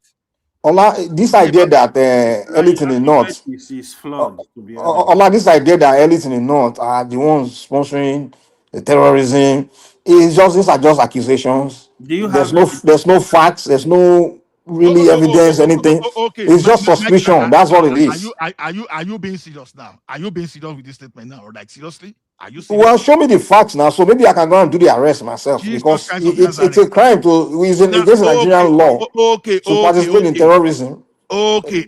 If you don't Then, know, if that's the case, then who you have to blame is Obasanjo, the president, Tinubu, because you cannot. Oh no, wait. You cannot wait. You cannot be the president of the country and have evidence that somebody, an elite, is engaging in terrorism, sponsor terrorism, and you are not arresting him. See, guys, I see. This is a problem. Now I know why this country is having a serious problem now. Or the police. I really understand. Hold on. El-Rufai went to the TV. He, on his own, without anybody provoking him, talk about how he traveled to several countries to go and pay bandits so that they will not come and pay his own people. Meanwhile, those people they pay, this man never compensated them, but you travel around to go and give bandit money. So when you gave bandit money, what were you expecting the bandit to do with that money you gave them? Well, if he broke the law, if that's hold on, if that's just talk wait now, calm down. What I'm saying is, if I don't know, I won't verify what you're telling me, but if that's the fact that you want to pay money, which I believe is against the Nigerian law, that would be crime, then why is it not being prosecuted by your Satan? The head of the police is the head of the inspector. Wait. Inspector General of Police is a Yoruba man. That's his job to prosecute crime. If you came out for any elective post, my dead body will never vote for you. Because see, this is the kind of sentiment that brought us brought Nigeria to where we are today. Which sentiments? No, you ask for evidence. Enforcing the law. I gave you one now. The next thing you are now saying, okay, what did you do about it? No, now, I can't verify what you are telling me. I can't verify what you are telling me, but you are telling me that somebody. You are the only one that cannot verify because you want to sound politically correct. The thing well, you need to play me the video so I can see myself, because we do a lot of them say, and we spread it. Yes, 80% of things Nigerians tell me. When I go and verify, I find out it was twisted. So I don't know. Instead of you using your internet to argue what you don't know, the internet is right there before you. Google. I've been on the internet, I haven't seen it, so I will look more. But the fact of the matter is this: how about we follow law enforcement? If somebody forget about the story of follow law enforcement, hold on, let me land now. See, because this is a problem. You don't know this thing, so you know. Away. Malami and his son now, they are facing charges for financing terrorism. Really? Okay, Google again. That may be DSS. Now, Matawale, everybody. I thought it was being charged for corruption. I didn't know about terrorist charging. Hold on. Matawale now, as we speak today now, people are still holding Tinubu that this guy will have to go because people presented the evidence that this guy bought some e-loss for bandits. So you have all this evidence and you are not here calling us to go Who are and telling me protest. this thing for are even Tinubu. being destroyed by the National Assembly? in the news now. It's in Mike, the this thing are news. being destroyed by the National Assembly, and you are still telling me your National Assembly is debating this time. So, Saying there are no so evidences. you think Tinubu will be aware that his minister bought vehicle for terrorists? He's gonna leave him there. So I know, man. All this talk, man. The only thing Nigerians always say, man. The way they talk online, eh? The way they talk online, like so many things they will tell you. Like, there was a remember they used to tell us that it was Buhari. Buhari was what I was. I was sponsoring Boko Haram. Guy, don't let us see. See if Ola, don't forget you are the moderator. We'll let the discussion move around.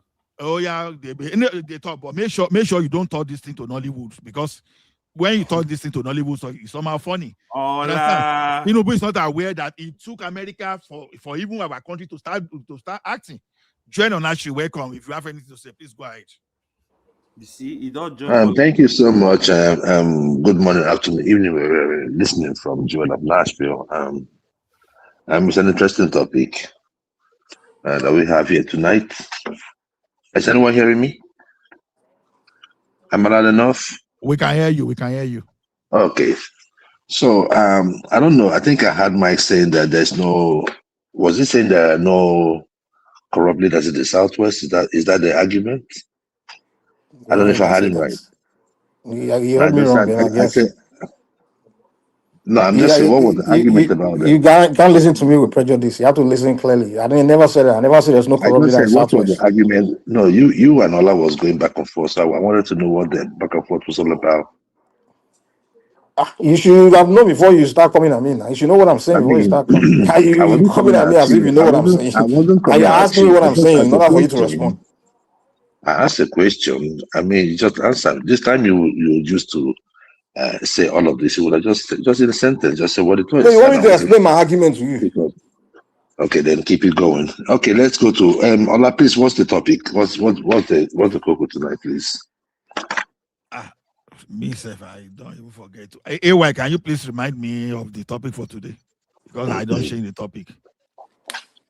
AY, are you there? Sanwo Olu is abolishing people coming from other places to come and become chiefs and kings in Lagos. So you say if you do that, you go to prison for 2 years. We try it. Okay. So, well, he doesn't want a king in it. He doesn't want people to. He doesn't want people from other places to come and take up the position of a kings or whatever chief. It's okay. It's all right. It's all right. Fair enough. The issue there is this, right? I think we major in the minor. I don't know what's the brain behind it. I don't know what the intentions are, but I think for him, there should be more important things to legislate or work on than coming out to talk about people coming to coronate themselves in Lagos and all that. It's a tragic situation. You see, yesterday I was talking about the Ifunanya lady and the snake, and some people here were making excuses for this government. There's nothing they did not say yesterday. Oh, it aspires, and this is that. Today, Ababio now ordered NAFDAC to make sure that anti-venom medications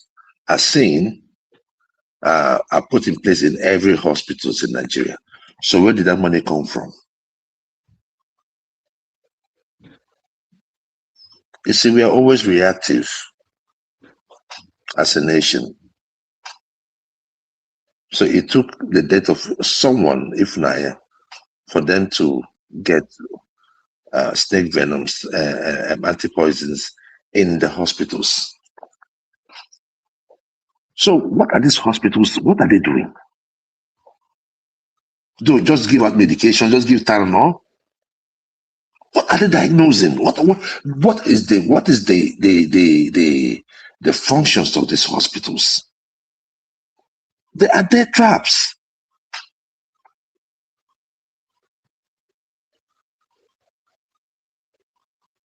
So when I hear leaders majoring in minors, it's only unfortunate. Somebody was talking yesterday and I was telling the person, you know what?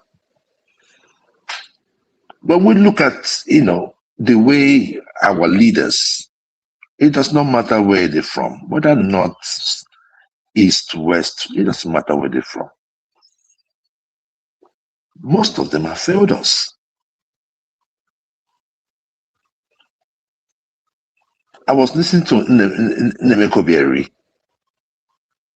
and you can actually see that those of them that experience the likes of the Ziggs, Michael Obara,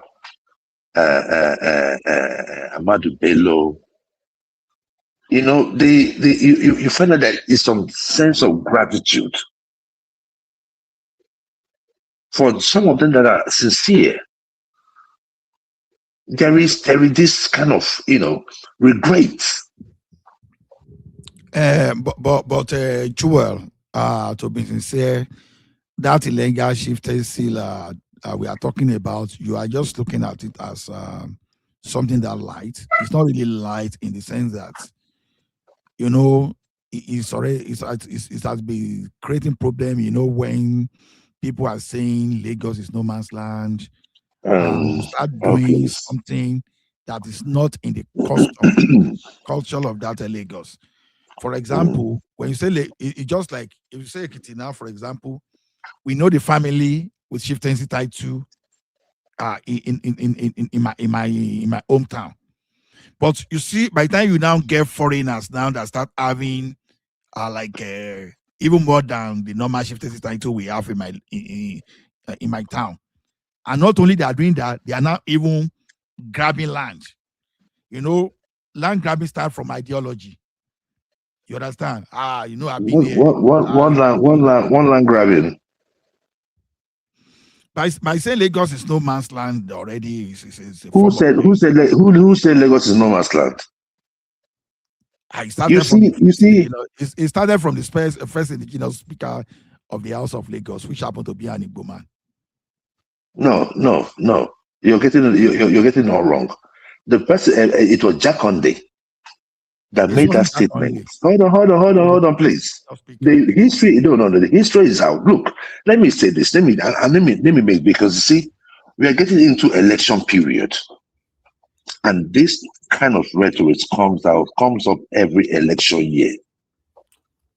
And just 2 weeks ago, I made mention of this to one man. I said, well, man, the elections are coming.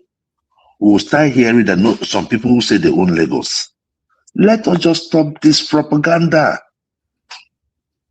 Let's stop this propaganda. And when you talk about land grabbing, tell me one place an Igbo man grabbed the land.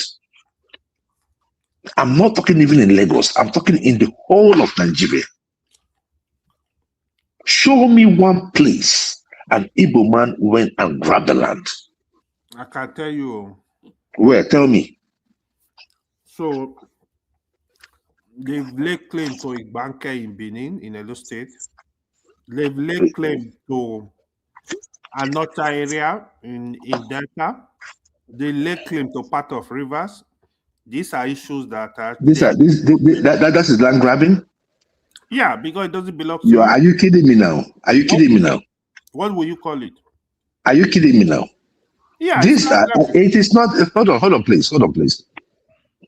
These are Igbo speaking areas. But they are not indigenous to right? Hold on, please. They are. These are Igbo speaking. It's not like the people of Anioma. I am not the one telling you that they're Igbos. They are the one telling you they are Igbos. That's not What correct. is your problem? They are. I can provide you with clips and clips and clips. That is what Yoruba are avoiding in Lagos too, because one day you are gonna say they are Igbo speaking in Lagos, they hold the land. No. It has nothing to do with that. Those people are indigenous. After 100 years, we are not gonna be here where the children will see themselves on Lagos. Hold on. Look, let me tell you something. See, if a city is going to transcend in terms of population, right? It's still going to happen. It's going to happen. That is not the point. The point we're making here is you made a point saying that the Igbos are land grabbing. And I'm trying to ask you, where is the land grabbing? I can provide you with clips of Anioma. You know they're clamoring for Anioma State to be the state of the Southeast. No. It is not land grabbing. Oh God. Who is leading it? Ned Nwoko. Where is Ned Nwoko from? I'm asking you. Hold on, please. Hold on. No, see, let's make this educative, please. Let's not argue like we're in a beer parlor. Okay. The Anioma state they are pushing. Who is pushing it? Let's educate ourselves. But they are not pushing it for Southeast. Because they're not doing what? People, the people of Anioma, they migrate from Igala and Benin. They are not Igbo. Even the king has please. They debunk all of that. See. Look, my brother. Okay. If they descended from Benin, why are they not speaking Benin? Hold on, what about Olukumi people? Hold on, guys. Olukumi people are Anioma people too now. They migrated from Ondo now. Okay. They migrated from Ondo. Why are they not answering Ondo names? Know the history of that region. Now, but they are not. Well, the point is they are not Igbos, though. Let me tell you. Olukumi people are not Igbos. What do you mean they're not Igbos? Olukumi people. See. Let me tell you guys something. You see, we understand the politics. This was. Hold on, explain to me how Olukumi people are Igbos. How who? Olukumi people. Tell me how they are Igbos. Who's Olukumi? I don't know who Olukumi is. You don't know them. They are in Anioma now. They are part of the Anioma community now. See. I'm talking about the real Anioma people. They are real Anioma. They are Anioma community. You have to understand. It's a melting pot. It's like people migrate from different places there. There are people that came from. Hold on. The Anioma, if their king will tell you, the Anioma community, people that migrate, it's like people came from different places to form Anioma. There are people that came from Igala. There are those that came from Benin. There are those that came from Yoruba land. And then there are some that also came from Southeast, from Igbo land. My thing is this, right? Why are they not speaking? If you say some came from Igala, some came from Yoruba, why are they not speaking these languages? Why are they answering Igbo names and speaking Igbo language? Some of them bear Yoruba name now. They look at me. Yes, some of them didn't carry names like that. I've not seen those. So you don't even know these people. You guys just a small amount of population speak. If you tell me, you guys just claim the whole place. No. This is the thing. This is the thing. Hold on, my brother. This is the thing. You see, it was a design. During the state creation, hold on, please. During the state creation, hold on. Okay. We know what is going on. We know what the politics are. And I will explain it to you. Mm-hmm. During the state creation, there was this plan. It was a grand design to make the Southeast look smaller. So what did they do? The Igbo-speaking areas in places like Akwa Ibom, River States, Delta States were all given to these states. That's the reason why you have an Ebema. Hold on, please. You have an Ebema in Imo State and also have an Ebema in River State. It is ridiculous. You go to Awoda, you go to hold on. What about Kogi State? That was the design. Hold on, please. Joel, is it a conspiracy against the Southeast? Are you saying that's a conspiracy against the Igbo? See, definitely there was a conspiracy. So Yorubas are making the same claim. Do you know if you go to Delta? Hold on now, wait. Do you know if you go to Delta, if you go to Kogi, you go to Kwara, even some part of Benin, you see some Yoruba speaking communities Like maybe And you see even some some of them, Igbo their speaking language is not fully communities too. Yoruba, but it's very almost identical to A lot Yoruba. in Kogi now, almost a senatorial district is actually Yoruba in Kogi. So should we now say it's a Okay. conspiracy against us that they carve some of Listen, our no, people no, that no, no. sound similar to us? Okay. Listen, let me tell you this. Let me tell you this. It's just false equivalence. When you look at the areas that were taken away from the southwest into the middle belt, right? And it's south just south. like we south. Have you listened to Akoko all these people? Now. Hold on Have now. you listened to even in Shekiri language? That's what I'm telling you. Shekiri. Now that's the only people you talk about now. Which other place? What do you mean that's only people? What's these people in Edo? Even you know where Ovie come from? Ososo. Do you know Ovie? Ososo. Do you know Ososo? They are almost Yoruba people. There are Yoruba in Edo too. Look. See. You don't know Nigeria at all. Hold on, please. This is what I'm saying. Any Yoruba you see in Edo in immigrants. Edo people will say any Yoruba you see in Delta, they came there. They're immigrants. No, they are immigrants. Yeah. Well, we are not denying whether they are immigrants. We are not even claiming them. Delta are immigrants. The Igbo you see in Delta are immigrants. No.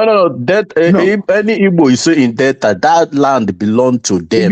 They are not immigrants. But that's land grabbing. Everyone's accusing you guys of doing they this. are not immigrants. They are not immigrants. It's not like saying somebody from that land. Somebody from Eka is everybody else is immigrant. You are the only one that's original. No, I will tell you. Small Yoruba, small Yoruba you see in Delta today. So the Ishekiris are immigrants. They just came there and settled down there. Okay. Hear this one out. Do you know that the eastern land belonged to the Sokoto Caliphate? Okay, thank you. That is what you are doing to people's land. Bring the evidence. Bring the evidence.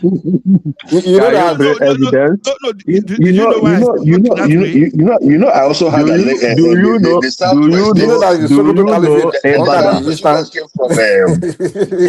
from Brazil. 1960. So you are not even indigenous to Nigeria. So you should be going back to Brazil, like in the black part of Brazil. That's where you guys should be going back to. Don't you know Ibadan today? That's Ibadan or your state belong to Igbo. Patrick,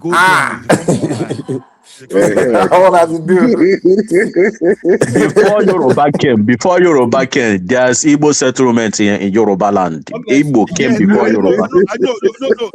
Igbo have lived in Yoruba land many years before Yoruba. So we don't wake up now, man. So they make law now. Go and check, Igbo came before Yoruba in that land. In Lagos too, have you? Oyo State, I mean Oyo State. There is Igbo village. There's Igbo village in Oyo State till today. Go and verify. Are you talking about Igbo in Oyo State? Hold on, you were correct. Yeah. You see, there is archaeological evidence that Ekiti belong to Igbo. Ogun. You know, they were all Igbo land. We know.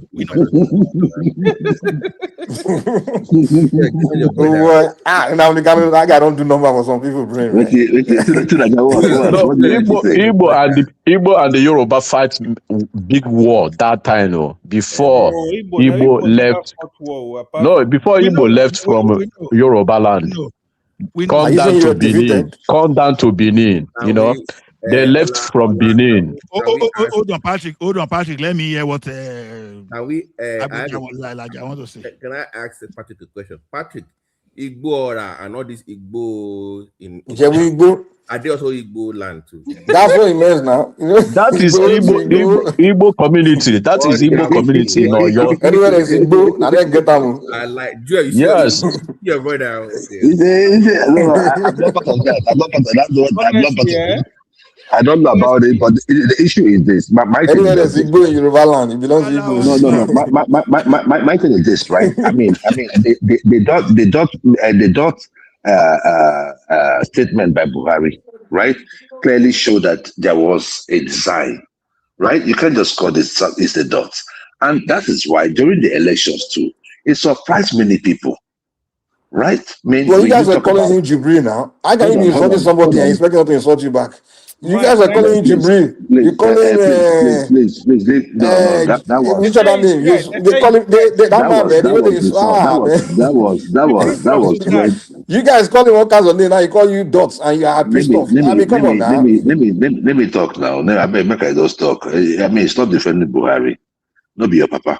No, I'm just You saying, understand? like you people can be starting What trouble, be happened playing victim when you know. and look, let me tell you this, right? When Buhari came into power and he went to, I think he went to the United States or something, that was where he got that interview of the dots. Nobody spied Buhari. Nobody called Buhari a Jibri at that time. It was when Buhari came into power in 2015. That was when he made that statement. No, You understand me? It was because of use an of those words appointment. in a tree talk. No, because he said because it was an appointment. Because the lady asked him a question. They said, asked him, what about the South? The South, he was like, we were talking about appointments. It was like, how do I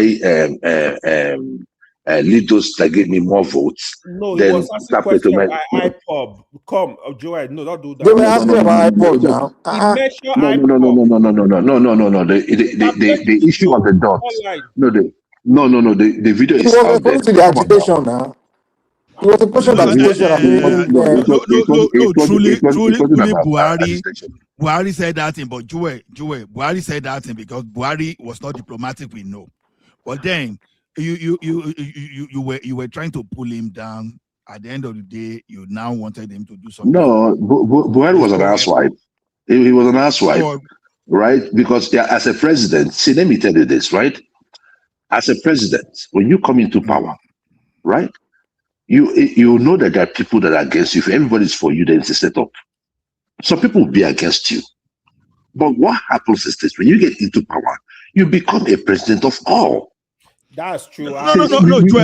What happened during Buhari time? Hold on. The division we had in Nigeria escalated under Buhari. No, the division before Buhari came into power, Nigeria wasn't divided. Joel, you should separate project and not flooding his cabinet with people from Igbo land. This guy, not flooding. Nobody's talking about flooding. Oh, no. Nobody's talking about flooding. This guy did not marginalize Igbo in type of project executed. So what do you mean by that? He didn't. No, when it came to his project, he did. What project did he build in Southeast? Second federal road. So okay, which federal road? Which federal road? The one building. Hold on now. Is it one? Bridge now. He completed. Only one. Which other one? Roads now. Hold on. Why other parts of the country were being given standard gauge? The South it has narrow gauge till date. It's your brother that caused you. This thing is making which my brother? Amechi Rotimi. Okay, now he's now my brother. You say now brother now. Oh no. Mike, let me tell you. He's from South. I mean, you see, that's the point. That's the point I keep telling you guys. See, let me tell you something. See, I am not going to claim whoever that does not want to say is Igbo. If you say you're not, I don't. That's why I still have problem with Nnamdi Kanu, right? Said it's not Igbo. I mean, see, it's okay. It's okay. Okay, can I chime in now? It's okay. Prince, can I ask you a question? Sorry, is Good Luck Ebele, was he an Igbo president? No. When he was on office, they claimed him. When he was in office, no. We don't claim him. We don't claim him. They were the ones talking about Ebele Jonathan. We were campaigning like you know. I mean, it's not. So it's quite clear. There's no ethnic group in Nigeria that will ever be satisfied. It's quite especially not the Igbos for sure, because it sounds like the need to have everything or have equitable opportunity to every position in Nigeria is not possible. And No. you know, a lot of people. We're talking Let me about land, Igbo please. A lot of states. people can make an argument, perhaps, that the Igbos are the most successful people in Nigeria as a people. But Joel, surprisingly, you always seem to be whining and complaining all the time what you don't have, Why what you would I have, and all this complain? thing. Why would I complain? And Because you're here in the that is United quite States and you know terrible. That's nothing about horrible. the Southeast. We are talking about equity in the Southeast, equity of state, equity of opportunities in the Southeast. You can't come here and tell I me mean, what is going on what in my own opportunity region. are you Man, shut the denied? hell up, man. What are you What talking about? opportunity are you denied in Telling me Ola, you whose mic is Nigeria, making complaining. that please? sound? Am I the only one What's hearing the that sound? problem, man?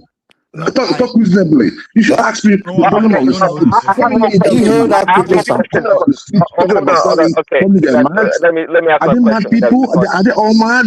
What's your problem? so Joe, there's always a need for great propaganda coming from the Southeast, It is not a and I've question of heard you said. propaganda. It's Hold not on, a I've question heard of you. Let me propaganda. ask my First and question, please. foremost, I the heard you said Southeast it has before. 5 Hold on, please. states. I've heard you said And it stop before making that noise. Jackande. Guys, please allow me. I've heard you said it before that Jackande was the one that said Lagos is no man's land. Do you have a video, about perhaps He that was the one that said it because you don't want to I listen to get the it. truth. You understand Do what you I'm have a saying? You video? still want to make it like it's Do the you have a Southeast that said video it. that you The can Southeast reference did to that not make it a pronunciation? no man's land. And you as an educated person should not be relying on such propaganda. What do you mean by no man's land? What do you mean by no man's land?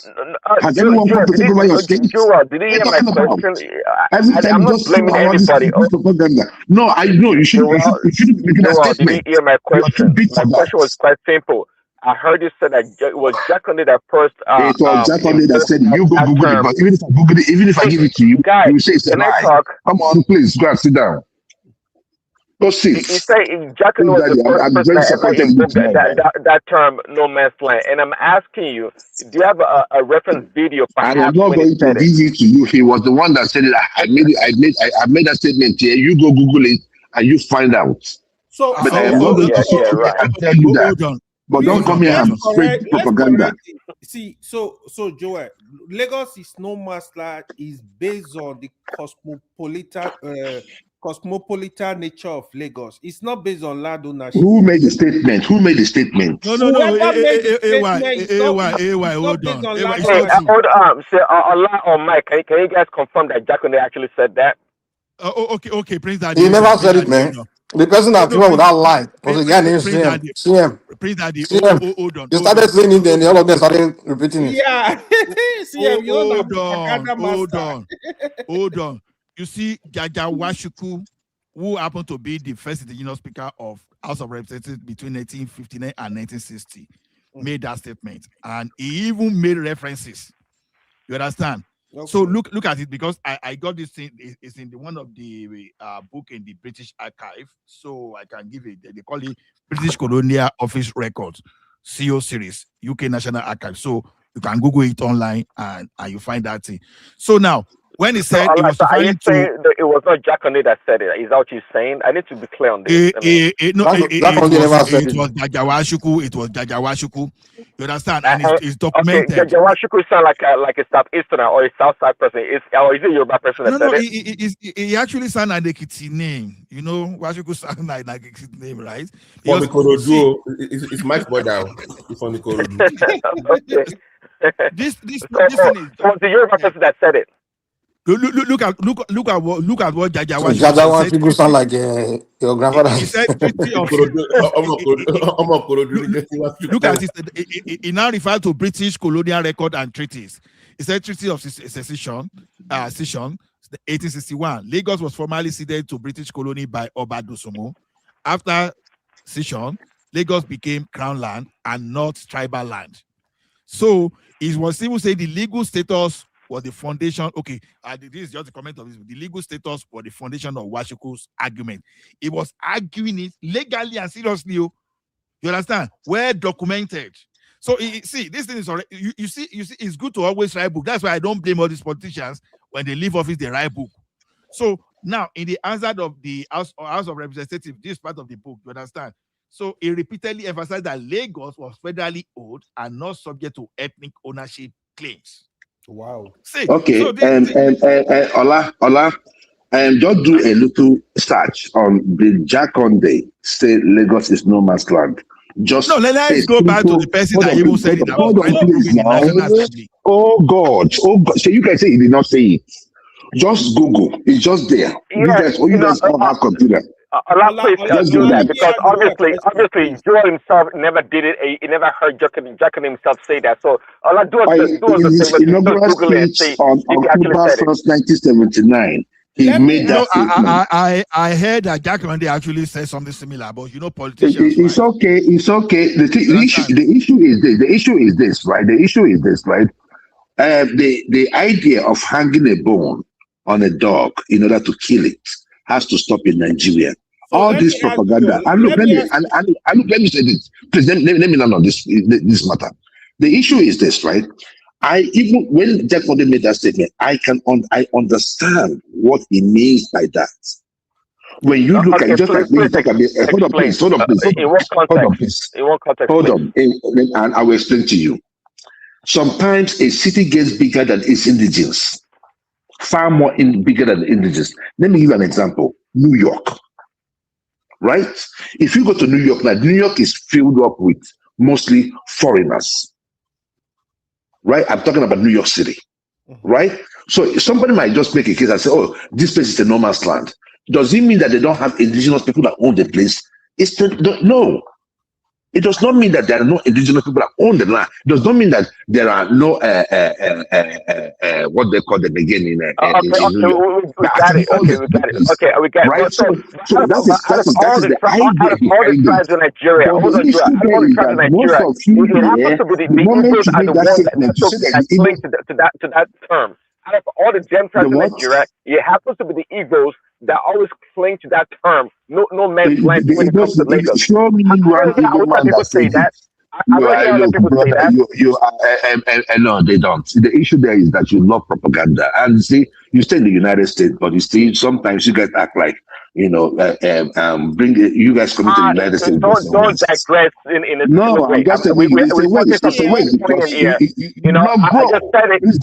Regardless, you did not grow. The issue there is this: which Igbo person is saying that? You cannot mention it, but you come because you hear people like loquacious, enigmatic. No. I've heard online and I've heard other people say that. I don't even care if you say that. But my point, I just wanted to make sure like Jacqueline said it. If he said it, that is fine. That's okay. No, that is good now. No, that is good because Jacqueline said it. Hold on. It was true that Jacqueline said it on October 1st, 1979. But that's not true. Ola, I'm sure you're going to look up Naira Land. They posted on the Saturday have been posting it online. Oh, he said it's a lie. You may be correct, actually. I can only believe if you look at I went online now. Yes, just last year I didn't see this post. Now they posted it. These people, man, they are so good. They will go online, start posting all their propaganda for people to read. Thank God you know they are so good. Hold on, Joel. No, Mike, you may be right actually because he was saying Jacqueline said it 1970, but I cannot see any book. If you look, exactly, if you look under that page, you see Naira Land. You fell for the propaganda, right? I just asked you for a video. I didn't ask you for a text.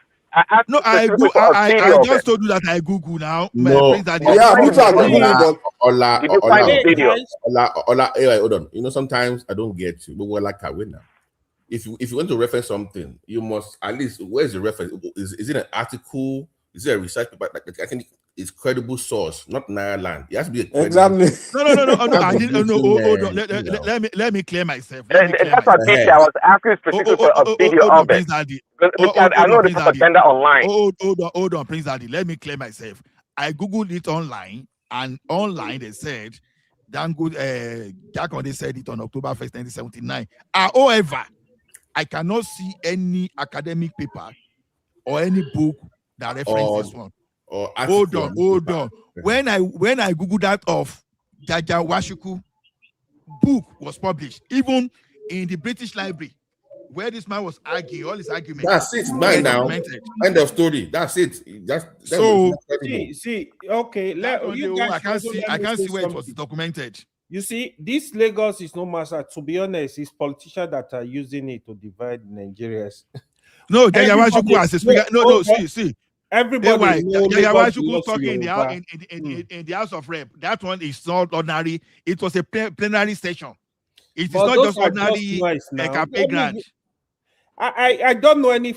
No, if people are just saying it like just no one really care. I don't care. But the thing is, they are using it to go after, like, just marking Yoruba people and using it just like, for example, there was a guy, this is a good guy, even way before the, what they call it, even the election drama thing. The guy was online. He was like saying, I like, dude. And then he told me, say, this Yoruba boy in Lagos, even if you tell me, say, no, be Lagos, like, will slap you, that kind of stuff. So they will kind of, I mean, like, the way they will come at you with it, like, to try to bully you, I'm like, if it's just a statement, no one will care. But they're actually using it to come after you in a way. So you're like, oh, what is wrong with you? You're being so comfortable and arrogant. But Mike, have you read the inaugural speech? Have you read Google Jaconde's inaugural speech? From Naraland, I'm watching. I'm reading it right now. Right? No, it doesn't matter. No, Joey. I was on a credible source. No, the danger of googling like that is when you cannot refer to any academic book or newspaper. Yeah, even Wikipedia, the editing and all those damn things. But this is a statement made. I don't have to. I will only accept it if you have a video reference of Jaconde actually saying it. So not this nonsense stuff. No, Joel, people see, hold on, Joel. See, something said in 1960, some people went ahead to even bring the evidence from paper. You understand? So, but this one that Jaconde said, you understand, only if you can bring it on whether daily newspaper or academic paper, then people can believe. So, because you know the danger of a big data era, this internet era. People can post lies on the line. You can write article today. I put Joel of Nashville. You understand? You give yourself different qualification. You can even say, you can even backdate an article, okay, and edit it with AI with all kinds of stuff. So this, you understand? So that's why it's dangerous. But listen, Joel himself never came across such a video or such information. He heard from somewhere, Naraland or wherever he heard it from. That's where he probably got it from. It's not even from Naraland. People were talking they were talking about it on TV. People have come out to debunk it, but you know what? The issue is this, right? You guys will always listen to who you want to listen to. But I am telling you today that Jaconde made that statement, and I mean, it shouldn't be an issue. Hold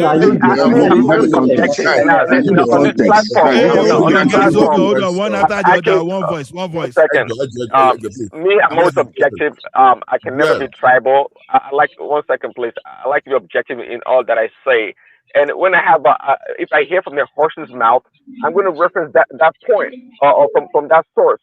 I've made an argument on this platform, even though Sinbad and the rest, they opposed me and they came against me when I said that there are more non-Yorubas living in Lagos than Yorubas. I made that argument and they came against me. I said more, especially the Igbos are more than any other non-Yorubas in Lagos. And what's wrong with that? What's wrong with that? Nothing's wrong with it. That's my position on the matter. But I mean, I don't know. I don't know what the problem is. Joel, my point is, you said something. That's my point. Just give us the source. Post the link of what you're reading so we can just look at it. That's my point. Give us the source of your information, where you're getting this from, and we can all look at it together. It doesn't have. Let's move to the next topic. I don't think. I mean, I just wanted to know. It's just for informational purposes. Hold on. Let me tell you guys something, right? Let me say this to you, right? Sometimes we act like we don't know the country we come from. Should we? If I Google the speech of Obama in 2012, it will just pop out. But we are not a country that keep data. So when we see one, we act on the one we have. So the one I'm seeing let me interject. know very well that's not the way it goes. Okay. If I cannot provide it, why don't you hold on, please? Hold on, please. Hold on. Well, Joel, you guys have taken advantage of Nigeria, not keeping correct. Well, let's interject if you can, please. One voice at a time. Mike, can I just start this point, please? Yeah, go ahead. All this work for over 15 minutes now, you guys have been asking me, right? Give me the source. Give me the source. But is it not also crazy that you guys cannot even find the source? We are not the one making claim now. Hey, no. I mean, it is something. It should be something. It should be something that we just discuss. How can you have a Joel, for something and you'll be like, oh, I said something. Because even if I present something, I mean, look how you made a claim, and we should go get you the source to substantiate your claim. Is that the way it works? But Joel, let me say this: the point AY made before, I've heard it on Dr. Damage's show, and part of it I just, not necessarily by you being made, but other people have made some ridiculous claims about some areas of Nigeria that are supposedly Igbo. But the fact of the matter is those areas are not. And, it's people that are from those areas. When we hear those sort of things, we just, where are you from, sir, please? Where are you from? Where am I from? I'm from Delta, but part of my family is from Rivers. Which side of Delta, please? No, if you don't mind. What does that have to do with anything? No, now, what part of Delta now? I mean, just for me, I'm from Anambra. Hold on. I'm from Southeast. Okay, let me. I will give you paternal and maternal. Okay, paternal is from the Patani area of Delta, and maternal is from Degema in Rivers. So you are not part of who we are talking about. I am actually because I've listened to. I am because I'm saying this because let me land what I'm saying. Let me just man that's part of your state. Let me land what I'm saying, please. Rightly so. Let me learn what I'm saying because the issue here I'm bringing up is about Port Harcourt. Everyone hold on, please. Joel, please let him respond. Okay. The issue I am bringing up is about Port Harcourt. From Nnamdi Kanu, even all the way to, as recent as this weekend, listening to some people on Dr. Damage's claiming that Port Harcourt is Igbo. The truth about the matter is, Port Harcourt is not. Port Harcourt was founded in 1912 by Lugard, and he named it after his friend. And before that, the inhabitants of Port Harcourt were Ijaw people and Ekwere people. Okay, and then a lot of people came and settled there over the years. It became a metropolitan area, and all of a sudden now we are hearing people saying Port Harcourt is Igbo. To even make matters worse, I've heard people say places like Opobo and even Bonny are Igbo, and that is ridiculous. You don't know their history. What do you mean I don't know their history? I am from there. King Jaja of Opobo. Hold on, please. Hold on. Let me give you some history. King Jaja of Opobo is from present-day Nkwere. He was taken as a slave. Yes. Yes. Hold on, please. When you finish, I will give you history on Jaja. Go ahead, please. Go ahead. Hold on. Yes, go ahead. Because you guys come from everywhere, can start bringing up propaganda because of I'll let you talk. Go ahead. When you finish, I will explain it to you then. Go ahead. King Jaja was a slave taken from present-day Nkwere to Opobo. Okay. And till date, there is still a place called, his palace is still there. Okay. They speak Igbo. The present-day governor of Rio State is from there. In fact, there was a what they call it, a clip where he went to greet his people, and he spoke Igbo, plain Igbo. That makes Fubara Igbo because he spoke Igbo. I'm listen. I'm just telling you. Because he spoke Igbo, he makes Fubara Igbo. The descendants of Opobo, right? The descendants of King Jaja of Opobo, right? Are Igbos. Yes. That's not true. Now, hold on, listen. You can make anything. That's you not can true. make any case you want to make, but this is the issue. That is where I stand. Ola, please, when he finishes, let me redirect on Jaja. Go ahead, please. On the issue of Port Harcourt, the white men named it Port Harcourt. They made the real name of Port Harcourt used to call it Iguacha. The Aquarius called their area Iguacha. Hold on, please. It wasn't just the Aquarius in Port Harcourt, my brother. And the entity of Port Harcourt did not exist until 1912 when Lugard gave it the name. So please. Listen, and it has never been a problem. The issue there is that even when you go to Wike is what? Is Igbo name. You go to Amechi is what? Is Igbo name. What language do they speak? Igbo. If you want to deny your ancestry because of the Civil War, I get it. Most of this things you're seeing is because we lost the Civil War. If we did not lose the Civil War, all these people will not be saying this. They fear because of the kind of stuff that we're seeing in Nigeria. Once it is about the Igbo man, everybody finds go, everybody say raise up.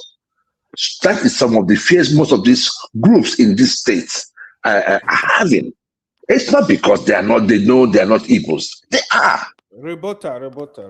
Okay, go ahead. But Joy, okay. I'm sorry. Wait. Before the Civil War, that the people of that rivers were demanding for their own state. Let Aizon speak because he said. Yeah. So let me start with Jaja. Okay, Jaja was taken as a slave by whom? That's the first question I'll ask you. Who took him as a slave? It was the House of Pepple, right? And remember, Ijaws had powerful houses that used to trade with the Europeans. It was the House of Pepple that took him as a slave into that area, which is present-day Bonny. They took him in there. Then as Jaja became a man, he left with a lot of Ijaw people, and they went and founded Opobo, right? The name they gave him was Jubo Juboya, right? An Ijaw name. Then he went there and founded Opobo. When he founded Opobo, he founded it with whom? The people he founded Opobo with were the Ijaw people that were living in Opobo. At that point, they established a dynasty and built up Opobo by trading with Europeans. Jaja had adopted the culture that took him in as a slave. You understand? So the area that you're calling Opobo has always been an Ijaw land. Yes, there are Igbos that come there to trade, but it doesn't make it Igbo land by any means. My in-laws are from Opobo. All of them. Okay? Fubra is from Opobo. The name Fubra, anyone that is a self-respecting Ijaw man will know what that means. So when I hear these things, you understand? Nobody is coming to say, oh, yeah, we settled somewhere in Anambra and all of a sudden now we are. Wait, my brother, I'll let you talk, please. Wait, please, I'll let you talk. Let him learn his story. The area you are referring to as Port Harcourt was created by a colonialist that named it after his friend. That area did not exist. The area the Aquarius stay, which is the present-day Obiako area, is where they had established themselves, the Aquarius people. But the other areas, you had the Ijaws, you had Ogonis. Rivers has always been that kind of environment. You know, so, and again, this is, maybe there are places, I can't dispute places in Kogi. You go and ask HA people if they are Igbo, and you see what they say.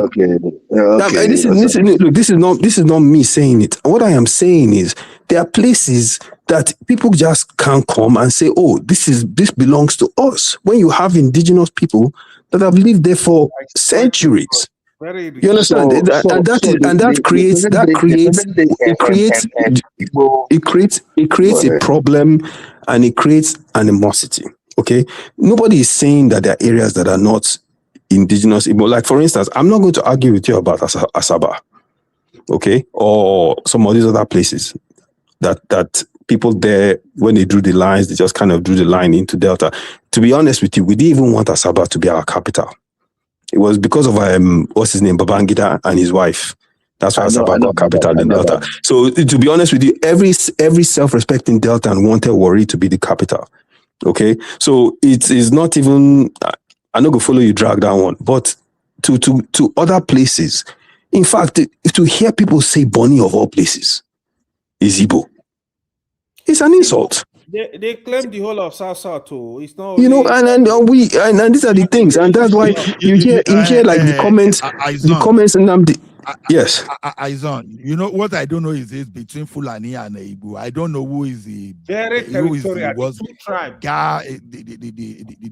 dangerous land grabbers. They are the most territorial tribe in Nigeria. Those two. No, I don't want to make this an. I don't want to make this an Igbo thing because I know Igbo people that don't make that claim. Now the thing that they do. You understand? I know Igbo people that don't make that claim. You see the thing. This is the thing, right? This is the thing, right? Whether you hate Igbos, whether you like us, we are Igbos. We are not going to change our identity. Joel, I'm still waiting for that. We're not going to change. What? I'm still waiting for that source of your no man's land. I beg you, go rest. No wonder Yorubas are dragging Lagos seriously. They don't want his story. Joel, let Nobody me is dragging Lagos with anybody. Let me tell you something. You know when you people are Biafra, you want Biafra. The only reason you want Biafra is the Atlantic area of that. Of the South. No. It's not because of that. It's not because of that. And that's the reason you want Biafra. If South goes today. No, let me tell you one thing. Okay, Adakaboro, for example, now already before even the civil war, you understand? It was already looking for how he's going to bring some people out. Yep. You understand? Kensaro, they never talk, they never saw himself as a Igbo person. You understand? Nobody claimed Ogoni as Igbo. Let me tell you, hold on. Nobody claimed Ogoni element. Nobody claimed that Igbo. If Nigeria were to be divided into six countries today, you understand? Igbo people will beg to merge with either South. No, we don't need no margin. No. If my brother say, enter South. No. See, let me tell you this. I do not think anybody is going to, if we divide as 6 regions in Nigeria, let everybody stay on their own. Develop at your own space. I mean, you're going to have your visas, right? What's there? People will keep you will still trade with the Southeast too. So what's the problem? The issue there is just this. The issue there is this. And if you say you're not going to trade with us, I mean, other people might trade with us. After all, people in about today trade with Cameroon and other African countries. So those trade lines will still be open. My thing is just this. My thing is this, right? If we are going to stay in Nigeria, we stay for the right reasons. Let the government work for the people. Don't stay. They go. Right? They go. No. See, hold on. No, Joel, I'm of the opinion that they should give the Southeast the referendum. I think it will fail. Personally, I'm willing to bet you $1 million. Most Igbos will choose to stay in Nigeria. Period. I'm willing to bet you, Joel. I can promise you. Look, no, seriously. Lagos and Port Harcourt now. You have to understand something, Joel. You see, you guys are missing the point. You guys are missing the point. See, if we are to vote today between Nigeria and Biafra, I will vote Nigeria. I've said it on this show before, and I'm consistent with it. The issue there is that you guys think that everybody in Nigeria, everybody in the Igbo land is hyper. No, some of us are saying, right? If we are staying in Nigeria, let's stay for the right reasons. Let there be equity. We are calling for the 6th state in the Southeast. It is not a flex. It is the right thing to do. No. Joel, look at the size of your territory now. You collecting enough. Can we just stop this propaganda of look at where you're from and all the entire South is the size of your. Hold on. Please just hold on. Bayelsa is also a state, right? So why didn't you just leave Bayelsa with Delta State or Bayelsa and Rivers? With Rivers, right? Or leave them with River State. So please let's be mindful of. You have 5 states. 5. Hold on, please. It's not state are not created by tribe. We need. Hold on, please. Every region has. Hold on, please. I'm talking now. You just come up for me. You got to talk. Wait. What is wait? Let me go and you not come in now. Wait. The issue there is this: the Southeast has 5 states and 5 allocations. Please, they must have 6 states. To be Joe. The size of your state, you are collecting 5 allocations. It's like your state collecting 5 allocations, and you still saying you are being marginalized. Are you kidding me? Let me tell you something. This is greed, man. About, come on now. no, it's not greed. It's not. You are the one And calling 2 it. out of the 4, 5 states are collecting more like a oil level, 30%. Look, let me tell you something. And you be saying your tribe are marginalized. Which other ethnic group, apart from Southwest, is collecting that much money? You're in America, and you know the size of Maine, right? There's a reason why they have a state. So all this your argument does not hold water. No. The fact of the matter is you can't claim that because you don't have 6 states, you are not being fair. It's not fair for you. So that there will be equitable in terms of representation. It is not much about as an ethnic group. Wait, as an ethnic group. Hold on, please. In the National Assembly, we are so changed in terms of decision making. As an ethnic group. As an ethnic group and as a collective. How many ethnic groups have more representative than you in our space, in our National Assembly? Even in the South, hold on, please. Even in southern Nigeria, the thing there is that sometimes your hate for the Igbos because of judgment. Forget the hate part. You forget. Let's be realistic here, man. Can I just talk? Just shut up. Let me talk a little bit, please. You're agitating as an ethnic group. Let me flow. You are doing more agitation than everybody else, and you get more than everybody else. Most people. It's only Yorubas that can say maybe they get a little more than you. I don't get more than anybody. Are you kidding me? You don't get more than Ijos? Hold on. Wait. How am I getting more than Ijos? You don't get more? How many states do Ijo people control? It's only Bayelsa. The other state the Ijo people exist, they share with other tribes, other ethnic group. And they are large. They are almost the same population. I mean, not quite. They were close line population to you guys. And they produce oil, more oil than you. You see, that is what you guys wanted, right? Because you guys are smart. No, I'm not saying like there's some people that they don't complain, but you get it a lot, but you complain too much. Can I just add? You give us to other regions to make us too small. We must have our 6 states to have a better representation. Yeah, what are you talking about? For South as well. Okay. For the South, it's also for the South. It's also affecting us, the Southerners. Hold on, guys. Because Hold on, guys. go, One voice. Let me land now. Let me land now. Joy, that's okay. Let me land. Let me just my thought. Let me just land this one. You are saying that you are saying now. What are you? What else you want to say? Hold on, Joy. 30 seconds so that Mr. G can come in too. So, no, Aizon first. Then after Aizon, then Mr. G can come in. So go ahead.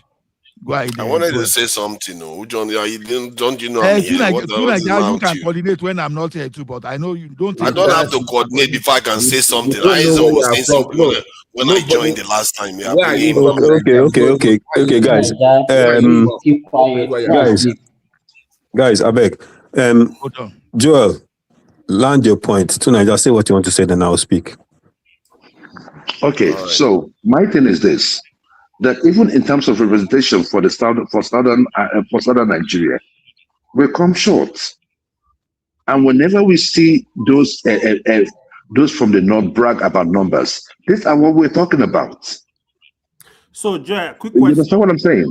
So we are losing. The South is short of 3 senators, and also. Don't use okay. Call it Lamba. Call it Lamba. Let me finish my Lamba. Call it Lamba. But let me finish my Lamba. The Southeast must have a 6 state. Thank you. Yeah, thank you. Give the 6 states. Yeah. I think greetings everyone. Allah for hosting and chat and the viewers.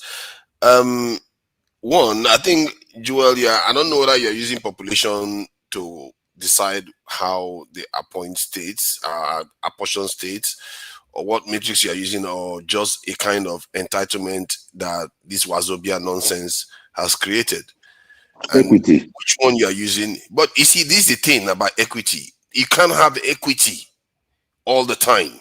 Like you can't say, if job will now say they want 5 states, would you give it to them?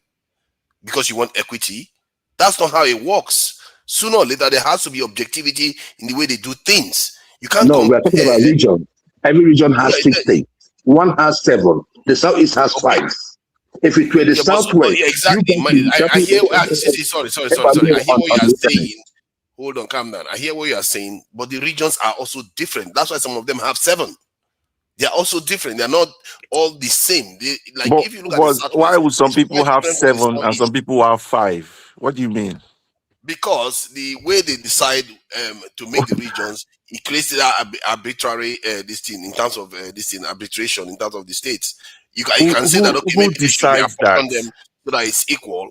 No, sorry, hold on. You can. Bros, It and they're was telling I you think that was it not it's 50-50, that it's fair, and Bacha it's that supposed to created be the regions document. that's supposed to be equal. Then they're telling you what person's 5, what Nobody person's said regions are what supposed to be person's equal. 7. It's not. Nobody said. It's Who not based told on you that tribe, regions were Mr. supposed to be J. equal? It's It's not. supposed I to don't be understand. equal because when That's How can they regions be equal when states are Look not at the equal? size now. Look at the size of They've some never places. nothing has ever been equal. When states are not equal, how can regions possibly be equal? Sometimes we always act as if everybody deserves the same share of political everything. representation, boss. Political Yeah, okay. representation. How That's many what it okay, how means. many Guys are thinking. They're if thinking you say through their political analysis. representation? It's like a disappointment, though. You No, disappointed me, though. hold on. Let me I don't add know you this. Let me say add stuff this. like this. No, because I feel like Political sometimes we are not being representation we have laws, to be objective. See, hold on, policies. hold on. So now, there are 2 more minutes, I beg. Let me finish what I'm saying, and please, there's no need to be interrupting all the time. Not everything is equal. I'm not saying that okay, maybe the Southeast they wanted to divide one more state there into or kind of divide their state amongst themselves. They cannot do it, but you don't have to see it as it's a kind of cheating you people, because in reality, let's face it, all this political representation is overstated actually. Because to get real power in a country, you don't necessarily need this type of political representation the way you would think. Is what happens in the back end. That's what decides what happens in nations, not necessarily people that vote or political representation the way you guys like to think about it. If you look at America now, the Jewish influence in that country, do you think it's based on voting? No, it's not.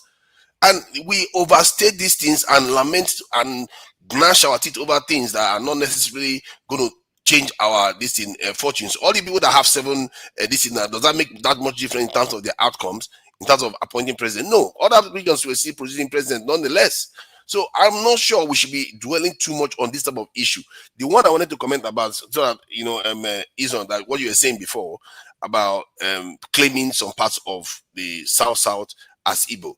This is something that has been happening quite a lot in so many different areas, and you can also see some Southeasterners arguing against Benin on the other end of the spectrum, saying the Edo people don't have anything to do with the Anyoma set of people, like from the Agbo to the Asaba area.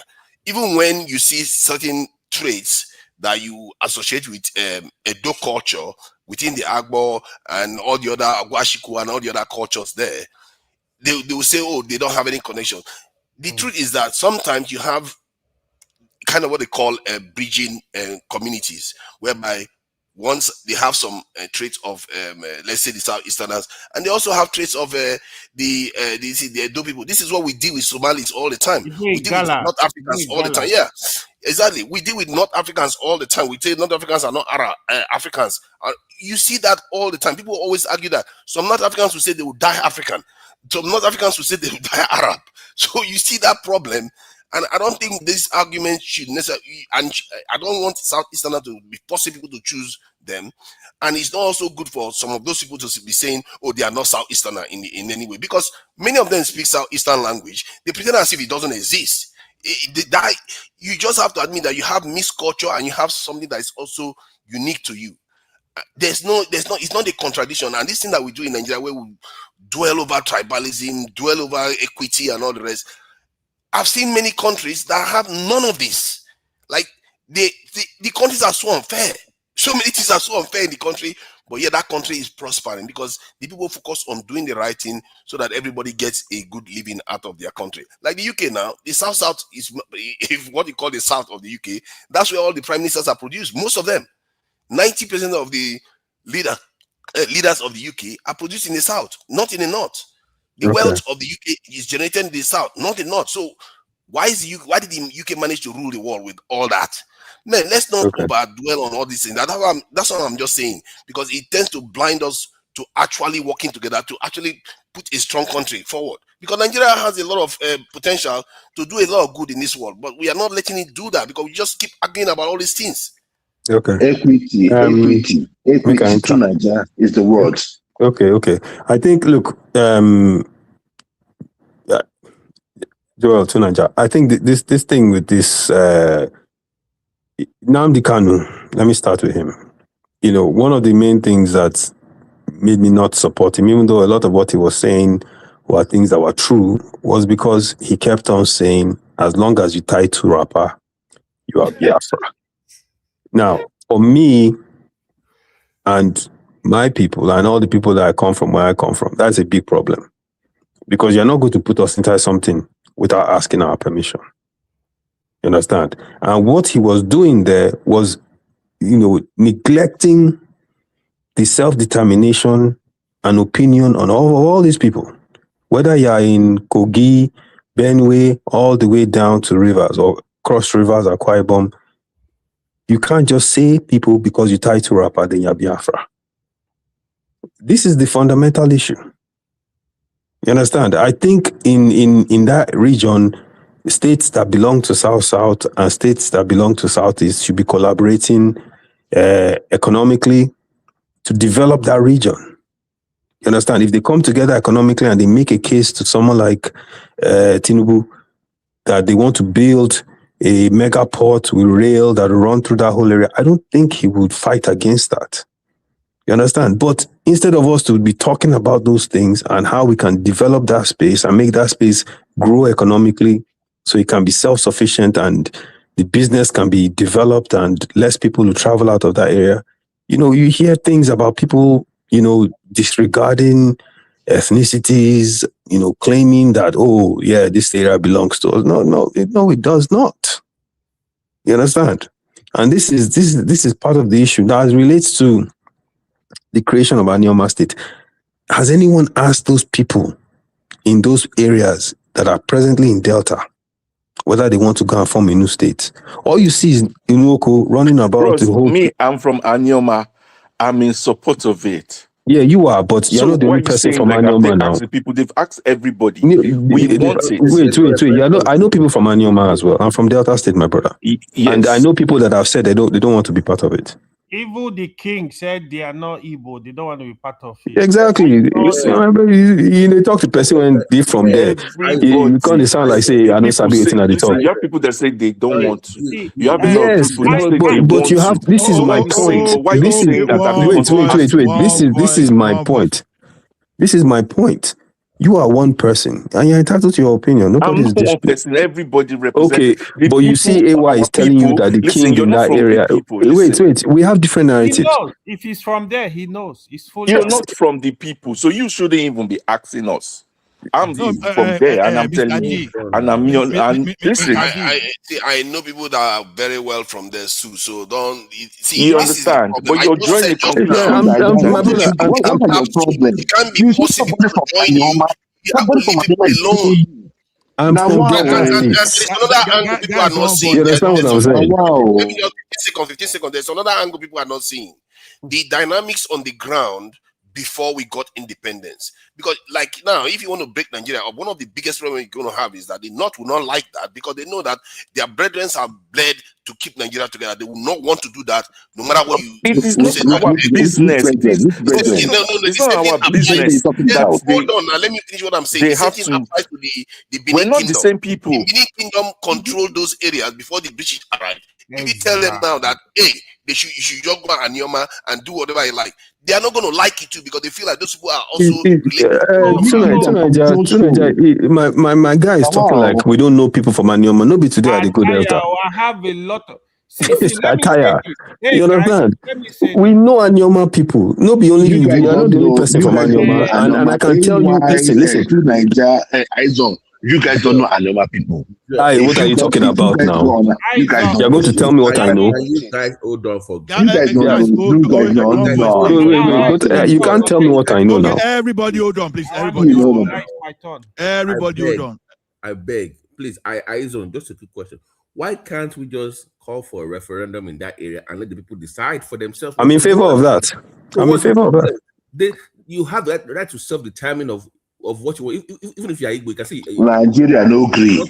Why are you talking? Why you just from one man? But see, I was in favor of it from when Nnamdi Kanu was agitating and Buhari was flexing. I said Buhari should call his bluff. Most Igbos, look, let me tell you what will happen. If they call the bluff, they will vote. Most Igbos will vote to stay in Nigeria, and that will be the end of it. I mean, even the Anioma, even the Anioma. Oh, the Anioma as well. Exactly. Why don't they have an open ballot? If you have the right to decide of where they want to go or what they want to be called. Exactly. That's the way it works. That's the way it works. Yes. Yes. Eyes on round up so that okay, let me round up so somebody else can talk. Hold on, so you continue. But someone raised a question the other time that they're traditional rulers. So could we just get that the traditional rulers know where they belong to if you take the opinion of the traditional rulers instead of just common people like us talking? Let me quickly say that the what's it called? The Asagba of Asaba. He actually did not. He see they are even opposed to creation of Adioma State joining the East. You can Google it and go on YouTube. You see him making those comments. It's not hidden. That's one. The second thing is I want to say is right. I think this thing is very, very disrespectful to the people from South Side. This is what our brothers don't understand. When you look at it, the argument of people that agitated for Biafra, they tell you Nigeria was put together by the British.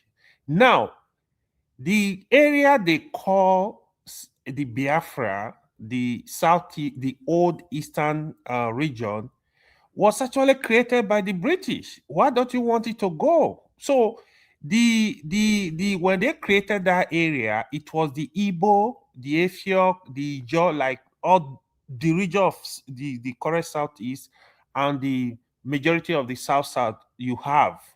But if you are denying those people, telling them there is nothing like South, is so disrespectful. What Mr. Nobody said there's no South. I beg. I don't know where you're coming from. This thing, we are not new to this story. Don't worry. I argue this story every time. When you do it down, you know it very well that the South, you have a lot of tribe in those areas. So when you are doing that, the region that's supposed to be, you're supposed to work with, even if you want to form a country, how can these people trust you? To be honest, sometimes I just feel like if Biafra has worked, it would have been disaster because the bully for the minority would have been too much. So for me, if you want to break up Nigeria, you are really interested in breaking up Nigeria, let all the minority in the south, let them have their region. Let the minority in the north have their region. Peaceful. Yoruba go, Igbo go, take your 5-6 state go, Hausa Fulani form their country. Period. You let everybody be in peace. Otherwise, Nigeria is, you see that you hold Nigeria as it is. If you go with your 5 states, you can make it 100 if you want. Yeah, you want to turn it to 100 states, that's okay. Nobody is going to drag you. You know, we want to do this in such a way that everybody will have peace. How do you tell an Ijoma? If you population of Igbo, I don't know if it's times 2 of Ijo, how do you tell an Ijoma that, oh, you know these people they have the number? You think if you create war, I pray we don't get to that point. To be honest, they have to be respectful of the South people. It's very disrespectful the way a lot of my Igbo brothers speak about the South people. It's not disrespect. You are the one making nobody disrespecting those from the South. Today, don't worry. Hold on, please. Can you make your point now? Make a round up now, beg. Something now. Go round up. No, I was just listen, guys. I think, in my opinion, you know, I know a lot of Igbos. I would say 90% of the ones I know. They don't even, in fact, some of them make fun of Nnamdi Kanu. They don't want to be associated with any kind of secession. They don't want it. You know, that's why I personally feel, so we can put this thing to bed. Give the referendum. Give the referendum tomorrow. Let's put this thing to bed. It goes away and we can move on. There's so much gas in Imo State. So the conversation should be, how can the so-called political leaders in Southeast harness that amount of money so they can generate the kind of revenue that place should be getting? How can they do all those things? Those are the conversations we should be having. Eyes on. Yeah. Let me ask you this question. You see, there's a reason why when you see this agitation in the southeast, right? Some people will be like, "Oh, what are they agitating for?" There was a gas master plan, right? They took that gas from, I think it's from Bonny, right? And they ran it through over southeast, down to Ogun State, then down to the north. The southeast, as it stands today, is not in the gas master plan. However, in Imo State sits one of our largest gas reserves. So these are the stuff we are talking about when we talk about marginalization. No, but Joel, do you get it? This my answer to it, right? Why should it be this? Why should it be the southeastern governors that would develop it? What I'm saying that there are political leaders that need to go and fight for these things. That's what I was about to say. Why don't they bring it up on the Senate floor? All these they don't bring up any of these things that you guys always tell us. Hold on. No. I never see your politicians or any of them, even your governor, bring any of these, a lot of these accusations that I always hear from you guys. I've never seen them bring it up. They started. See, they brought everybody. See, boss, they brought it. Okay. All their marginalization accusations, I always only hear from people online or IPOPians. I never hear from. Hold on. Joel, like what people say, they should bring it on the floor, because to be honest, I agree with those people that say they should. Let me drop off for AI to come in, okay? I'm gonna come now, okay? Before she can come in. Where are you going? Okay. Go ahead, Joel of Mexico. No, let me just close. Joel, I think you have a valid point. All those reserves just sitting there, but the leaders of those places, they need to go ahead and make that a case. You can't tell me if they're making it a case that they won't at least be heard. We have one of the most useless leaders in Nigeria. You know this. That is no problem now. That's what I'm saying is the issue. That's what I'm saying is the issue. Please. I agree with you. Useless leaders in the southwest too. We have those useless leaders in the southwest. We have them in the north too. They're all over the country. They're all over the country. All I'm just saying is just this, right? If we're going to do something nationally, right? Include the southeast, so that when people like us are talking, because I know that I'm not going to vote Biafra. Let me be honest with you. 1 second. Equity of useless leaders. Based on that equity of useless leaders across the country, then how come the other regions are getting that way, and the South is not getting that way? Because you have federal power. And when you have federal power, things are different. Oh God! I think that answers your question. I can't get it. Who has federal power? Useless leaders. Who is the president today? Hold on, Joe. When Jonathan was there, hold on now. Come on, man. You can't say a lot of your people don't have the federal power to get things for yourself. I mean, a lot of people are appointed in his cabinet. A lot of them from the southeast, man. So you were there to negotiate things like that. You didn't do it. It's not like Jonathan did not do anything for the South when he was president.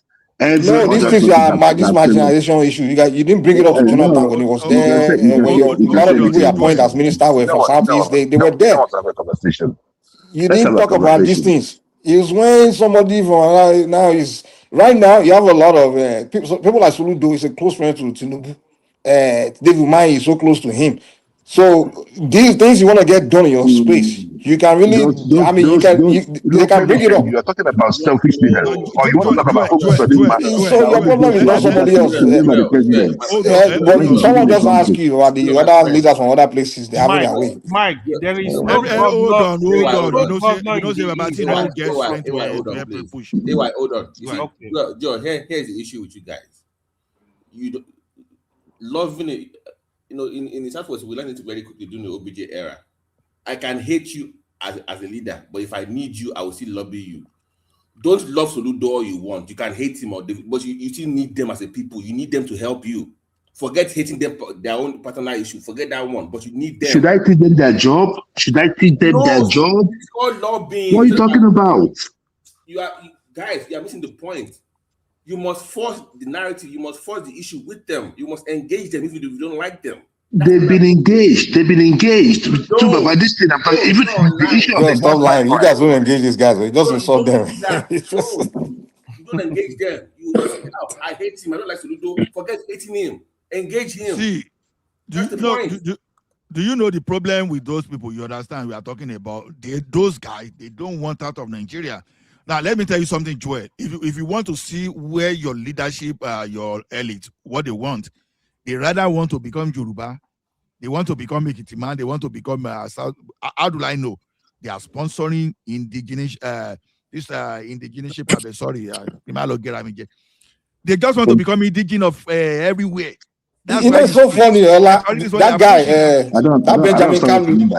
Benjamin Kalu, the guy who come here to propose, they're trying to pass the indigenous bill. So the indigenous bill is what he's proposing. All these things Joe is talking about, that guy didn't bring up any of it. What he's telling us is indigenous bill. That's the priority. That's what we hear your politicians talk about. But then you will come here and be telling us something else. So they focus more on become the indigenous of Lagos, indigenous of those guys don't bring up any of those marginalizations. All these guys talk about. They don't talk about it. If they are living in a place, hold on. The place where you're living today, I know that you're not staying in Nigeria. What are you doing there? That's what I'm telling you. Come on now. I'm not claiming to be indigenous. So you have you gone back to Nigeria? So does that mean that you want to be? Wait now. At least where are they not pushing for Biafran in the National Assembly? That's what I'm saying. They are not, because not all because all Southeasterners are not in support of Biafra. What are you talking about? I have made this point to you. Why do you guys see every Southeasterner as a supporter of Biafra? No, Joel of Natri is not in support of Biafra. Let's say it that way. It's a lot of look. Let me tell you, and I will tell you here. IPOB as it stands is about 2% of the entire population of Igbos. What are you talking about?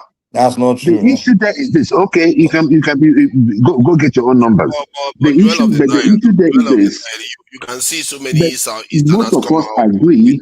Most of us agree in some of the things they are saying, like equity, right? If you see marginalization going on and they're speaking to it, even if you're a blind person, I just made a case about the gas pipeline, right? The national gas, and at least even if you're not from this, even if you're not IPOB, you understand.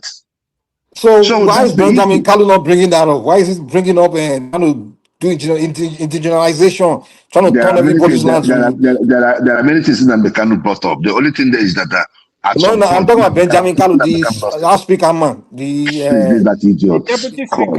So those are you guys elect these people to be your representatives, and they are not bringing up. The leaders are not there to talk about your gas. No, Joe, you can't call him an idiot if you. He's a moron. I'm telling you, he's a moron. Leave that idiot. I said what I said. I said. Look. Don't see. Let me tell you. To Nigeria. I said to Nigeria. My friend, hold on.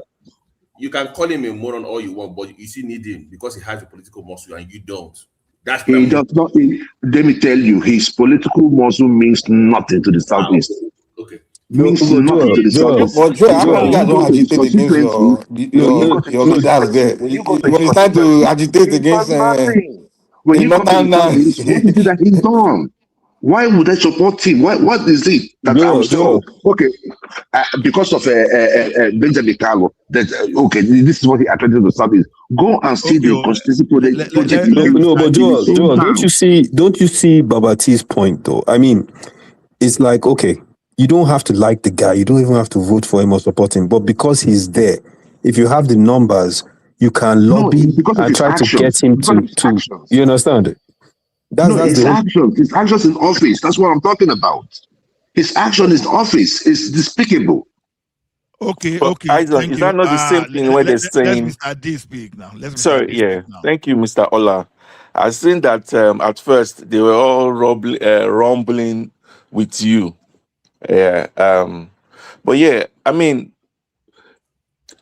I'm from Anyoma. I'll start from that. And I believe that we in Anyoma, or some of us, or even some of us in Delta, are being marginalized. I can say so. You understand? And on the other side,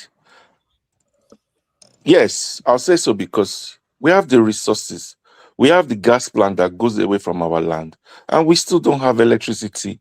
And we have this kind of things. You know, everything looks somehow, and people cannot even understand like what's going on with Delta. My brother, I'm from Delta. Okay, listen, let me speak now. No. Me will not do that one. I beg. We get listen, my brother. Wait. Our state gets $40 million a month.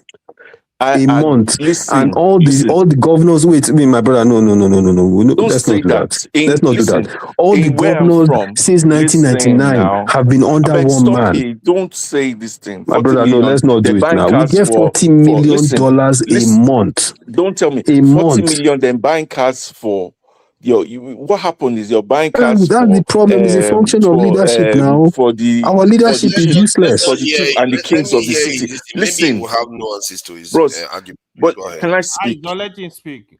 Can I speak? You have money coming into the place. You're buying cars and stuff for the kings and all those things. You're not putting infrastructure enough for the people. You're not building schools. You're not putting. Listen, you're not putting hospitals. There's no electricity. You're the one providing electricity for like maybe 5 states. So what are you telling me? And at the end of the day, people treat Delta State like it's Nigeria. It's for the taking. And I'm not saying it comes from even leaders, the former leaders from Anyoma as well. They come there, they see as Nigeria, they don't have the feeling that it's their state.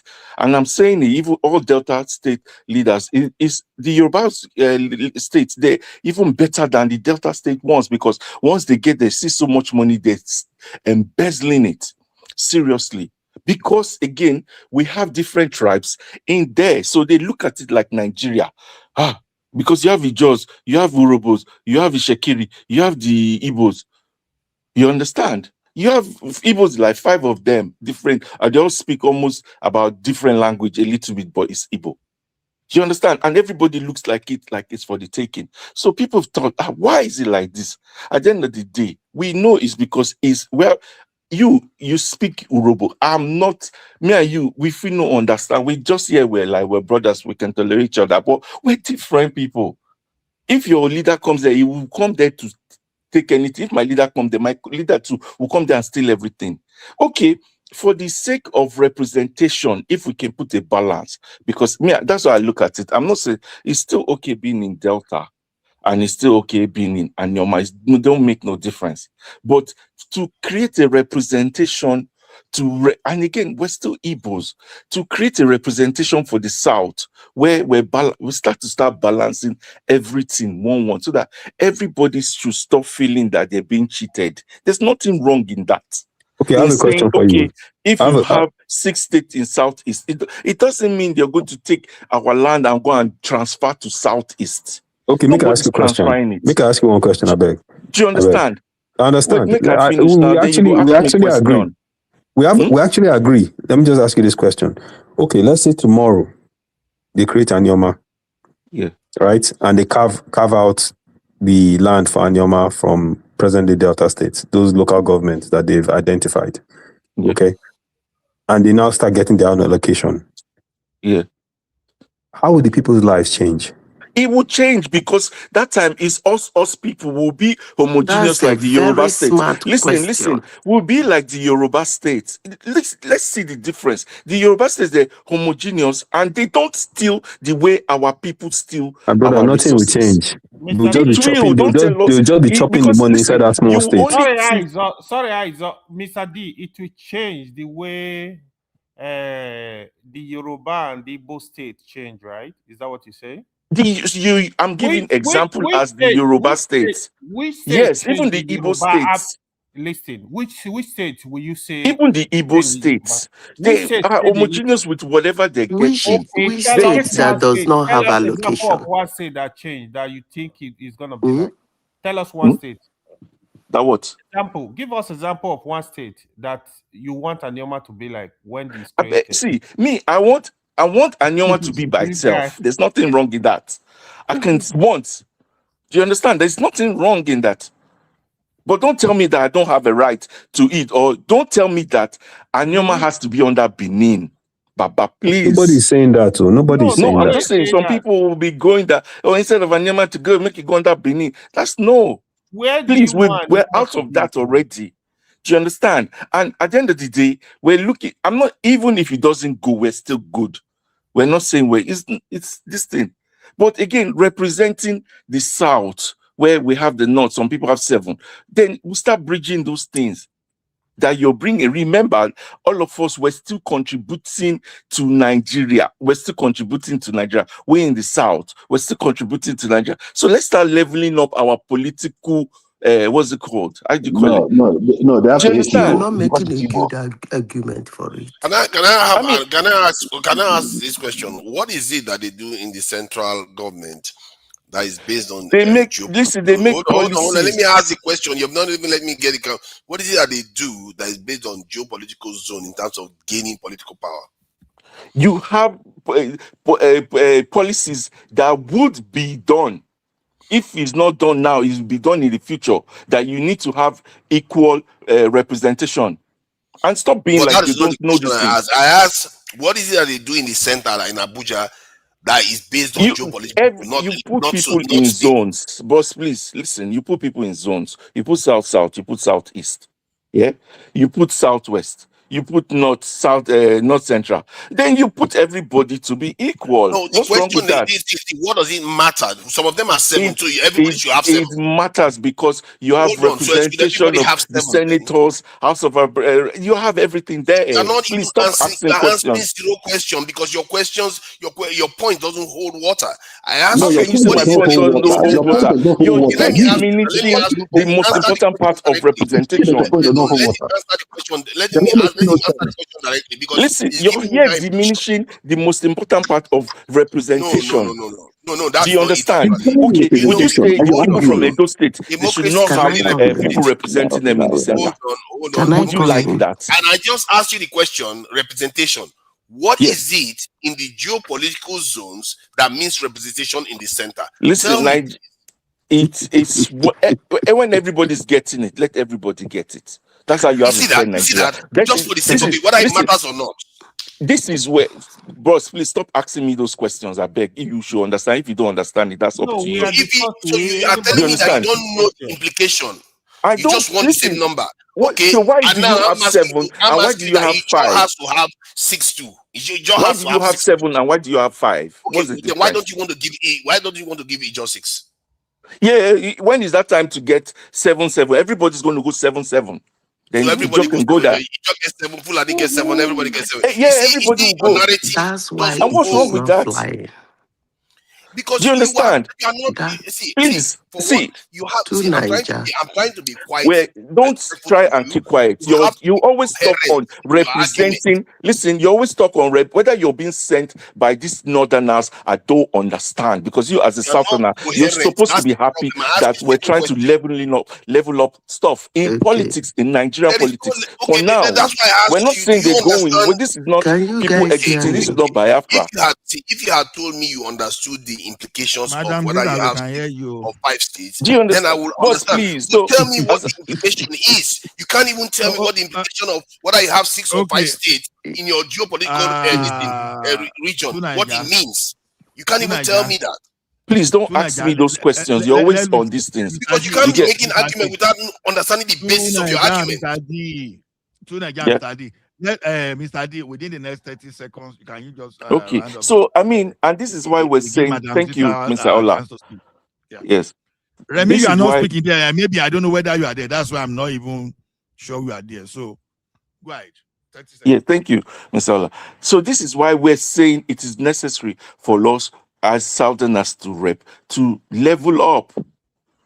And once we have our own Southerner people telling you, oh, it's nothing, then if that is nothing, tell the Edo State to give away their representation there and give it to Anyoma and let them stay and not be represented.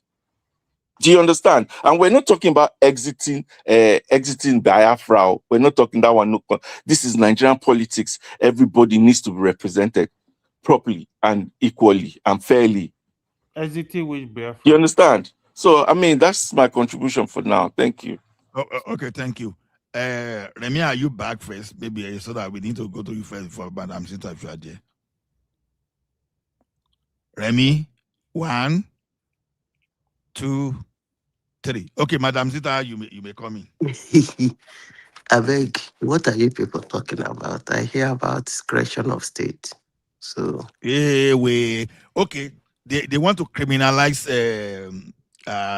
just anyhow shiftancy in Lagos State, now, what? say you feel enter Lagos today now as Madam Zita now, and someone will just dash you Otun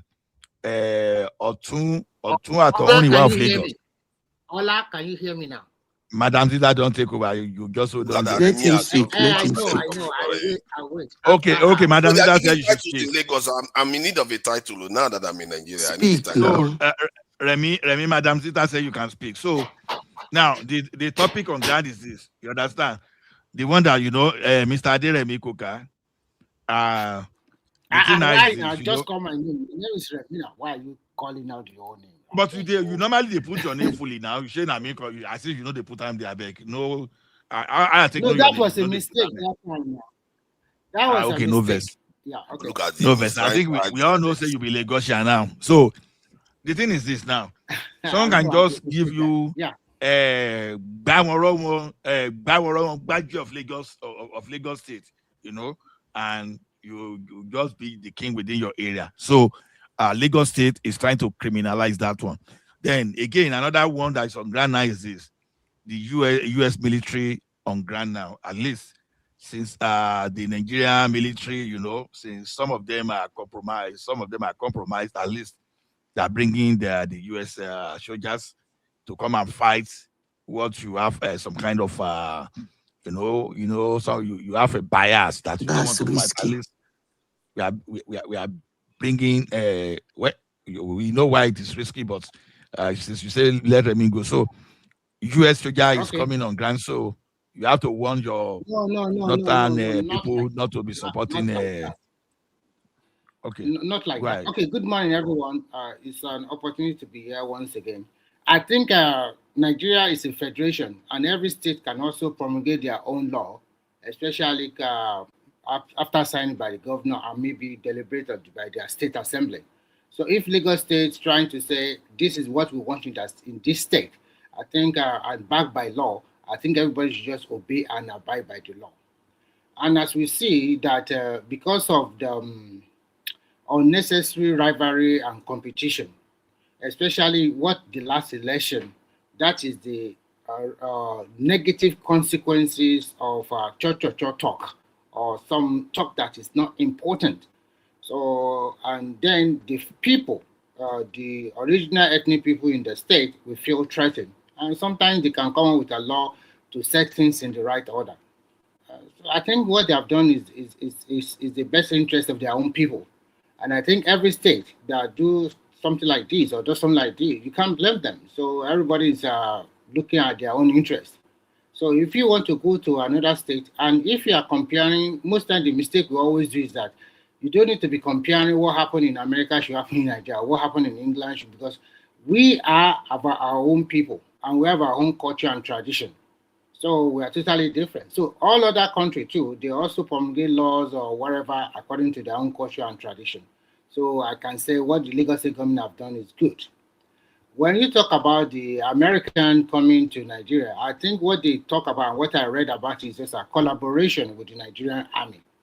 I think they are going to help them in terms of communication and intelligence gathering. It's not that you've seen American soldiers go and fight terrorists like that. I don't think so. I think the people they are bringing is just to help them in terms of intelligence and the rest. And then probably, what I'm just trying to say, you're not going to see an American soldier fighting terrorism in the field. No, you're not going to see such a thing, because what I read is that they're going to collaborate in terms of intelligence and the rest, and probably maybe handling of equipment or drones or something like that. So maybe at the end of the day, everything is good, because as you can see, what I see is that some Nigerians, they don't want Nigerians to be better, and they don't want Nigerians to be good. Some Nigeria, because of religion, they hide under religion on both sides, Christianity and Islam, to foment trouble in that country.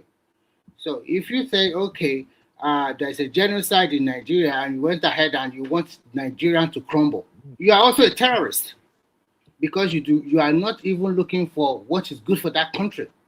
If you are also going to another country on the basis of religion and because your guy did not win an election and you want the country to break, you are also not a good Nigerian. You are not patriotic. So American coming here is a welcome development, so far that at the end of the day, we everlasting peace, and we want that kind of peace. We want our country to progress. So look at the good news that are coming from Nigeria in the last couple of weeks. People are happy. Nobody wants to be hearing negative news. But if you think your preferred candidate is not the leader today, what about in the future if you play your policies very well? At least we are all here when Jonathan was the president of the country. A lot of people from the southeastern part of the country hold important positions, and nobody complained. And when your people are no more in the, not that they are no more in the corridor of power, but maybe you don't have the influence during the Jonathan age, you should not complain. Play your policies very well. And I think this, I don't know, because post-2023 election, I think you have a lot of good candidates. Should they not criticize governments that are in office? I'm not saying that. You are looking at it in the other way around. If you are criticizing the government in office, it's different from trying to demarket your country. They are two different things. If you are demarketing then your why are you country, making it look like it's about government then? We are talking about the I'm not making about government. If you care to listen carefully, you will understand I'm trying to talk about. In the office. Can you keep quiet for God's sake and let me finish? Please, I beg. Yeah. So what I'm just trying to say in a nutshell is that if your people or your leader lose an election, that is not the end of the world. Primary election is just a game. You must have a winner or a loser. If you lose today, it does not mean you cannot win tomorrow. What has the election got to do with this? Yeah. So what I'm trying to say in a nutshell, because I've been hearing what you're saying. So lastly, because I don't want to take too much chance that another person can talk. You guys have been talking about marginalization, state creation, and the rest. So the question is this: when they are creating states, even all over the world, you will see that some states are bigger than others.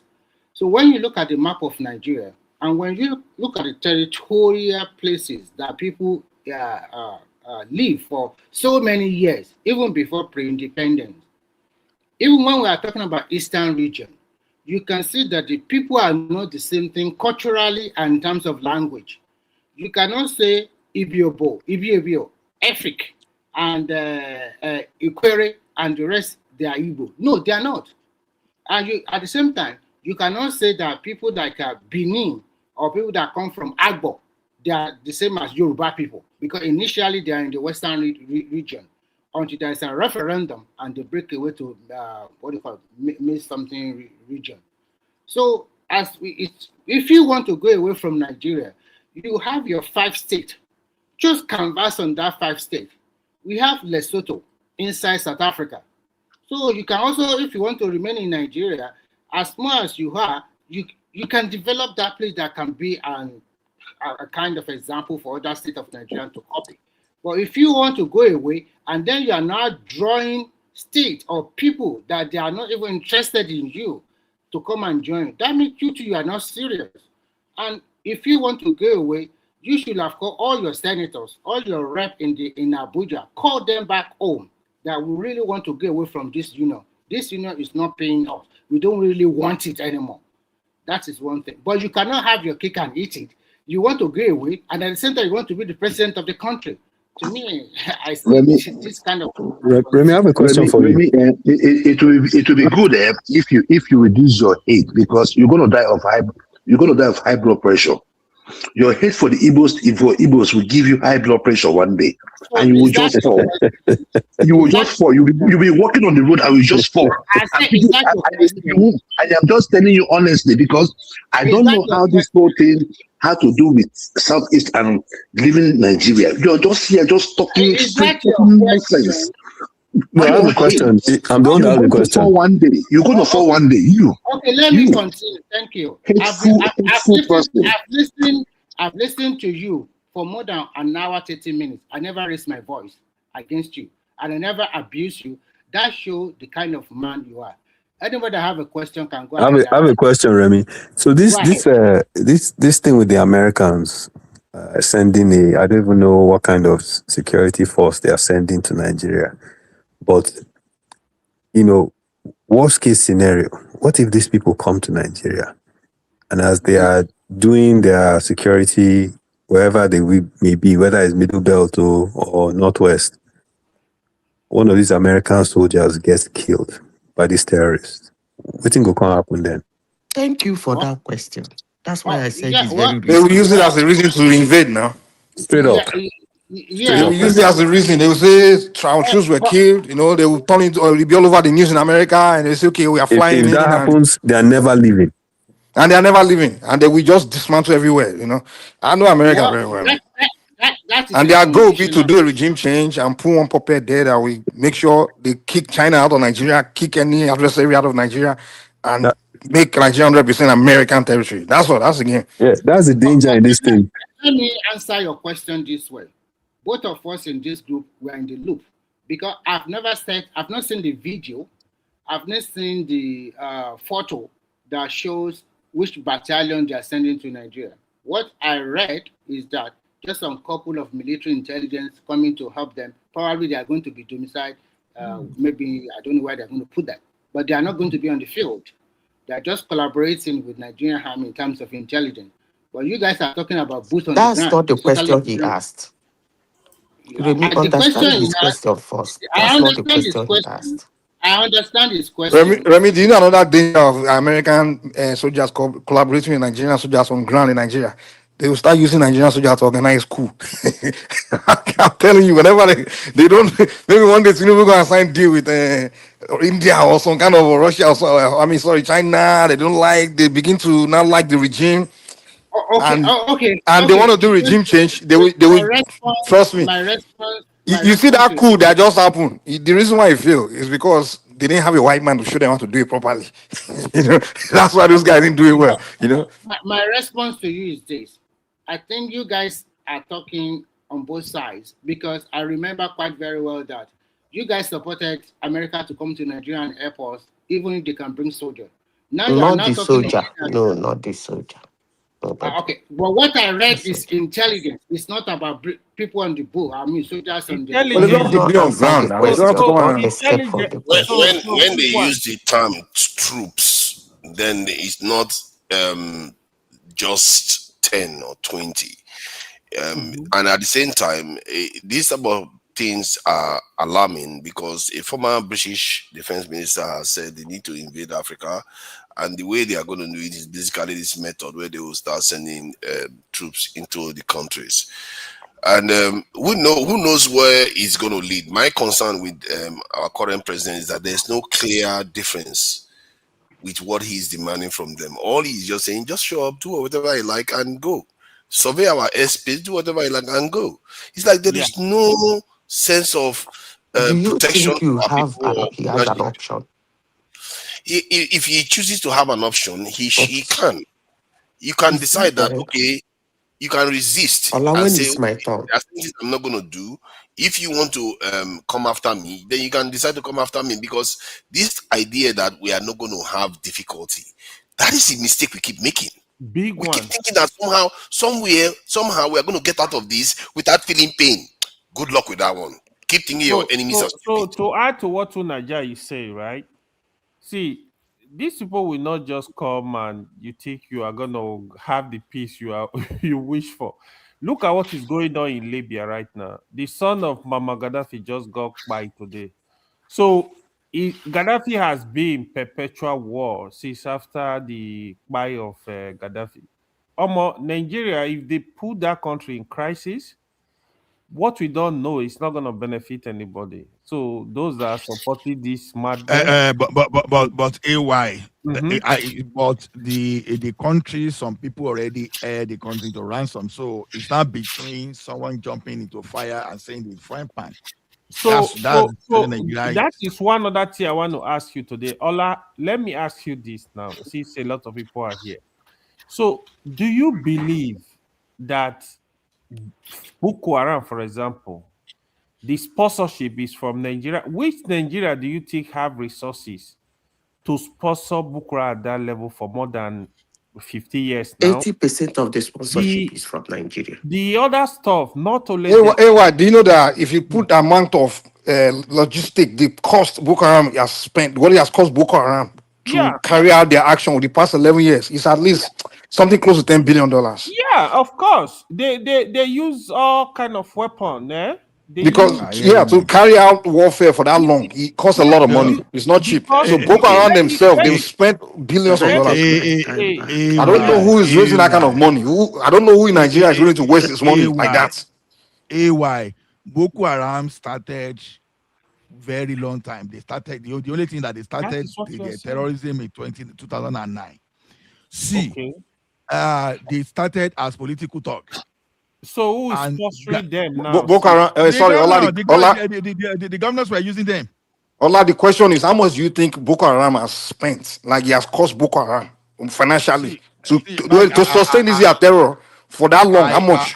I understand where you are dancing to, but the real. No, I'm just asking. How much do you think? How much do you think the money financially? Let me tell you, it's in the billions. If the Nigerians, if two sides are fighting, they're both spending money to sustain, to stay, right? If the Nigerian state have spent billions, right, and the other side is equally fighting back, that means that other side too has spent billions. Yeah, you understand? So you can't tell me Boko Haram are not spending any money. You can't tell me that just everything is free. So that billions that Boko Haram is spending. Mike, whoever is putting that money down. Wait, now let me just learn. Whoever is putting that money down has to once get in return. So you telling me that somebody is just wasting his money to what? To become governor to what? Come on now. Let me make my submission so that Madam Mia can come into the conversation. Let me make my submission. See, Boko Haram was indigenous to Nigeria. So the question was that we did not stop Boko Haram on time, and it escalated. Then the foreign terrorist brotherhoods, they just bought into that idea. So that maybe someone started Boko Haram in Nigeria for us. No, Nigeria, Boko Haram is made in Nigeria. You know what? Once CIA. Mohammed Yusuf Boko Haram is even from the war Boko Haram. Mohammed Yusuf Boko Haram was protest. I'm saying it was protest, and the guy died. Mike, that's not true. Anyway, Madam Zita. Let me just say this because the online hear this. Do you know what one CIA official said? He said they don't start groups inside countries. They go inside countries, they look for the groups that already started doing their own thing, then they recruit them from there. That they don't necessarily create groups within a nation, so like Boko Haram. When they go there, they use them. That's how they behave. That's why it's so efficient. Now the thing I yam be that now. Madam AI. Yeah, but you are saying that this thing Boko Haram was made in Boko Haram is Nigerian-made terror organization. So let's do all this. But you say it's terror brotherhood. But I'm telling you that this is not that alone. These are people that are actually at least the security people know the house of the founder. So, Madam AI. Mike, that's not true. That Boko Haram was just agitating. No, they killed a lot of police officers before that man was spied. But but it wasn't an insurgency. It was more of a riot. Before Yusuf was spied, Boko Haram has spied a lot of military police officers. Let me be specific. Has a armed group like violent, like insurgency? I said, let me repeat myself again. I said, before Yusuf was spied, it was already out of hand. That was why Yusuf was spied. Let me finish. So many police officers in the north has been spied by Boko Haram. Before the entire north? Yes. Before Yusuf Boko Haram, the entire north. You see, that was in Kano. No. I've said Mohammed this. Yusuf, it was a Hold local on. event in Kanuri area, that Maiduguri area. But no, yeah, That's exactly that's what their issue whereas we was. were never in the entire north. Exactly. That's where the whole shenanigan was sorry, going on. Northeast, sorry, Northeast. Not even the whole Northeast, Oh, just that my Bonu. Yeah, it was even one local government area, self. It wasn't the whole Bonu. Like those guys there were just doing their debate about Western education and this and that, and they were clashing. It's more local issue that within their space, how they don't want. It was just there, and then it became political, kind of like we do that. Riots about division about the issue, and then the army went and just started massacring and just arrest Yusuf, kill the guy. Next thing, months later, we just hear about in social group started in that place, bombing. Like, okay, what the heck? So that's what I know. No, you forgot one thing. I don't know whether it's him that stopped our army general to pass that area. Is it not? No, you are talking about Kaduna. That's shy group. See, No, that's okay. You see, some people don't know difference between events and the north. They just think it's just one. North is just one small space of village like that. Apple is Yeah, stop that, Mike. That is a simple clarification. How can you know the difference between Zaria and Maiduguri? I think you are too agitated. I don't know why you are too agitated like that. No, I'm not attacking him. I'm just saying, like, he goes through a lot of things that you guys say here. They're always trying to tell you that you don't understand the north at all. I don't know why some people are necessarily agitated. Just a platform. Okay, it's okay. Sorry. My apology.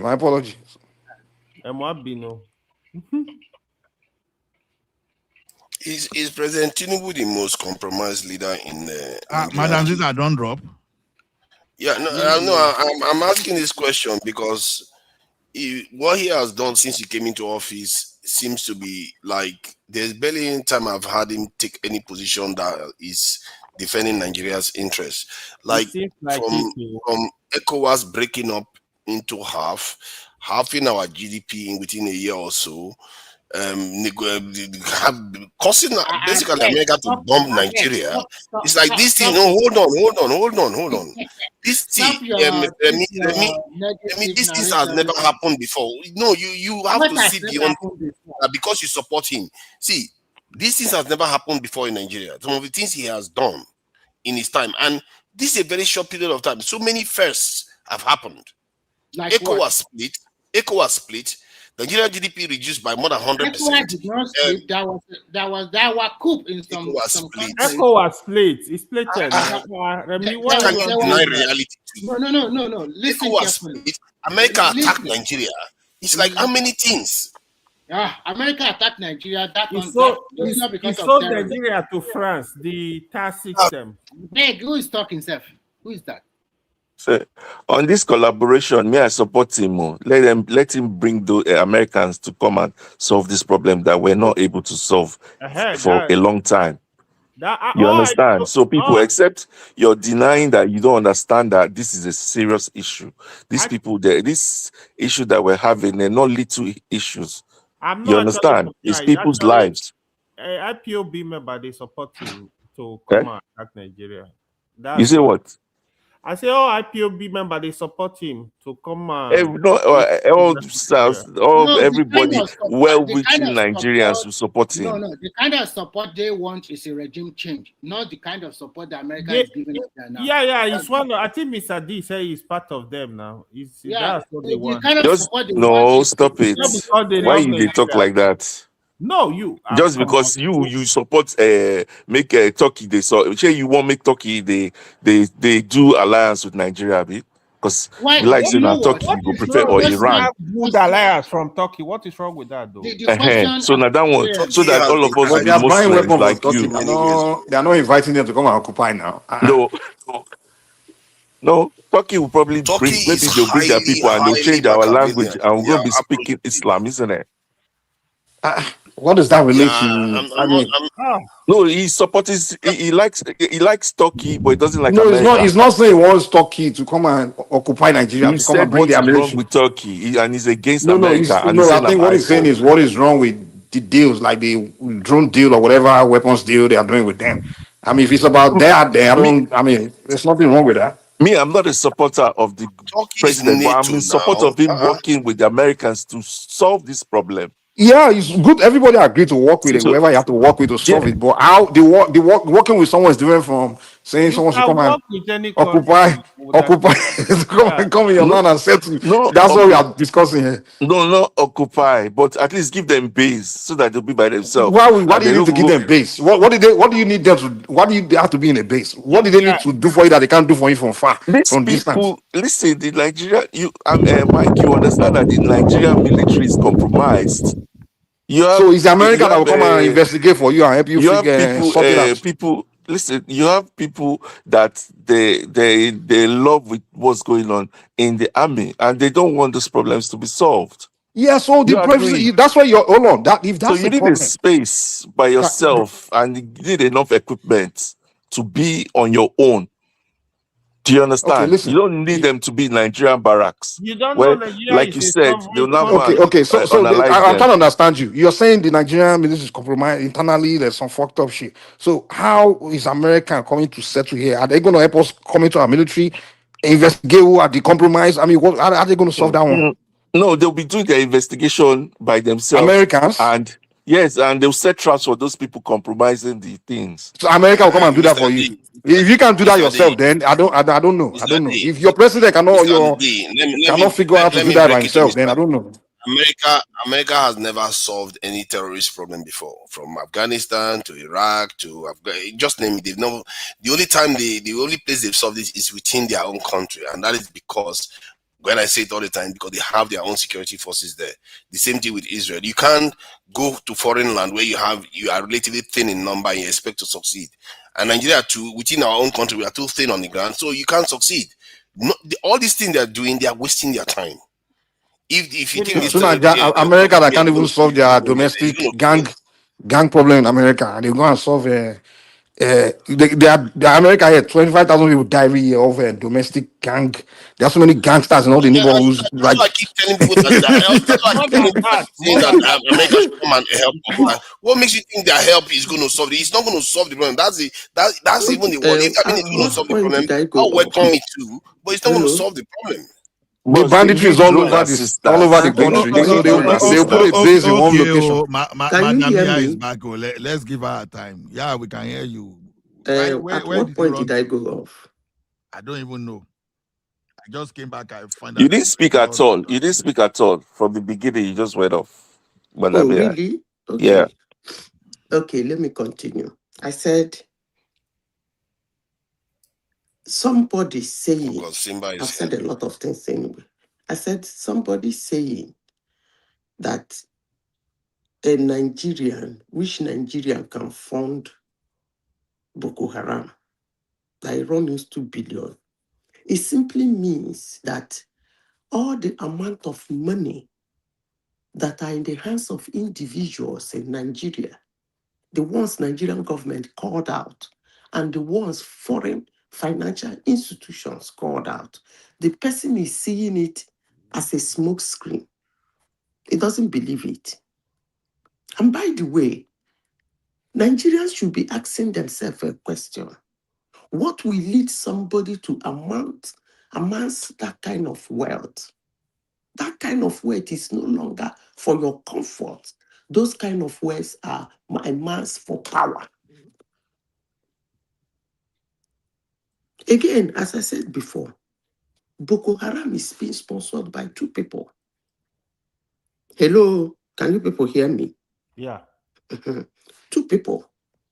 The Nigerian military and individuals in Nigeria.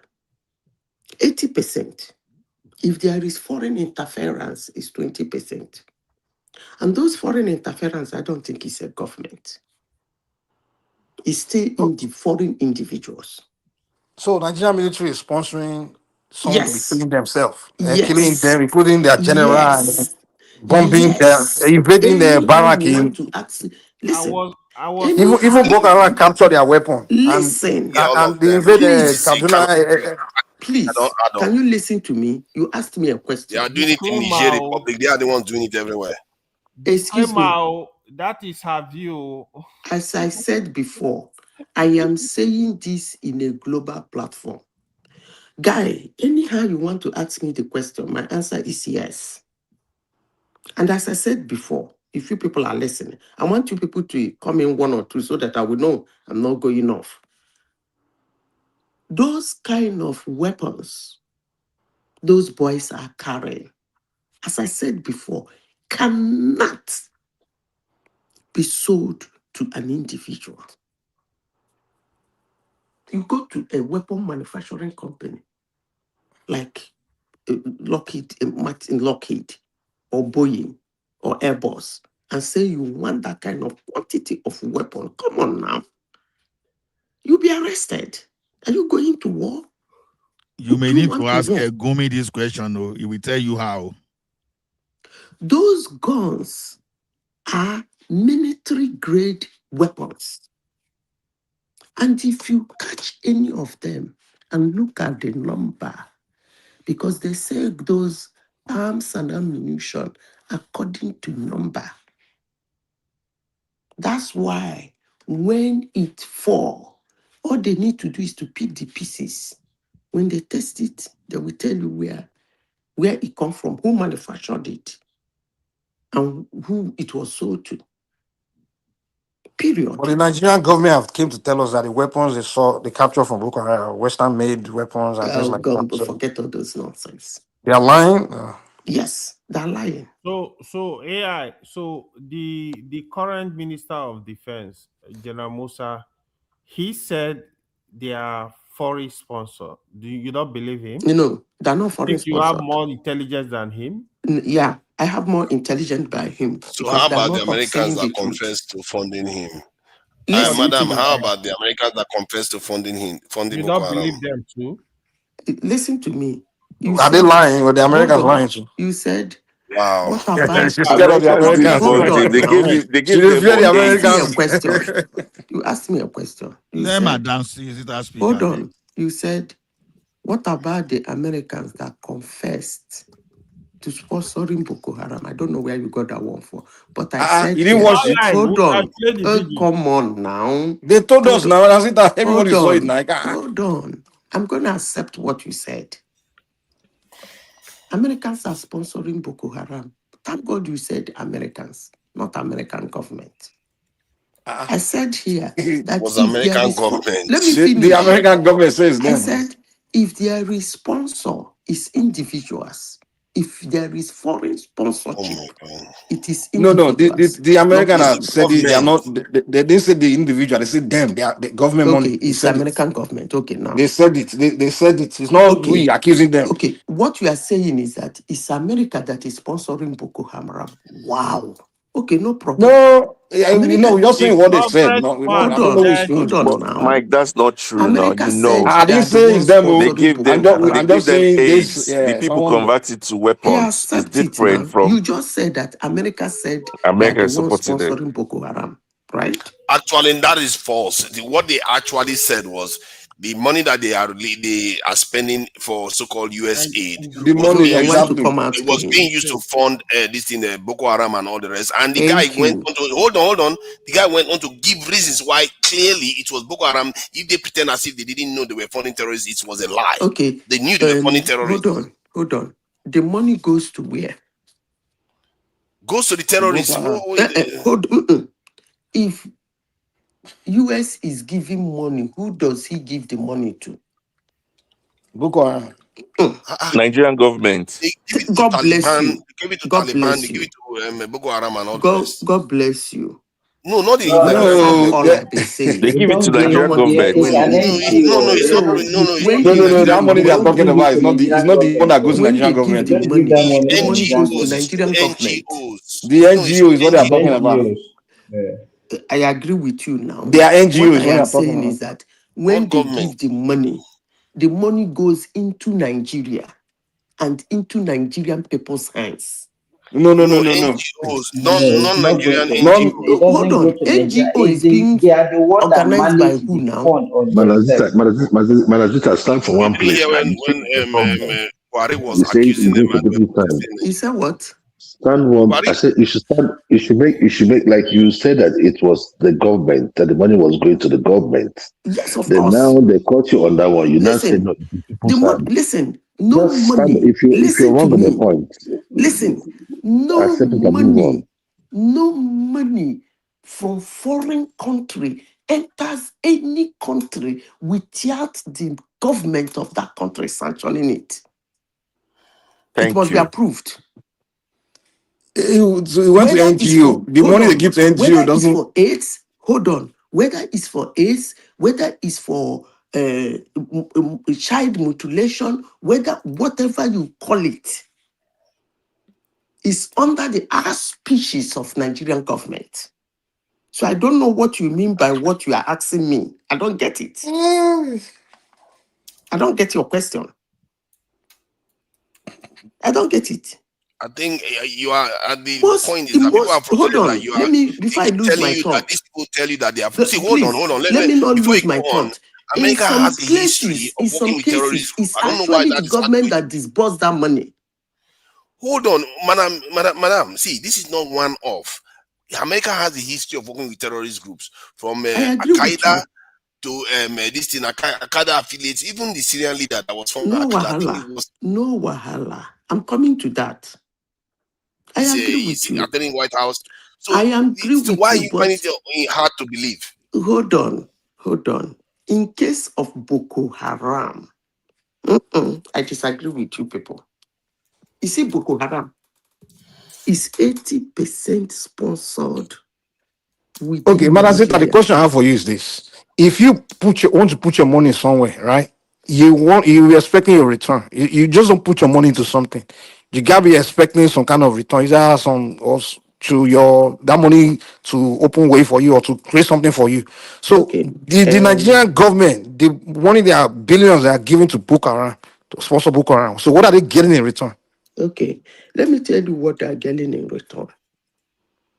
I didn't say Nigerian government. I said in the military. Nigerian military. Okay. Yes, what are the Nigerian military? What's Nigerian military getting? I know you're about to I want to tell you something. When I tell you that, please don't ask me how. Go and make your research.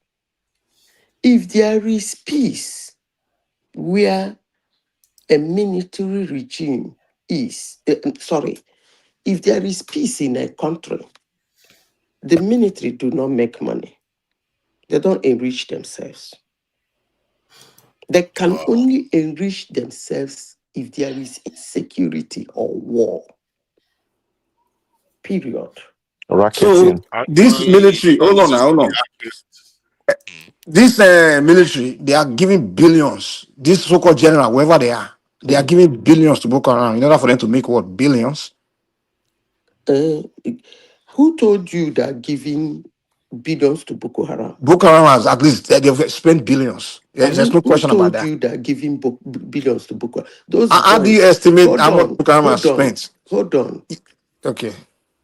Those boys that run around shooting people, do they look to you like people who own billions?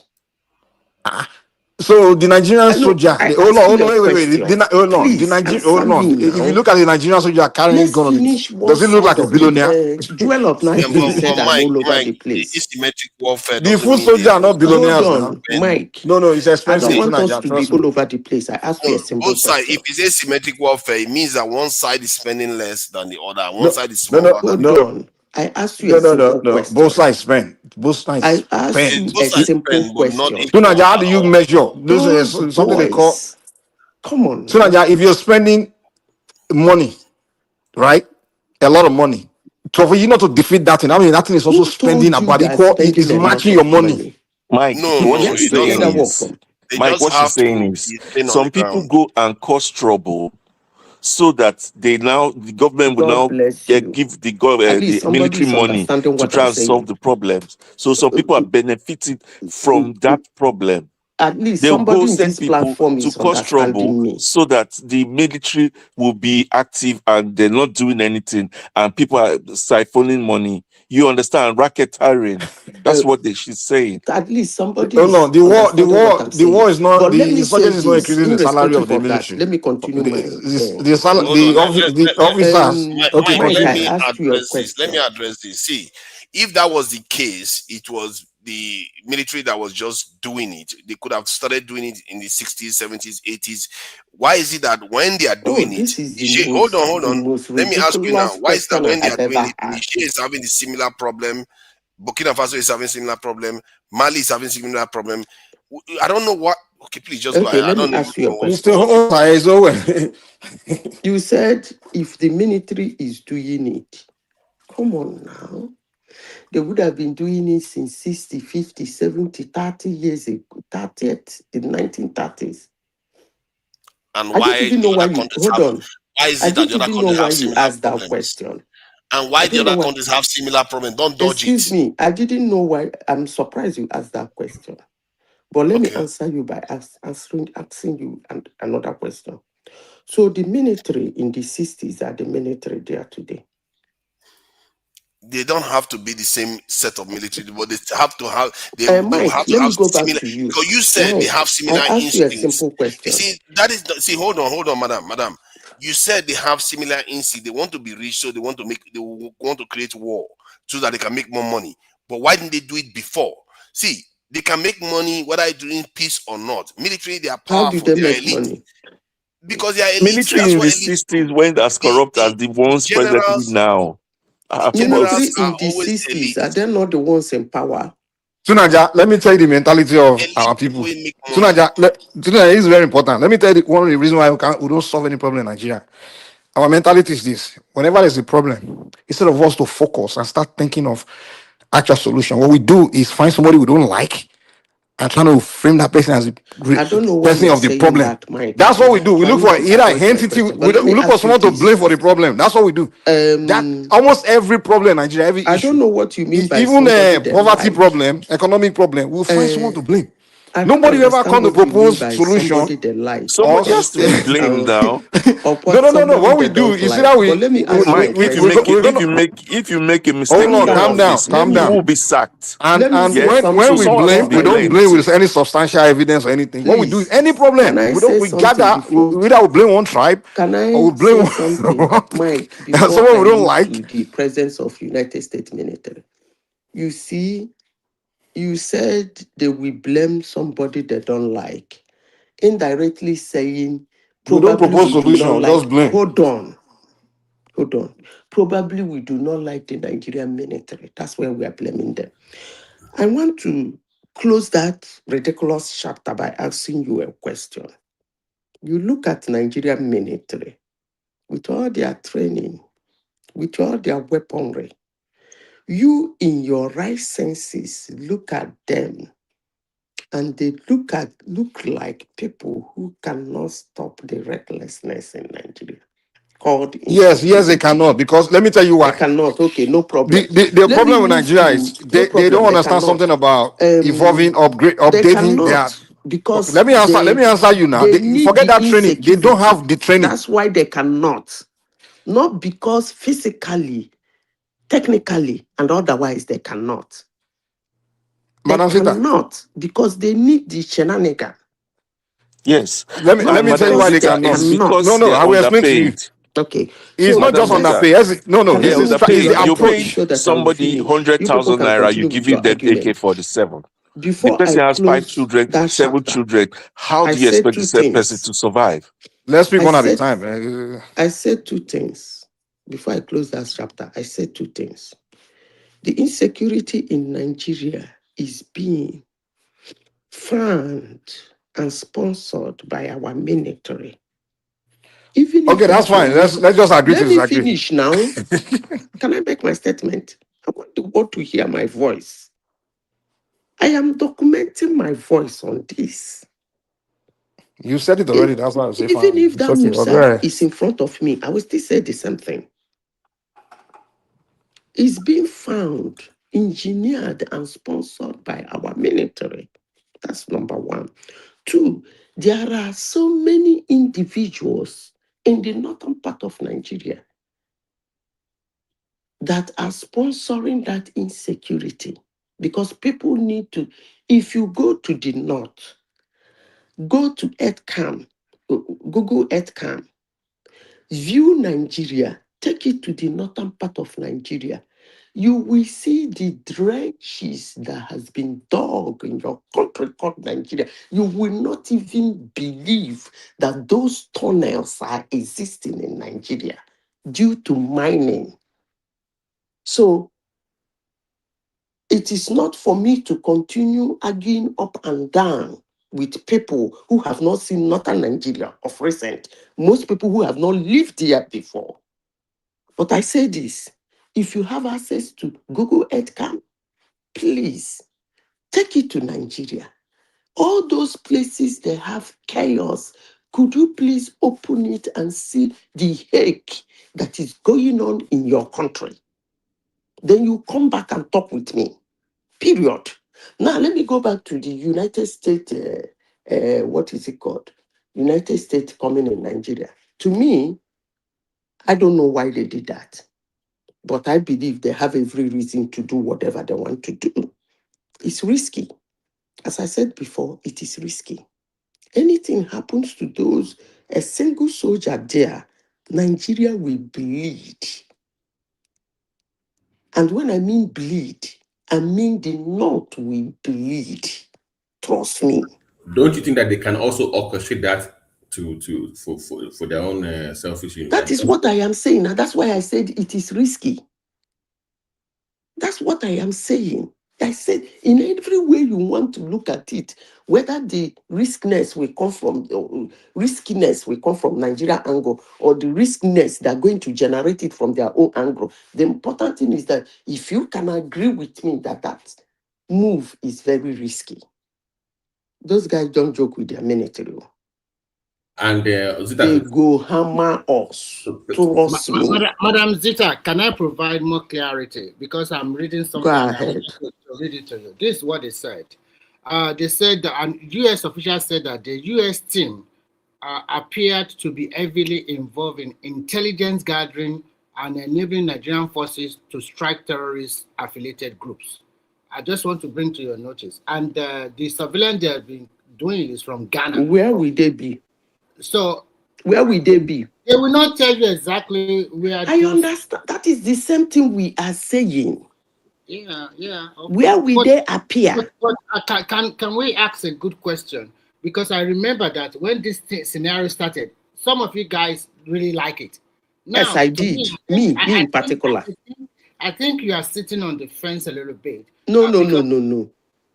Because the way I see is that Nigeria is in a problem. And then you guys said our military have been compromised. And these people continue to move. Hammer us from outside, yes.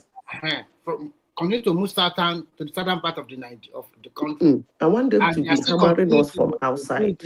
Whatever they are doing in the northwest and northeast and north central. And our military have been compromised. So if you don't want American, if you have any other solution, I think you should just... But I'm just giving you the solution now. I said I prefer the way they did Sokoto. That's what I prefer. What is wrong with you? How can you just say something like that? It doesn't. But that's solving the problem. Sokoto. I don't want them to come in. What kind of analysis is this? You know full well this is not going to work. You just want to waste our forefathers. If Zita said that the what do you mean by no full well it's not going to work? It's not going to work, of course. America has never succeeded with any terrorism. Don't you know that? Hold on. If the enemy is within the military, then bombing from the air is really will not work. So how does bombing Sokoto, how does he solve the compromise, the military? That's a good question. I love that. Let me answer you. But as it need to answer that one. Let me answer so how do they solve the problem in the military? You see, Mike, as I said before, please go and get access. If you need to pay, get access to Google Earth Cam and take you to that place they bomb. Then you come back and ask me how did they solve the problem. So Nigerian soldiers were there, they got killed. Hold on. Oh my you God. asked me a question. She literally said, look I at said, you said Sokoto the bomb. How did he solve the problem? The problem we're telling you, the problem of you said the Nigerian soldiers, they are the one sponsoring it and they are compromised. So now you said the solution is for US to do what they did in Sokoto. So now we are asking you that kind of strike. so that airstrike to Sokoto, is it bombing the Nigerian soldiers that are the one? It's not bombing the. See, listen to me. There is one funny comment or one funny thought you people are having about insecurity. I heard somebody said United States has never solved terrorism anywhere in the world. You are just saying, hold on. You are just saying security forces in the world has never solved criminality anywhere in the world. That is actually No, what you are we saying. talked about terrorism No, hold on. around the world. Hold on. Terrorism is a type of crime. And you are saying United States has never solved it. You should be asking Yes, yourself, around the world, but hold inside the on country they now. can. Hold on. You should be asking yourself, just like security agents go about solving the problem of crime, you should ask yourself, how many terrorists has United States died? That should be the question, not whether they have Okay. solved it. No. Actually, whether Because they it have can never solved be it solved. matters. Hold Jesus on. Christ. Please. It can never be solved. AI, Hold hold on, on. let So me if it answer can never her. be You solved, have so to what do you need them AI, for then? let me answer her. Let me answer her You because she's can you buy addressing. imagine this one, another AI, one go come out. You hold buy on. this one, another one go come out. Exactly. It's It's like a a hide your chase, just head. like criminality. No, But but that's forget not how that it one. works. Hold on. No, AI, that's not how it works. Can I just answer this, please? Can I answer okay. this? See, because there's a difference between what America does overseas and what they do at home, and the same applies to other nations. Just like Algeria had terrorist problems, Egypt had terrorist problem. The only way you can deal with them is with manpower on the ground. If you think you can bomb them to submission, if you want a clear example of this, try Gaza. They bombed them for straight 2 years, 6 times the explosive force of 6 Hiroshima nuclear weapons, and Hamas is still standing. That All they should kill is tell you bunch of civilians, not, bunch of babies exactly. and That should tell you grandmothers. that nothing you are going to do is going to solve it like that. The only place Hamas cannot attack right now is where Israeli soldiers occupy. That's where they cannot attack right now. If you're not taking over ground from them, you have to see space from them to operate. So where are That's how they it works. attacking? Outside of They that can place, only where operate hold where on. they I can only ask you a operate where simple Israeli question. soldiers are not Outside present. of where Israeli soldiers are, where else are they attacking? They're not attacking anywhere else. Oh, they're not Before attacking now, anywhere else right now. hold on now. Before now, Hold let on. me give you an example. Before now, Before whenever now, where have they been attacking? they have been attacking the this thing, in short, whenever they can get opportunity to attack Israeli soldiers, they will Okay. attack them. If they So, can and release you missiles, they think can release missiles. suppressing them to this level is not a You are win to not you? listening. You are not listening. So now, you have to It's a understand when it win comes now. to warfare, when it comes to warfare, so Let me just explain to her so she understands. The only time they encounter Israeli soldiers behind enemy lines, guess what? There was a time they captured Israeli soldiers and they wanted to take them hostage because they went behind their enemy lines and captured them. They didn't even make it out alive. They died. Because every time, and it didn't happen once, it happened multiple times. You hear that Israeli soldiers that were killed, they were trying to capture them. The Israeli soldiers, you know what they did? They will kill the terrorists and kill their own soldiers to make sure that those people don't escape. So Naja, you have to understand something. See, when you have to have conversation about warfare, it's kind of like when I want to have conversation about boxing and I start talking to my sisters, they can't get it, man. I have to go and get one of my brothers because when it comes to things about fights, man, we understand. I mean, not to say women are not really anything war. Women can't really understand warfare Can conversation. you indulge me for a second? Back to the That's military. that's unfair Really? now.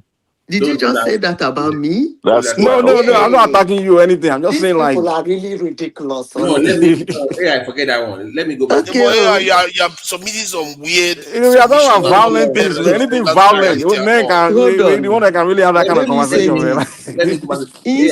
AI, Insecurity hold on now. in the world can never be solved. It can only be reduced. If Yeah, insecurity, But we let know me that now. finish, please. We know that's that true. now. Please, let me finish. Since you people know more about war, insecurity in the world, insecurity is born out of criminality. It can never be solved. That's why arms and ammunition industry is booming. You shrink it this place, erases is ugly this place, you hammer it that place, erases is ugly. It is a So, way man, of are you contradicting life. yourself? Why Because are you you stating the said the obvious solution. now? It is a way of life. That's why I said it is risky for United States foot soldiers to enter Nigeria. There are difference between organized crime and now. All I want them to do is to be doing the Sokoto style. I want the Sokoto style. And I stood for the Sokoto style. Just keep bombing places. When Nigerian army will be thinking, Nigerians will be thinking they're going to hit Maiduguri. Let's not move this conversation around a little bit. They will hit Can we let other people talk. Let other people contribute. Let me add for that is the one I want. Them being in Nigeria, I don't want anything that will give them an excuse to bomb where they are not supposed to bomb. That is where I stand. Let me just I'm going to tell him where to bomb. Because hold on, please, because I was with you with the military. But for those asking, what did the Sokoto bombing solve? I told you, go and look at your head camp before you come here to tell me how men know war. I end my case. Okay. To your point about hold on now. To your point about the military, because I was with you. Lord. My goodness, what's let other people speak? Can I speak for God's sake? Okay, go ahead, Babati. Man, to your point about the military and them being subject within, I get that point. Because that even makes the overhead cost of terrorists very cheap because they are getting weapons from the government, they're getting supplies and everything. So the overhead cost is very low, and they're also getting intel. Where you lost me was your preferred solution to that, where you said the overhead and that kind of, you lost me on that point. But the point I'm trying to make here is like, if America comes in and they're there for this intel service, and we're skeptical about them, having their ulterior motive, the question is, why are people in the House or in the Senate not raising any alarm right now, people in government? And why are the people themselves not calling on their rep to say, listen, we don't want these people, or we want a different solution? Nobody's saying anything. It's my issue. We as the people are not proactive to the terrorist act and to Americans, in my own opinion, invasion of the country, because it's going to get worse. They're there to stay.